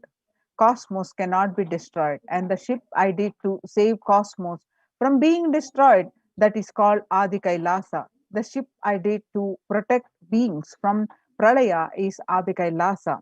Because of conspiracy of Drohis and enemies rule, the captain has to leave the ship. Before 12 years, knowing the great deluge that is going to happen, all Aushadas by this Guru Purnima, that Jnana Rasavadam Navapashana is going to flower. Allow people to come and take dip in Navapashana flower. People, whoever comes and dip in Vaidasarovar, they will not have death. They will not have corona. Crores and crores of people will come in line. Every day they will dip in the Ananda Lingam. On 13th May 2021, Devi revealed that, listen well to my words. For India, I made ship as protection. The Nithyananda Navapashana Lingam in Vaidasarovar. Go to Adi Kailasa, O Indians, listen. All those regretting losing Nithyananda Nija Avatara without confusion and without talking just as a lip service, go to Adi Kailasa. Scores of people will come there looking for help, Navapashana water feast and medicine, to get health and protection and enlightenment, to protect India from great destruction. I, Parashakti, made this huge ship. Even if captain is not there, ship is there. When the first world countries closed their borders during a massive global emergency, Kailasa has opened its doors to all without exception. The free COVID care centers opened across India are the Adi Kailas in Bidadi, Bangalore, Salem Adinam in Tamil Nadu, Tiruvannamalai Adinam in Tamil Nadu, Rajapalam Adinam in Tamil Nadu, Puduvai Adinam in Pondicherry, Pattanam Adinam in Tamil Nadu, Srirangapadi Adinam in Tamil Nadu, Sripuram Adinam in Hyderabad, Madurai Adinam in Tamil Nadu, Avattipalam Erode, Tamil Nadu, Husur Adinam in Tamil Nadu, Baroda Adinam in Gujarat. The Kailasa rushes to aid India as India finds itself on the verge of COVID-19 third wave. Multiple free COVID care centers opened across India. Various social services offering during pandemic in Kailasa de facto spiritual embassies across India. The spiritual services offered during pandemic in Kailasa's de facto spiritual embassies across India. The cosmic revelations on global pandemic. The free social services offered during the pandemic and in de facto spiritual embassies across India are including medical care, which are allopathic, Ayurvedic, and Siddha medicine. The infrastructure to accommodate thousands, accommodation for multi-layered quarantine, emergency ambulances, and the ICU on wheels, personal protective medical equipment, food security management through the food banks, and organic farming. Join now to Kailasa's COVID care protection centers and register now through the link below. The link is projected, which is https:// kailasa.org, KAILAASA, kailasa.org / Kailasa care, KAILASA, Kailasa care.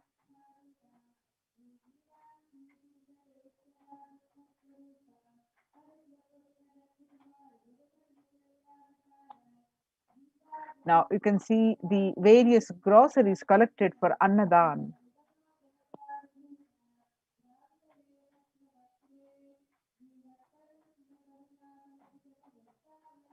And Ayurvedic Sattvic vegetarian food.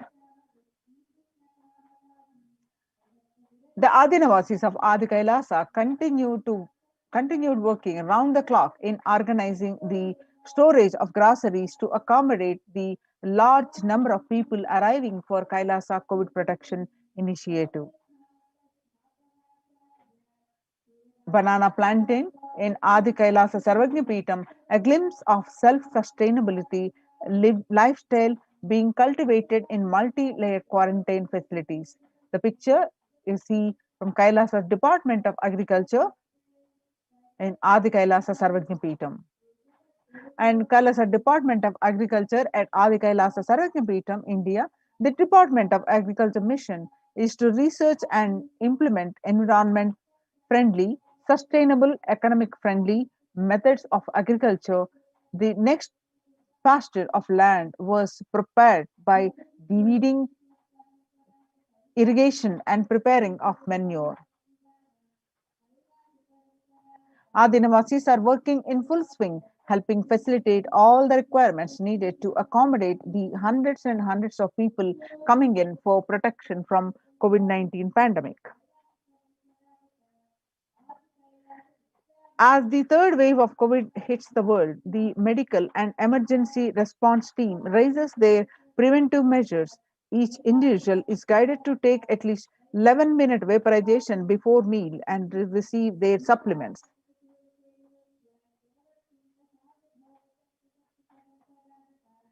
The organic Sattvic meal includes a balance of steamed rice cakes, curries, and fruits.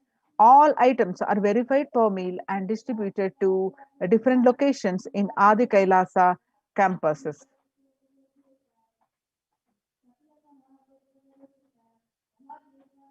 Join now in COVID care protection centers and register now through the link below https://kailasa.org/kailasa care. Now we'll move on to the next segment after the short break.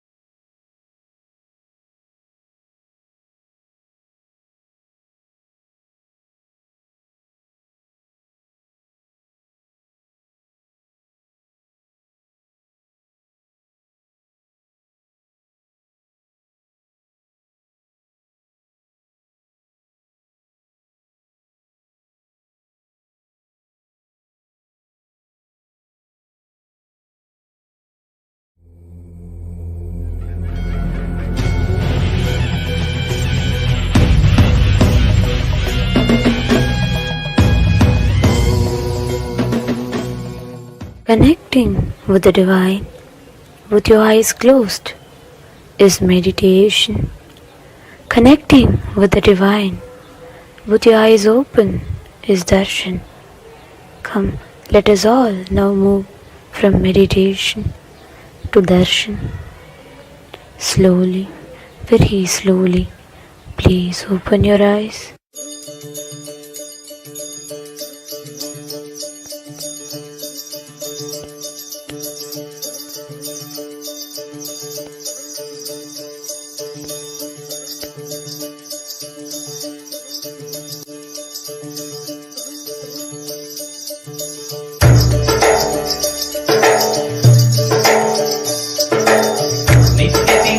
Nithyananda, Nityananda, Nithyananda, Dhyana Singa Nithyananda, Nithyananda, Nitya Singa Nithyananda, Nityananda, Nithyananda, Dhyana Singa Nithyananda, Nithyananda, Nitya Singa Nithyananda, Nityananda, Nithyananda, Dhyana Singa Nithyananda,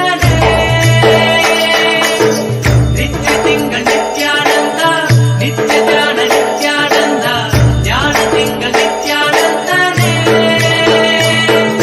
Nithyanandane Nithyananda, Satyavedane Nithyananda, Vedarupane Nithyanandane, Nithyanandane Nithyananda, Satyavedane Nithyananda, Vedarupane Nithyanandane.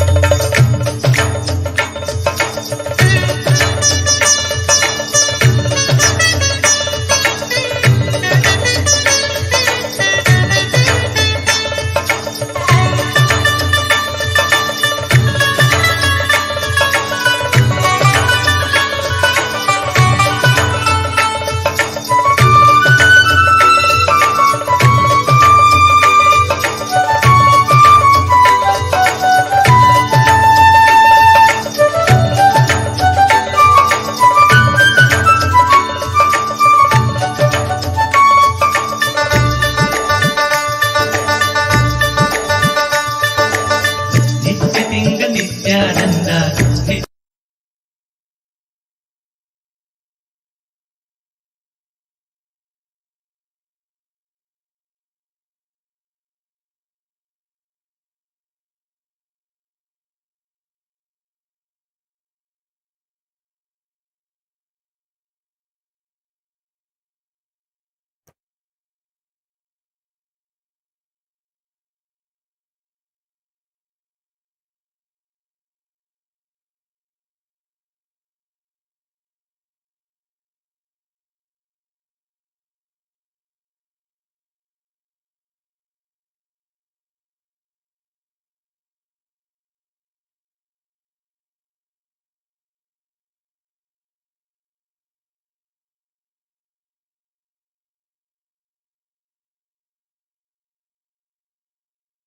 I welcome you all with my love and respects.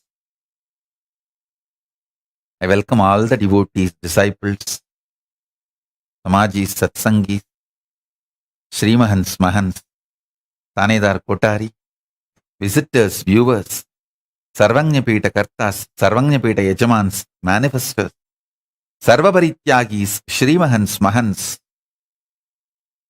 ministers, ambassadors, Mantreshwaras, Vidyeshwaras, Ganeshwaras, Lokeshwaras, Astreshwaras, everyone sitting with us all over the world. I welcome all of you with my love and blessings.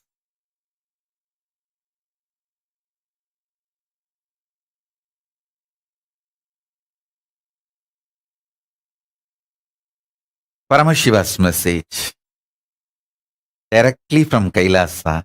Listen. Physics of the conscious sovereignty is all about understanding the way your body exists, understanding the mechanism of your body. Please understand, your mind is the software which operates the mechanism of your body, If you understand the mechanism of your body, you can even control the mechanism by yourself without the need for the automated software which is controlled by somebody else remotely and gets updated by somebody else, which can be used even to spy you. Listen. Mind. If you allow mind to control you, society can control you. Because society is all about controlling the mind of the mass. So don't make your software as in charge for your life. Make your mechanism as the in charge of your life. Your mechanism is different. Your software is different. Mechanism means knowing the intimate connection of how you feel with your body and how, based on your feeling with your body, you respond, act, react to the life. I tell you,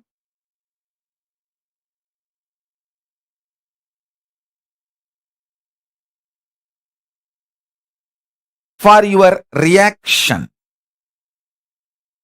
for your success, for you to achieve whatever you want in your life,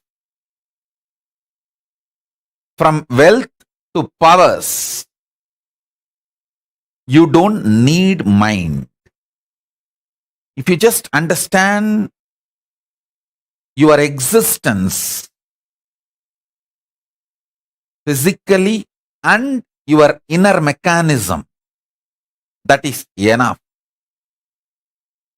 You have been brainwashed. Your mind is a too important component of you by the society so that they can continue to exploit you. Like selling a software to you, once you buy and that software becomes part of your life, over. You are addicted once for all. You are bound once for all, because every upgradation they do, automatically you will be paying for that. Because those softwares have already become part of your existence. Now you are addicted. So understand, you can't continue to exist or expand without the upgraded versions of those softwares. Same way, the moment you start believing your mind is required for your existence and expansion, you are caught. Actually, the fundamental need you need is buddhi about your physical existence, and yukti, the clarity about how your inner mechanism functions. I'll tell you some of the most beautiful revelations I received from Arunagiri Yogeshwara, my guru. The way he used to reveal the inner mechanisms of the cosmos, the macrocosm, and the inner mechanisms of the microcosm, both. I'll give you some of the revelations. First thing, understand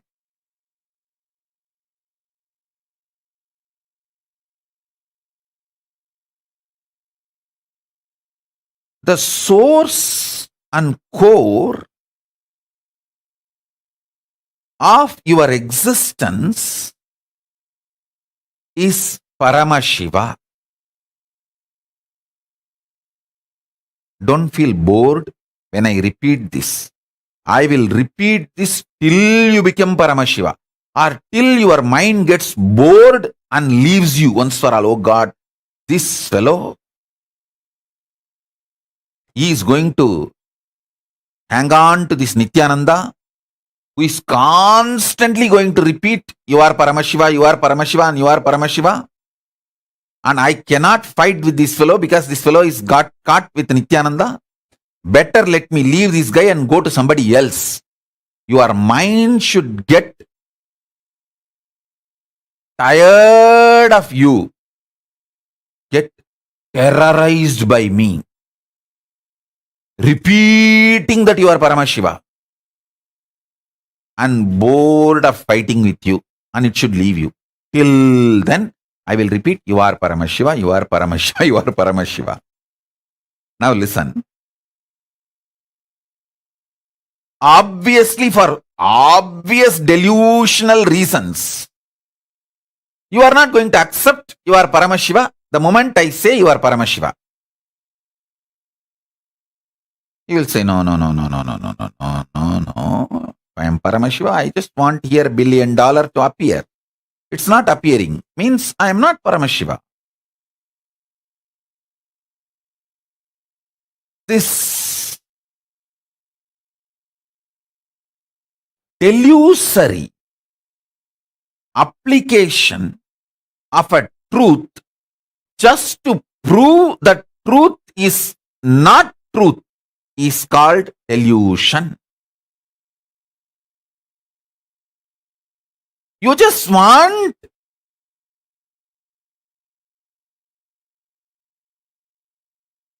the drug called mind which you took to continue its impact and effect on you.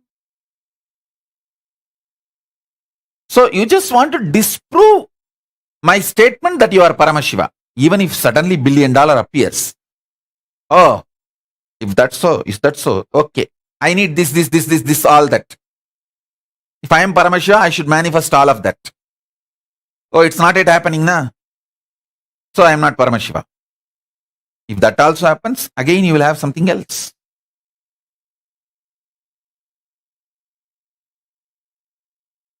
I'll tell you the right mechanism. See,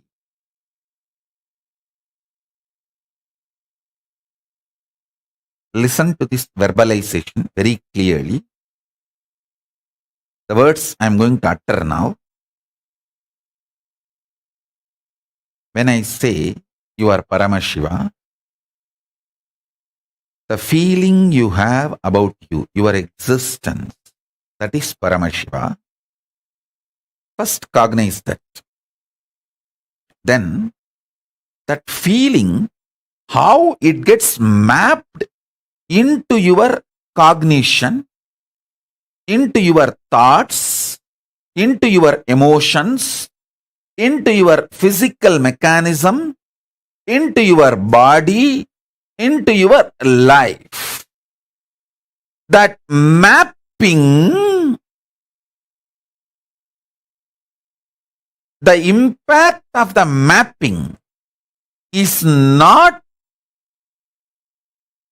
the proof for the existence you are Paramashiva. Actually,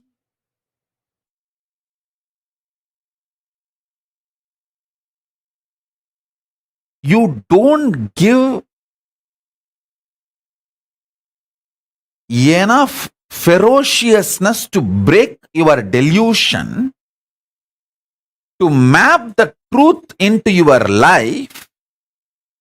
You question the truth before even mapping that into your life.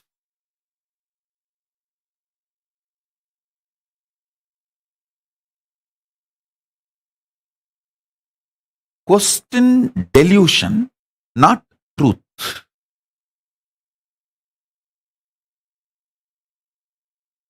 Question delusion, not the truth.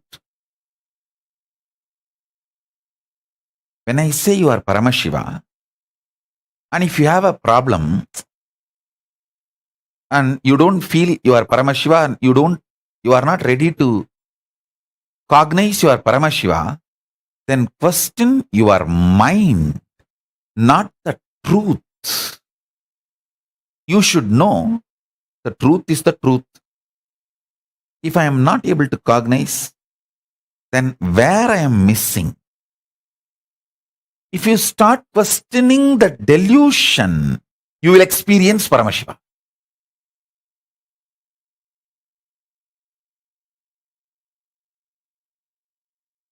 If you start questioning the truth, you will be caught in delusion. Whom you question, whom you trust is your choice. If you doubt the abusers, you will get me. If you doubt me, you will get abusers. Your independent investigation.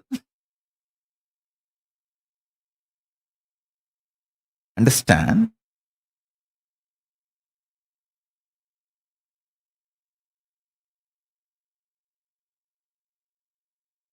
About my gurus, I will neither believe abusers' version. Even they had abusers in those days in the village. The village way of abusing. Oh, I went to that yogi for a solution. He gave me some instruction to go to some temple. And I don't have money to go to the temple. Why he cannot solve the problem on his own? Why is he asking me to go to the temple? I don't believe in gods. All that kind of a... Even in those days, there was enough of abusers and even different abusal. My guru, Vibhutananda Puri, she used to take care of her Isaki Swami. And naturally, different gender. Even if they are old people, the abusers don't look at all that. Are Ram Surat Kumar, such an elderly person. And he doesn't even have a private room. He used to be all the time outside in the public. Those few female disciples who used to sit next to him, they started building stories. Why the Swami having women serving him? Ramana Maharishi never had a room with lock or door. The female disciples who come to meet him, they will only meet in public and give food and go. This Mudaliyar party, all of them. Even that, how many rumors and abuses? I will never trust the abuser's version about my gurus, and I will not even trust what my mother or family tells about my gurus. You see, my mother or my family and all, they have a high respect for my gurus. They will never tell anything bad. Even the good things they tell about them will be lower than their real status. My gurus are much higher beings than even my parents can understand. My parents and family and all can understand only few good things about my gurus, what good things they have done to them. So based on that, they will give opinion. They will give their introduction. I used to cognize and I will hold only their introduction about them to me. That's all. How they introduce them to me, I will hold only that over. Many times, my friends, my family people, all of them will have a very good experience with my gurus. They will try to tell that to others and to me, even to everyone. Even those things will be like praising those my gurus as a good people, powerful people. Some one or two qualities, good qualities of them, but not as the real identity. But I will cognize only what they tell me about them, because that is the inner mechanism of them. So I always doubted abusers, not the gurus. I always doubted the delusion, not the truth. Listen.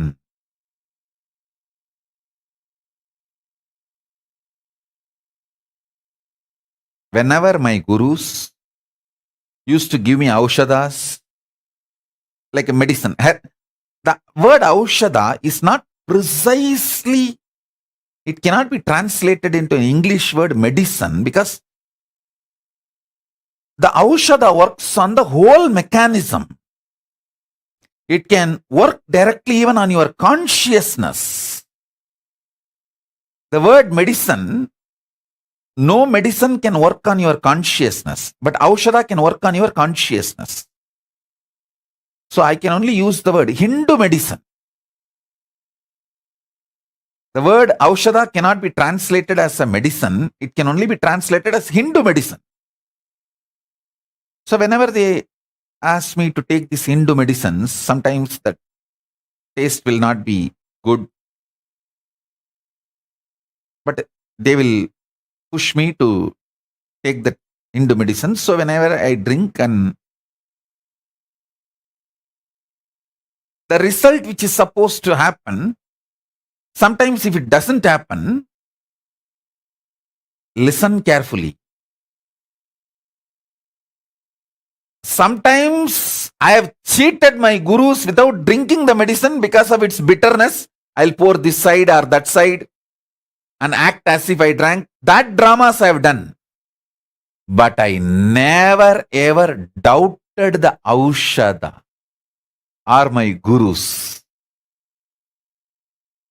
I will only ask, Pati, maybe you need to give a little more dosage.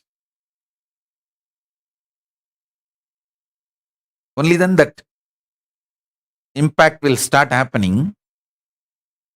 Maybe my body needs little more dosage. Can you check the pulse and see whether the dosage is enough? That's all I'll say. Never ever doubted my guru's ability or the aushada's powerfulness. And I'm telling you, I threw tantrum many times, not once or twice, even multiple times. I'll act as if I'm pouring it in the mouth and purposely pour it on all over, or pour it in this side. And then she will laugh and tell, I have kept another one bottle. Don't worry, I have kept another one glass. She will bring. I have done that. But I never ever doubted. So understand. Let your doubts be focused on your delusion. Tell yourself very clearly, no question of doubting the ultimate truth. I will doubt why I am not able to grasp it. My delusion I will doubt, but not the ultimate truth. See, one of the most beautiful things I received from my gurus, Arunagirishwara told me,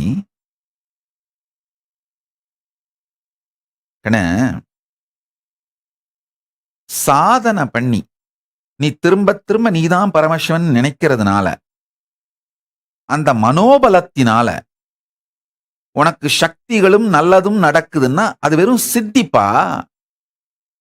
அவர்தான் உள்ள இருக்காரு, அவர்தான் manifest பண்றாரு, அவருக்கு எப்படி வேணுமோ அப்படி manifest பண்றாரு.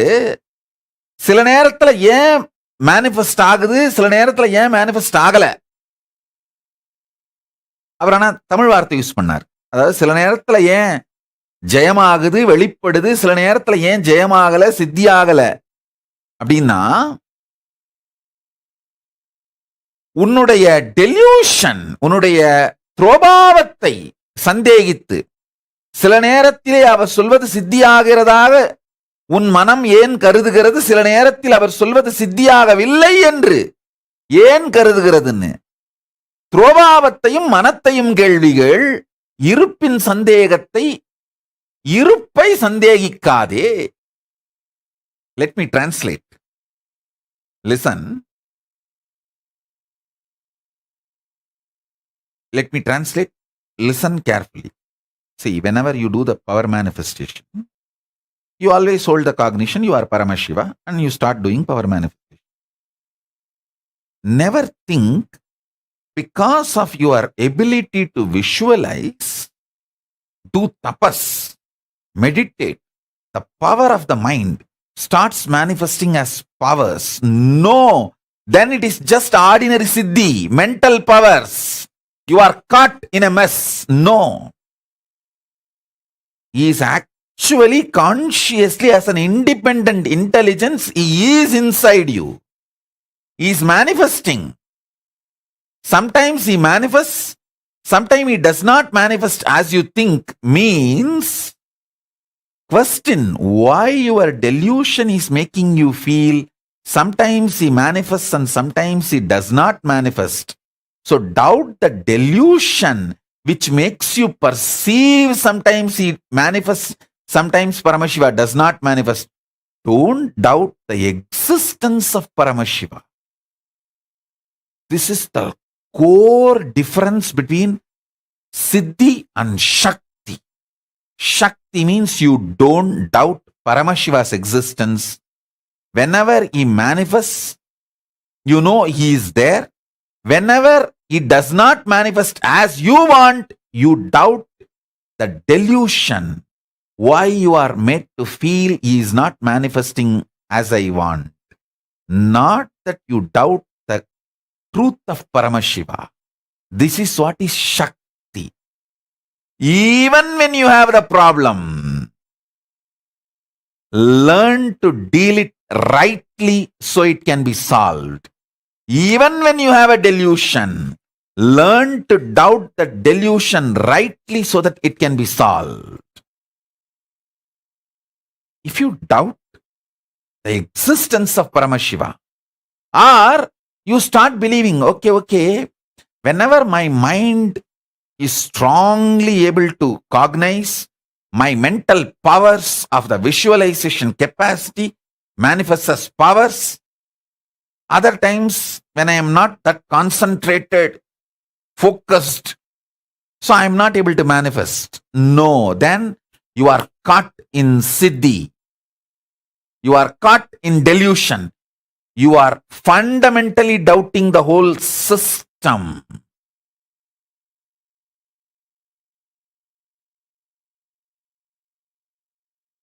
The truth is you are Paramashiva. Sometimes you manifest means he is manifesting. Sometimes if you are not manifesting Paramashiva as you want, then doubt the delusion.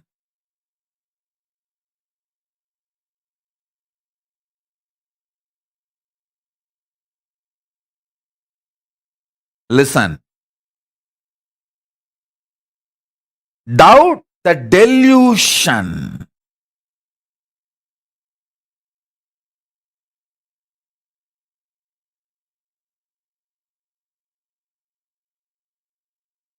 Not the truth.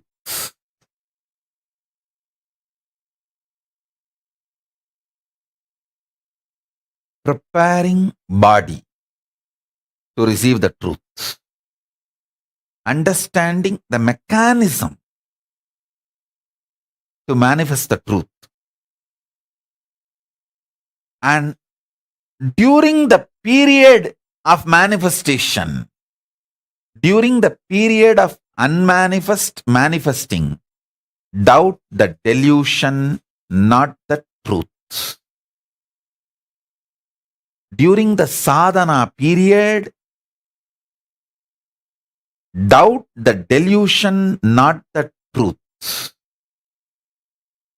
I don't even want to call the sadhana period because there is no sadhana need to be done. He is there as an independent intelligence.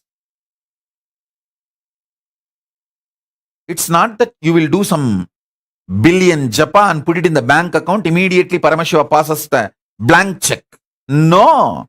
He is an independent intelligence.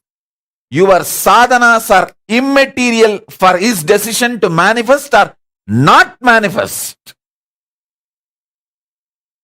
So understand the authority, independent intelligence, conscious sovereignty of Paramashiva in you. You will realize your conscious sovereignty because he is you, you are him. Recognizing the glory of Paramashiva is your decision to recognize your possibility. Recognizing the glory of Paramashiva is recognizing the glory of you. You always get frightened about recognizing the glory of Paramashiva because you know now you have to just enter into that powerfulness. Even you don't like things going very good with your life. You can see in your life. For 3 days, if you properly got up early morning, Brahma Muhurta, and did the yoga and ate rightly and keeping yourself healthy and happy, excited, even you feel something is wrong, bad about it. 3 days I did it so properly enough. Today let me rest. Even you are feeling little weird about you being so good with you, about you in your life. You say, no, I don't need to be so sincere. 3 days I did it now. Okay, 1 day rest. Bye-bye. Today no Brahma Muhurtam.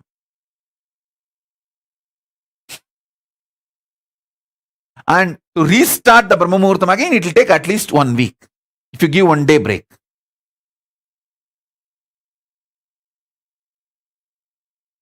Even you don't want to be so good for yourself. That is why whenever you have a very powerful cognition and have a one breakthrough, you think, oh, I should not take it for granted. All the way I walked, from so much I have grown, I should not take that for granted and push me to the next level. That is the worst crime you do to yourself. If you had a breakthrough today, tomorrow you should have breakthrough to breakthrough. You should give a breakthrough to the breakthrough. Not that you will rest for 2 days and then again start from where you had the breakthrough. Pooh! Mediocre life.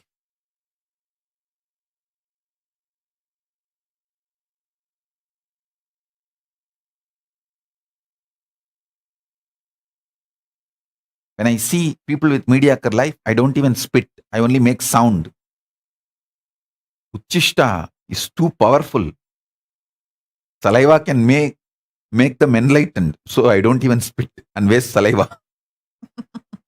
I only make the sound poo. So listen.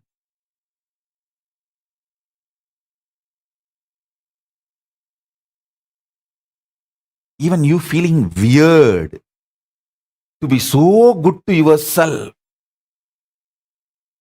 is the foundation of delusion. Foundation of delusion. It means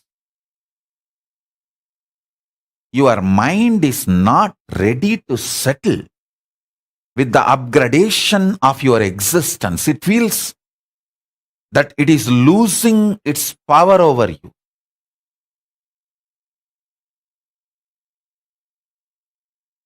I have my joke book. One friend asks, 2 persons are standing and talking in a mall.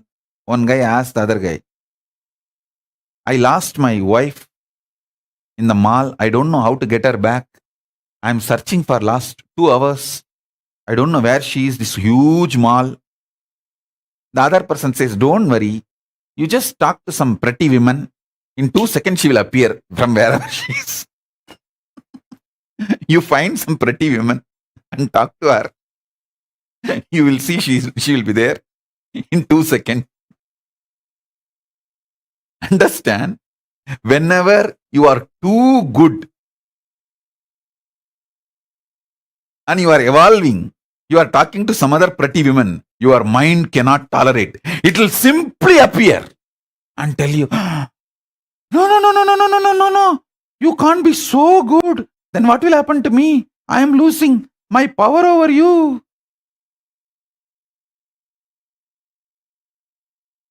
From this vast world, your mind will simply appear in front of you.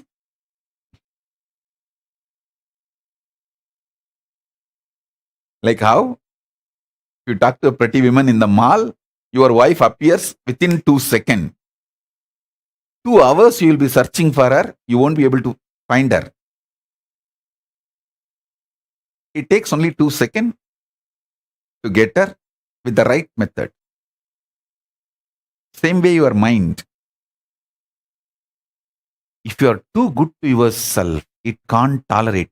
It gives you all the words. Oh, don't take your past for granted. How much you traveled, you evolved, you grew, you did sadhana. Don't take all that for granted.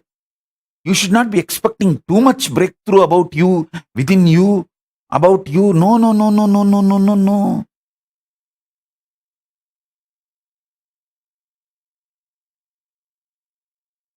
If you start from the angle of doubting the truth, your whole life will be like this, to and fro, to and fro, to and fro.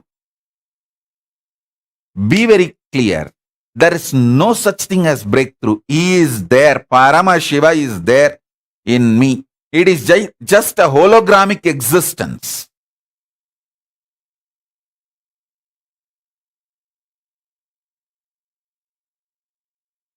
If you cut the hologram, there will be another one hologram. If you cut that hologram, there will be another one. If you cut that, there will be another one. Till the end, it is only the same hologram. Same way Paramashiva. From Paramashiva till me, it is hologramic existence. Listen carefully. From Paramashiva to you, it is hologramic existence. Understand this. Doubt everything else, but not this ultimate truth.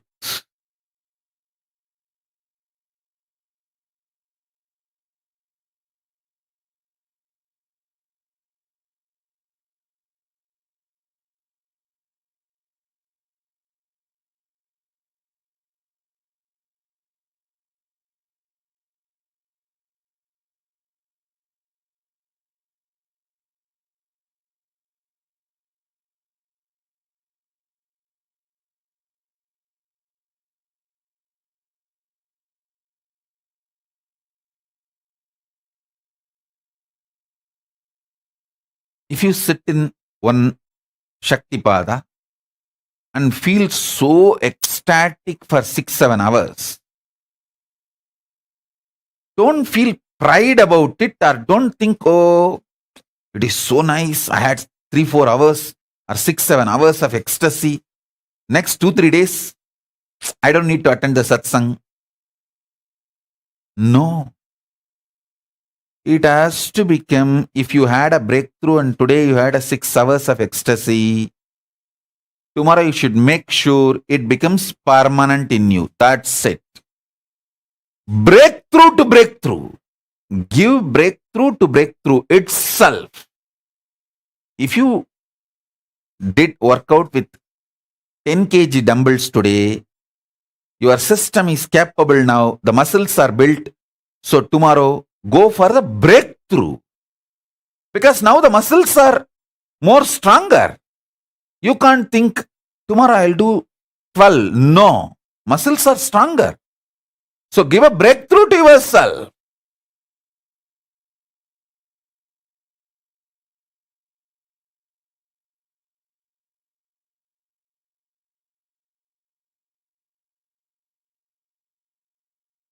don't take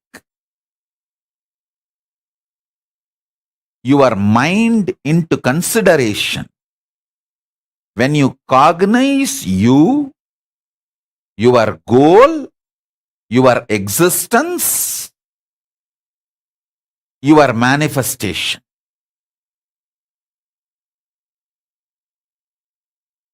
Paramashiva and you are in the relationship of hologramic existence. How much ever small you feel about you, you are a smaller, maybe smaller hologram of Paramashiva, but not anything else.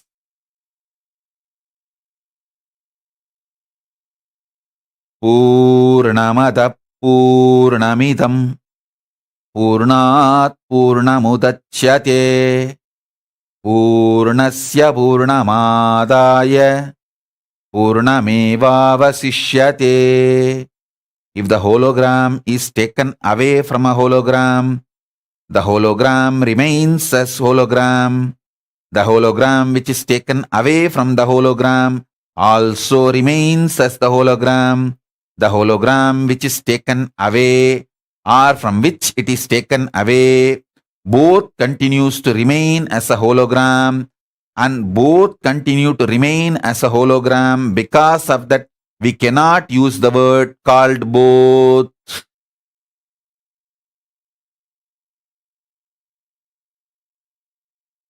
This is the left translation. Purna remains as Purna when Purna is moved from the Purna, because Purna remains as the Purna when the Purna is removed from the Purna. You cannot call that Purna is removed from the Purna, and you cannot call there are two Purnas, one Purna removed from one Purna, both Purnas remain as Purna. No.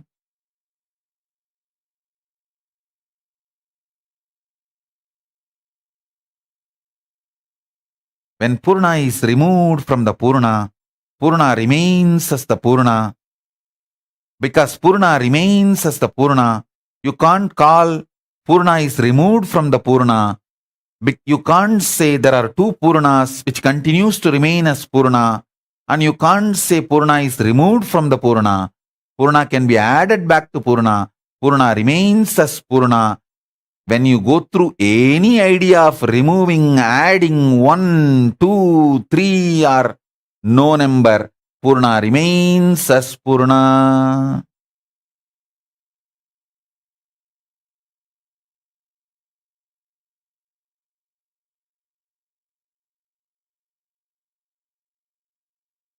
Purnamata Purnamidam Purnat Purnamudachyate Purnasya Purnamadaya Purnamevavasishyate.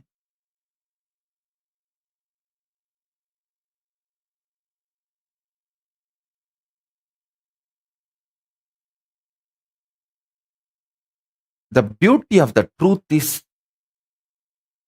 if you spend a little time with it, the delusion dissolves.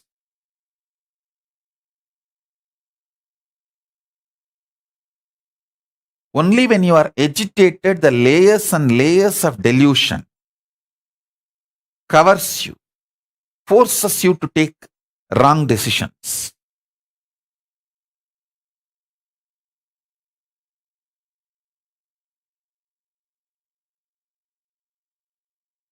I have seen sometimes people, when they have this click and feel conscious sovereignty, they start getting the fear. I should retain this. What should I do? No, you don't need to retain. Because Paramashiva is inside you. He is going to retain. And you can't lose it. You need to attend only to your body. Make your body healthy. Spiritually healthy. For conscious sovereignty to manifest. When I say healthy, don't think just you have a six-pack. you became healthy. No. Six-pack you can get even by eating the shit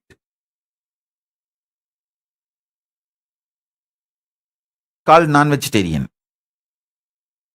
Actually, most of the non-vegetarian food is the shit of some animal. Many times they don't even remove the shit from intestine. Directly they cook and give. That is what is, you call it spicy.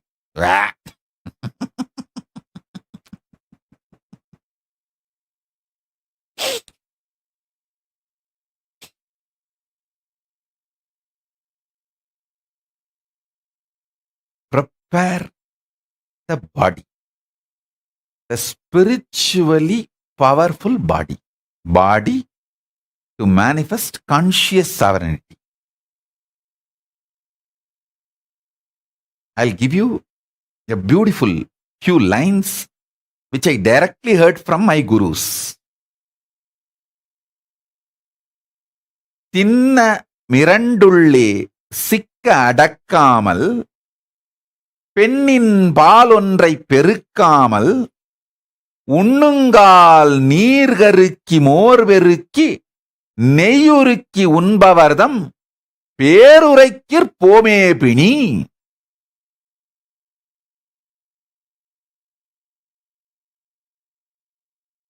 Means the mala jala, the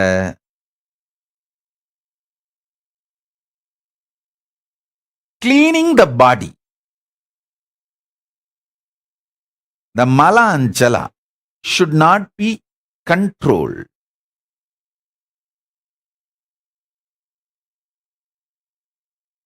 My gurus, when they taught me the agamic lifestyle, they told me, listen carefully. They said, even if I go for one, I should literally go for cleaning my body like a half bath. Even if I go for one, I will use 5 buckets of water to clean myself. I used to wonder, why? Because in the schools I have seen these boys, they will just go and only wash the hands. Some boys won't even do that and just wipe it with a kerchief. But my gurus insist that I should wash literally. If I go for 1 or 2, how much I have to clean myself? The same washing I have to do even for 1. I never understood the reason. But I always did as my gurus told me. Later on I realized it is the laziness to wash. You don't go for 2 when you go for 1. Listen. Later on they told me, you should always go only for 2, even when you feel like going only for 1. So more cleaning. My gurus have told me very clearly, whenever you feel like going for 1, your body wants to do both. But your laziness to wash, you only go for 1 and don't go for both and you come back. How much it is true for all of you, I don't know, but I found it was true in my life. So I always decided, anyhow I have to wash. So no question of going only for 1. It should always be both. So naturally more cleaning. That one habit has kept me healthy so much in multiple levels. Now what I am saying is an extremely practical instruction to break the laziness in your healthy lifestyle. If you listen to what I am saying, you will see, oh God, I have this problem, I have this problem, I have this problem. How many of you have this problem of, because you are lazy to wash, you go only for 1, you don't go for 2, and you avoid or postpone going for 2 because you are lazy to wash. put your comments. Then I can tell you guys how your laziness to wash is directly affecting your health.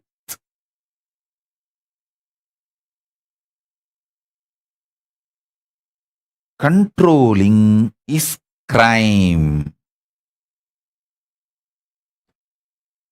If you eat once, you should go for 2, at least twice a day.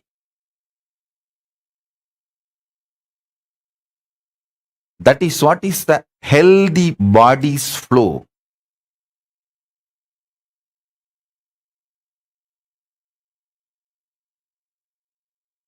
உண்ணுங்கால் நீர் கருக்கி மோர் பெருக்கி. When you eat, the water should be boiled water. Buttermilk should be diluted buttermilk. And the ghee should be completely melted and hot ghee. If your lifestyle is this, not only you will not have any disease, even the people who follow you, remember you, who imitate your lifestyle will not have disease.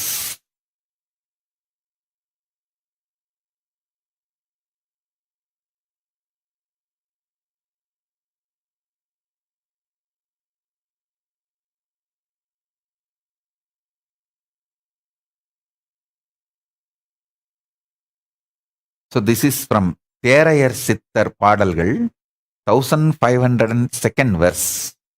I have one more song from what I heard from my gurus. I am giving you, and I'll give you the interpretation also. Means the meaning. ஆறு திங்கட் கொருதடவை மனமருந்தையில்வோம் அடர் நான்கு மதிக்கொருக்கார் பேதியுரை நுகர்வோம் தேறு மதியொன்றரைக்கோர் தரணசியம் பெறுவோன் திங்களரைக்கிரண்டு தரஞ்சவளவிருப்புருவோம் வீறு சதுர் நாட்கொரு கானை முழுக்கை தவிரோம் விழிகளு கஞ்சன 3 நாட்களுக்கொரு காலிடுவோம் 100 கந்தம் புட்பமிவை நடுநிசியின் முகரோம் நமனார்க்கு இங்கேது கவை நாமிருக்கும் இடத்தே. Means once in 6 months take the medicine which makes you vomit. Means cleaning the upper intestine through that vomiting as a technique. Once in 4 months cleaning like haritaki, which cleanses your body, laxatives, the Ayurvedic laxatives. And once in 1.5 months, clean the nostril to clear the kapha completely.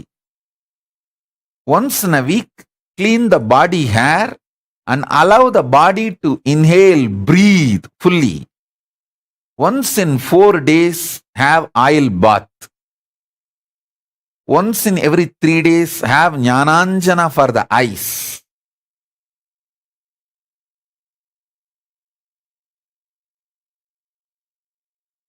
Never keep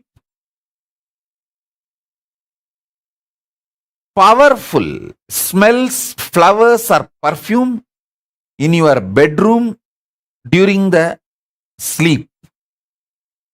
During the sleep, don't keep high smelling perfumes or the flowers.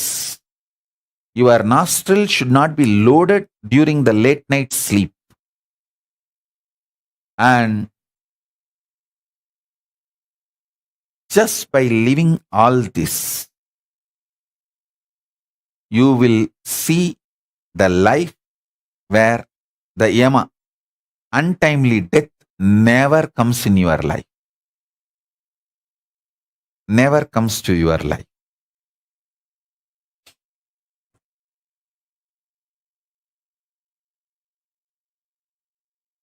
Listen.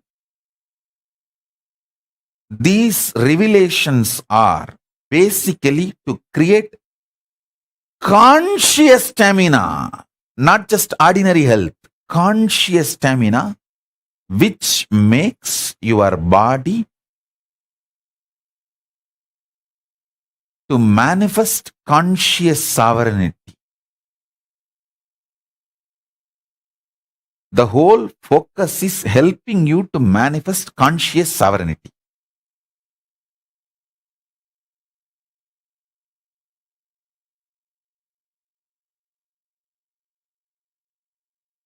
Work on the body. Understand the mechanism of the body. Understand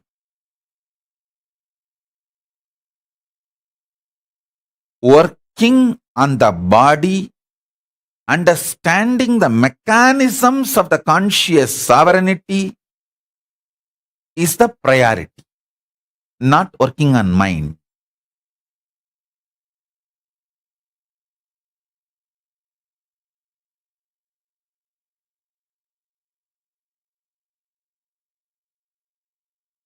So the essence of what I am trying to convey is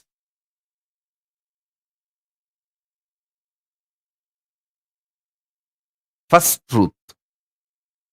Doubt the delusion, not the truth. Doubt the abusers, not the guru. Doubt the mind, not Paramashiva.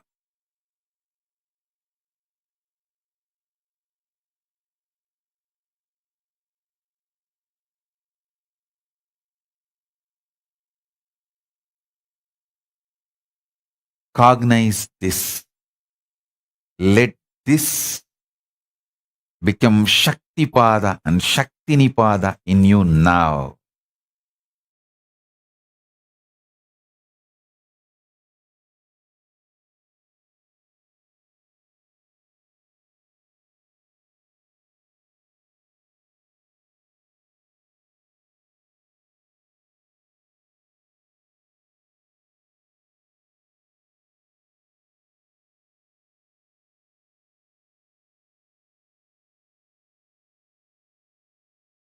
बैठे कैलाश धाम, राम ने जाकर रामेश्वर में बना दिया रामेश्वर धाम। महान महिम माहेश्वर, नम नम चरणम है हरदम।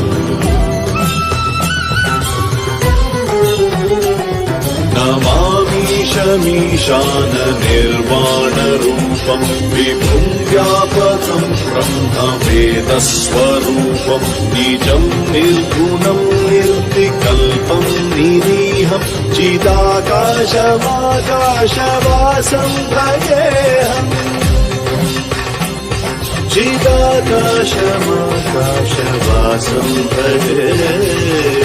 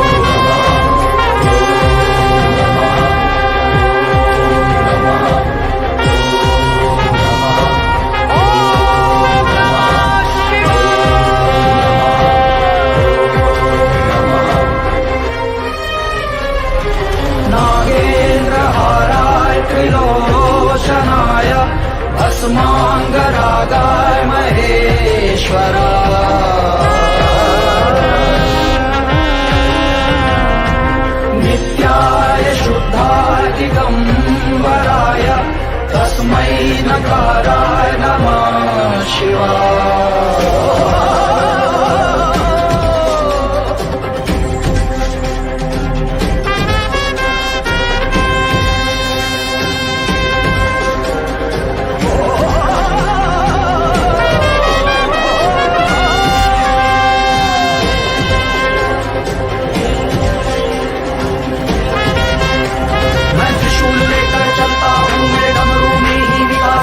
चंद्रभाग पर है जो मेरे वहां सुधा नव प्रकाश है। यष्टि ओर लगी है ब्रह्मा इंद्र आदि सब भागे।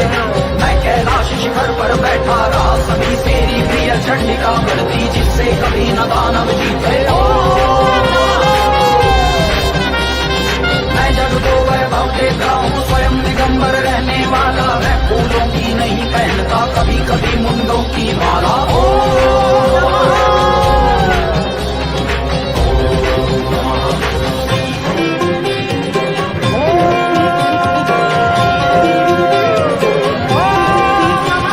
शान्ताकारं भुजगशयनं पद्मनाभं सुरेशम् विश्वधारं गगनसदृशं मेघवर्णं शुभाङ्गम् लक्ष्मीकान्तं कमलदयनं योगिभिर्ध्यानगम्यम् वन्दे विष्णुं भवभयहरं सर्वलोकैकनाथम्। मैं सुदर्शन चक्रधारी तीनों लोकों पे अधिपत्य है। जग है मिथ्या सब है मिथ्या मेरा ही नाम सत्य है। ओम नमो नारायणाय जो भी श्रद्धा से कहे मेरे संग वैकुंठ आके वो हमेशा ही रहे।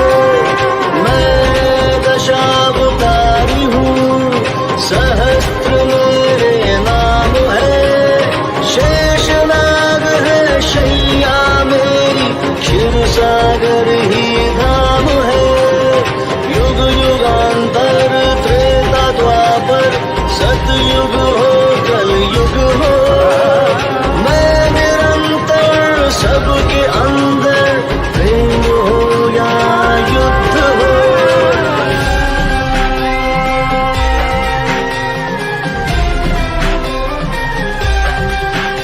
एक रुद्र है दूसरा विश्वरूप। सृष्टि चले दोनों के अनुरूप। एक शून्य है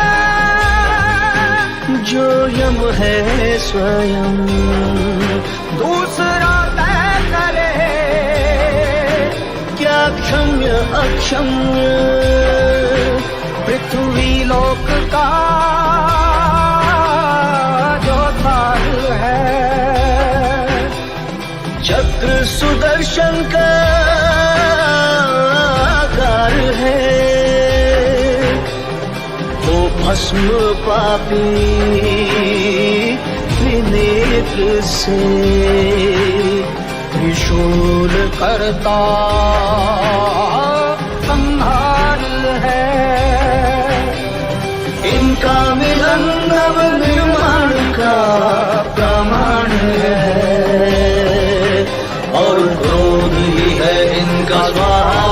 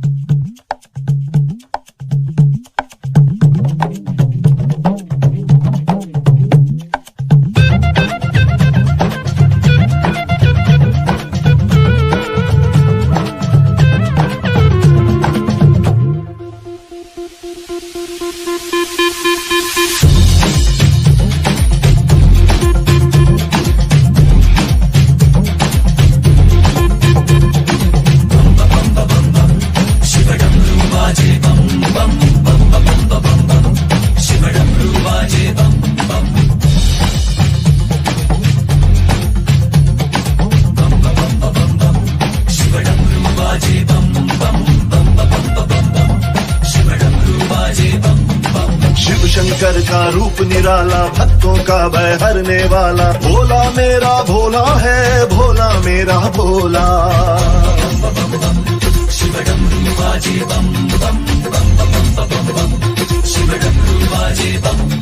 शिव शंकर का रूप निराला, भक्तों का भय हरने वाला, भोला मेरा भोला है, भोला मेरा भोला।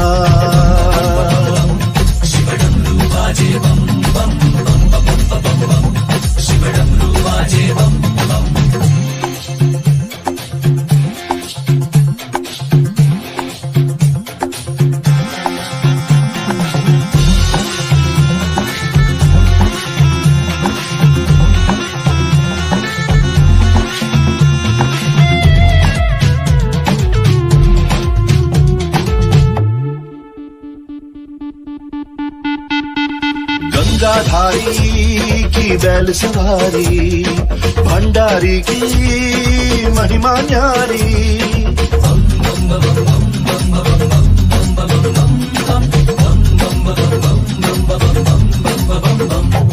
गंगाधारी की बैल सवारी, भंडारी की महिमा न्यारी। गंगाधारी बैल सवारी, भंडारी की महिमा न्यारी। गंगाधारी बैल सवारी, भंडारी की महिमा न्यारी। शिव डमरू बाजे बम बम बम बम बम बम, शिव डमरू बाजे बम बम। डमरू बाजे बाजे बाजे।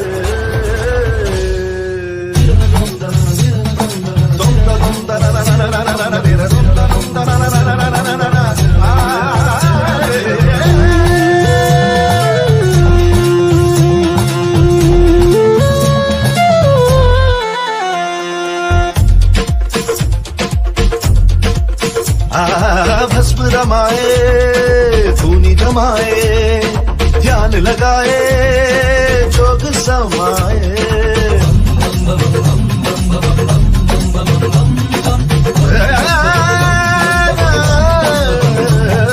भस्म रमाए, धूनी जमाए, ध्यान लगाए, जोग समाए। नीलकंठ विष पी जाए, नीलकंठ विष पी जाए, नीलकंठ विष पी जाए।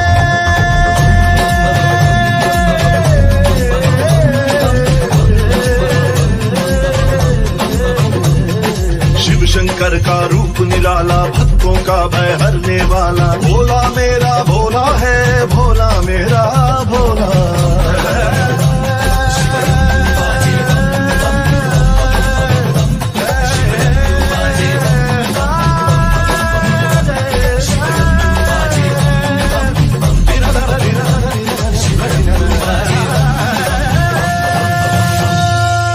எனக்கு சிவமயமே, இறைவாயமே,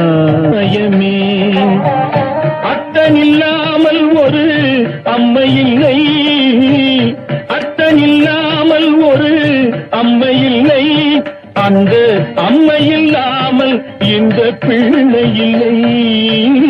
சித்தமெல்லாம் எனக்கு சிவமயமே.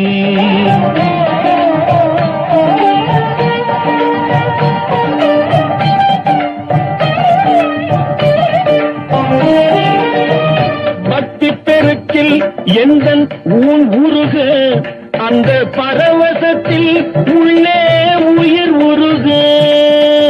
பக்தி பெருக்கில் எந்தன் ஊன் உருக, அந்த பரவசத்தில் உள்ளே உயிர் உருக. சக்தி எல்லாம் திரண்டு சிவம் பெருக, சக்தி எல்லாம் திரண்டு சிவம் பெருக. எந்தன் சந்ததியே உந்தனுக்கு அடிபணிய இறைவா, சித்தமெல்லாம் எனக்கு சிவமயமே.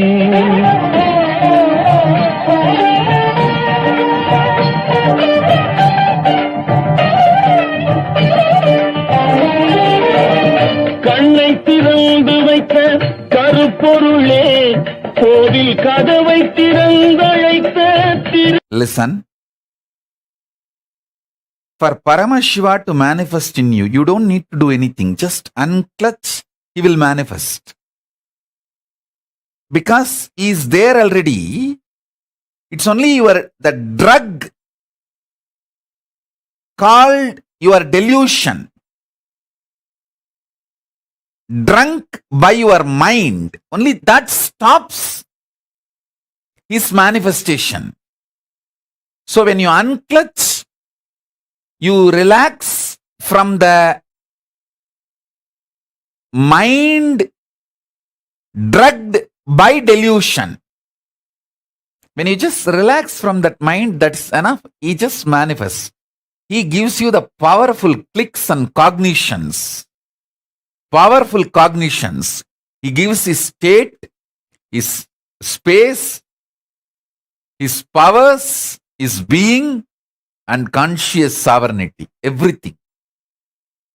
So just cognize. He is there. He is here now.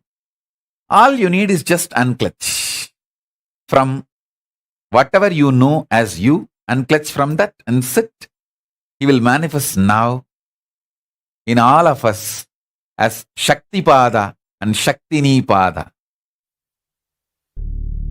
Taka taka taka taka Nadaraja, taka dimi taka junu Nadaraja, talang taka dimi Nadaraja, dom dom taka dimi Nadaraja, taka taka taka taka Nadaraja, taka dimi taka junu Nadaraja, talang taka dimi Nadaraja.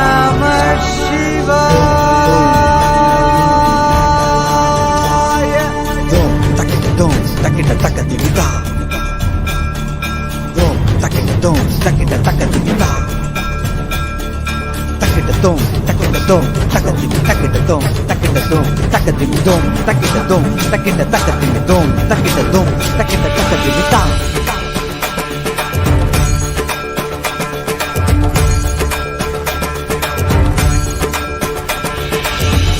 ஆடுகின்றான் அவன் கூத்தனாக திருப்பாதம் தூக்கி மறையோதுகின்றான் பிறை சூடி அந்தணரின் பாடலுக்கு தினம் ஆடுகின்றான் அவன் கூத்தனாக திருப்பாதம் தூக்கி மறையோதுகின்றான் பிறை சூடி அந்தணரின் பாடலுக்கு என்று இயலிசை நாடகமாய் முத்தமிழ் இயற்றிய நாயகனே தகதிமி தாளமொடு இல்லையில் ஆடிடும் தாண்டவனே இன்மைக்கும் ஈரேழு பிறவிக்கும் துயர் நீக்க பிறைந்தோடி வருகின்ற யமையாலும் நடராஜா வயமாகி மயமாகி வலியாகி ஒலியாகி சித்தத்துள் முக்தி தர நித்யனாய் வந்தவா நமச்சிவாய வாழ்க வாழ்க நாதன் தாழ் வாழ்க வாழ்க இமை பொழுதும் என் நெஞ்சில் நீங்காதான் தாழ் வாழ்க நமசிவாய வாழ்க வாழ்க நாதன் தாழ் வாழ்க வாழ்க இமை பொழுதும் என் நெஞ்சில் நீங்காதான் தாழ் வாழ்க அண்டாண்டம் பிண்டாண்டம் அதில் ஆடிய கூத்தணி நாடலை பார்த்திடவே ஆண்டாண்டு காலமொடு மானிட கூட்டமும் ஏங்கியதே ஆடுகின்றான் ஒரு பாதம் தூக்கி அவன் கூத்தனாக மறையோதுகின்றான் பிறை சூடி அந்தணரின் பாடலுக்கு திரணனா திரணனா திரணா திரணா திரணனா திரணனா திரணா திரணா சனி சரி சனி சரி சனி சரி சனி சரி சரி மபனி சனி பம பமரி சனி சரி சனி சரி சனி சரி சனி சரி சரி மபனி சனி பம பமரி சனி திரணா திரணா திரணா திரணா tajom takida takadimi tajom takida takadimi tajom takida takadimi tajom takida takadimi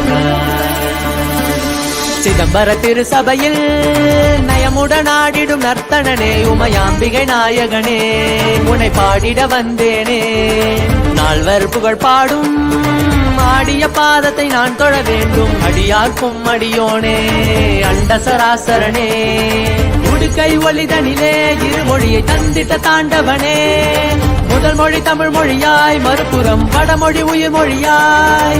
மதி மாறாமல் மனம் போகாமல் விதி சேராமல் உனை பற்றிடுவேன். 64 கலை கட்டிடவே அருள் புரிந்திட எம் அம்பல தரசே. அச்சை அல்ல நீ அச்சம் நீக்கவே அண்டம் வந்த என் அம்பலவாணனே. நமச்சிவாய வாழ்க வாழ்க நாதன் தாழ் வாழ்க வாழ்க. இமை பொழுதும் என் நெஞ்சில் நீங்காதான் தாழ் வாழ்க. நமசிவாய வாழ்க வாழ்க நாதன் தாழ் வாழ்க வாழ்க. இமை பொழுதும் என் நெஞ்சில் நீங்காதான் தாழ் வாழ்க. ஆடுகின்றான் அவன் கூத்தனாக திருப்பாதம் தூக்கி மறையோதுகின்றான். பிறை சூடி அந்தணரின் பாடலுக்கு தினம் ஆடுகின்றான். ஒரு பாதம் தூக்கி அவன் கூத்தனாக மறையோதுகின்றான். பிறை சூடி அந்தணரின் பாடலுக்கு இயலிசை நாடகமாய் முத்தமிழ் இயற்றிய நாயகனே. தட்டதிமி தாளமொடு தில்லையில் ஆடிடும் தாண்டவனே. வயமாகி மயமாகி வலியாகி ஒலியாகி சித்தத்துள் முக்தி தர நித்யனாய் வந்தவா. நமச்சிவாய வாழ்க வாழ்க நாதன் தாழ் வாழ்க வாழ்க. இமை பொழுதும் என் நெஞ்சில் நீங்காதான் தாழ் வாழ்க. நமசிவாய வாழ்க வாழ்க நாதன் தாழ் வாழ்க வாழ்க. இமை பொழுதும் என் நெஞ்சில் நீங்காதான் தாழ் வாழ்க. நமசிவாய வாழ்க வாழ்க வாழ்க. இமை பொழுதும் என் நெஞ்சில் நீங்காதான் வாழ்க. நமசிவாய இமை பொழுதும் வாழ்க வாழ்க.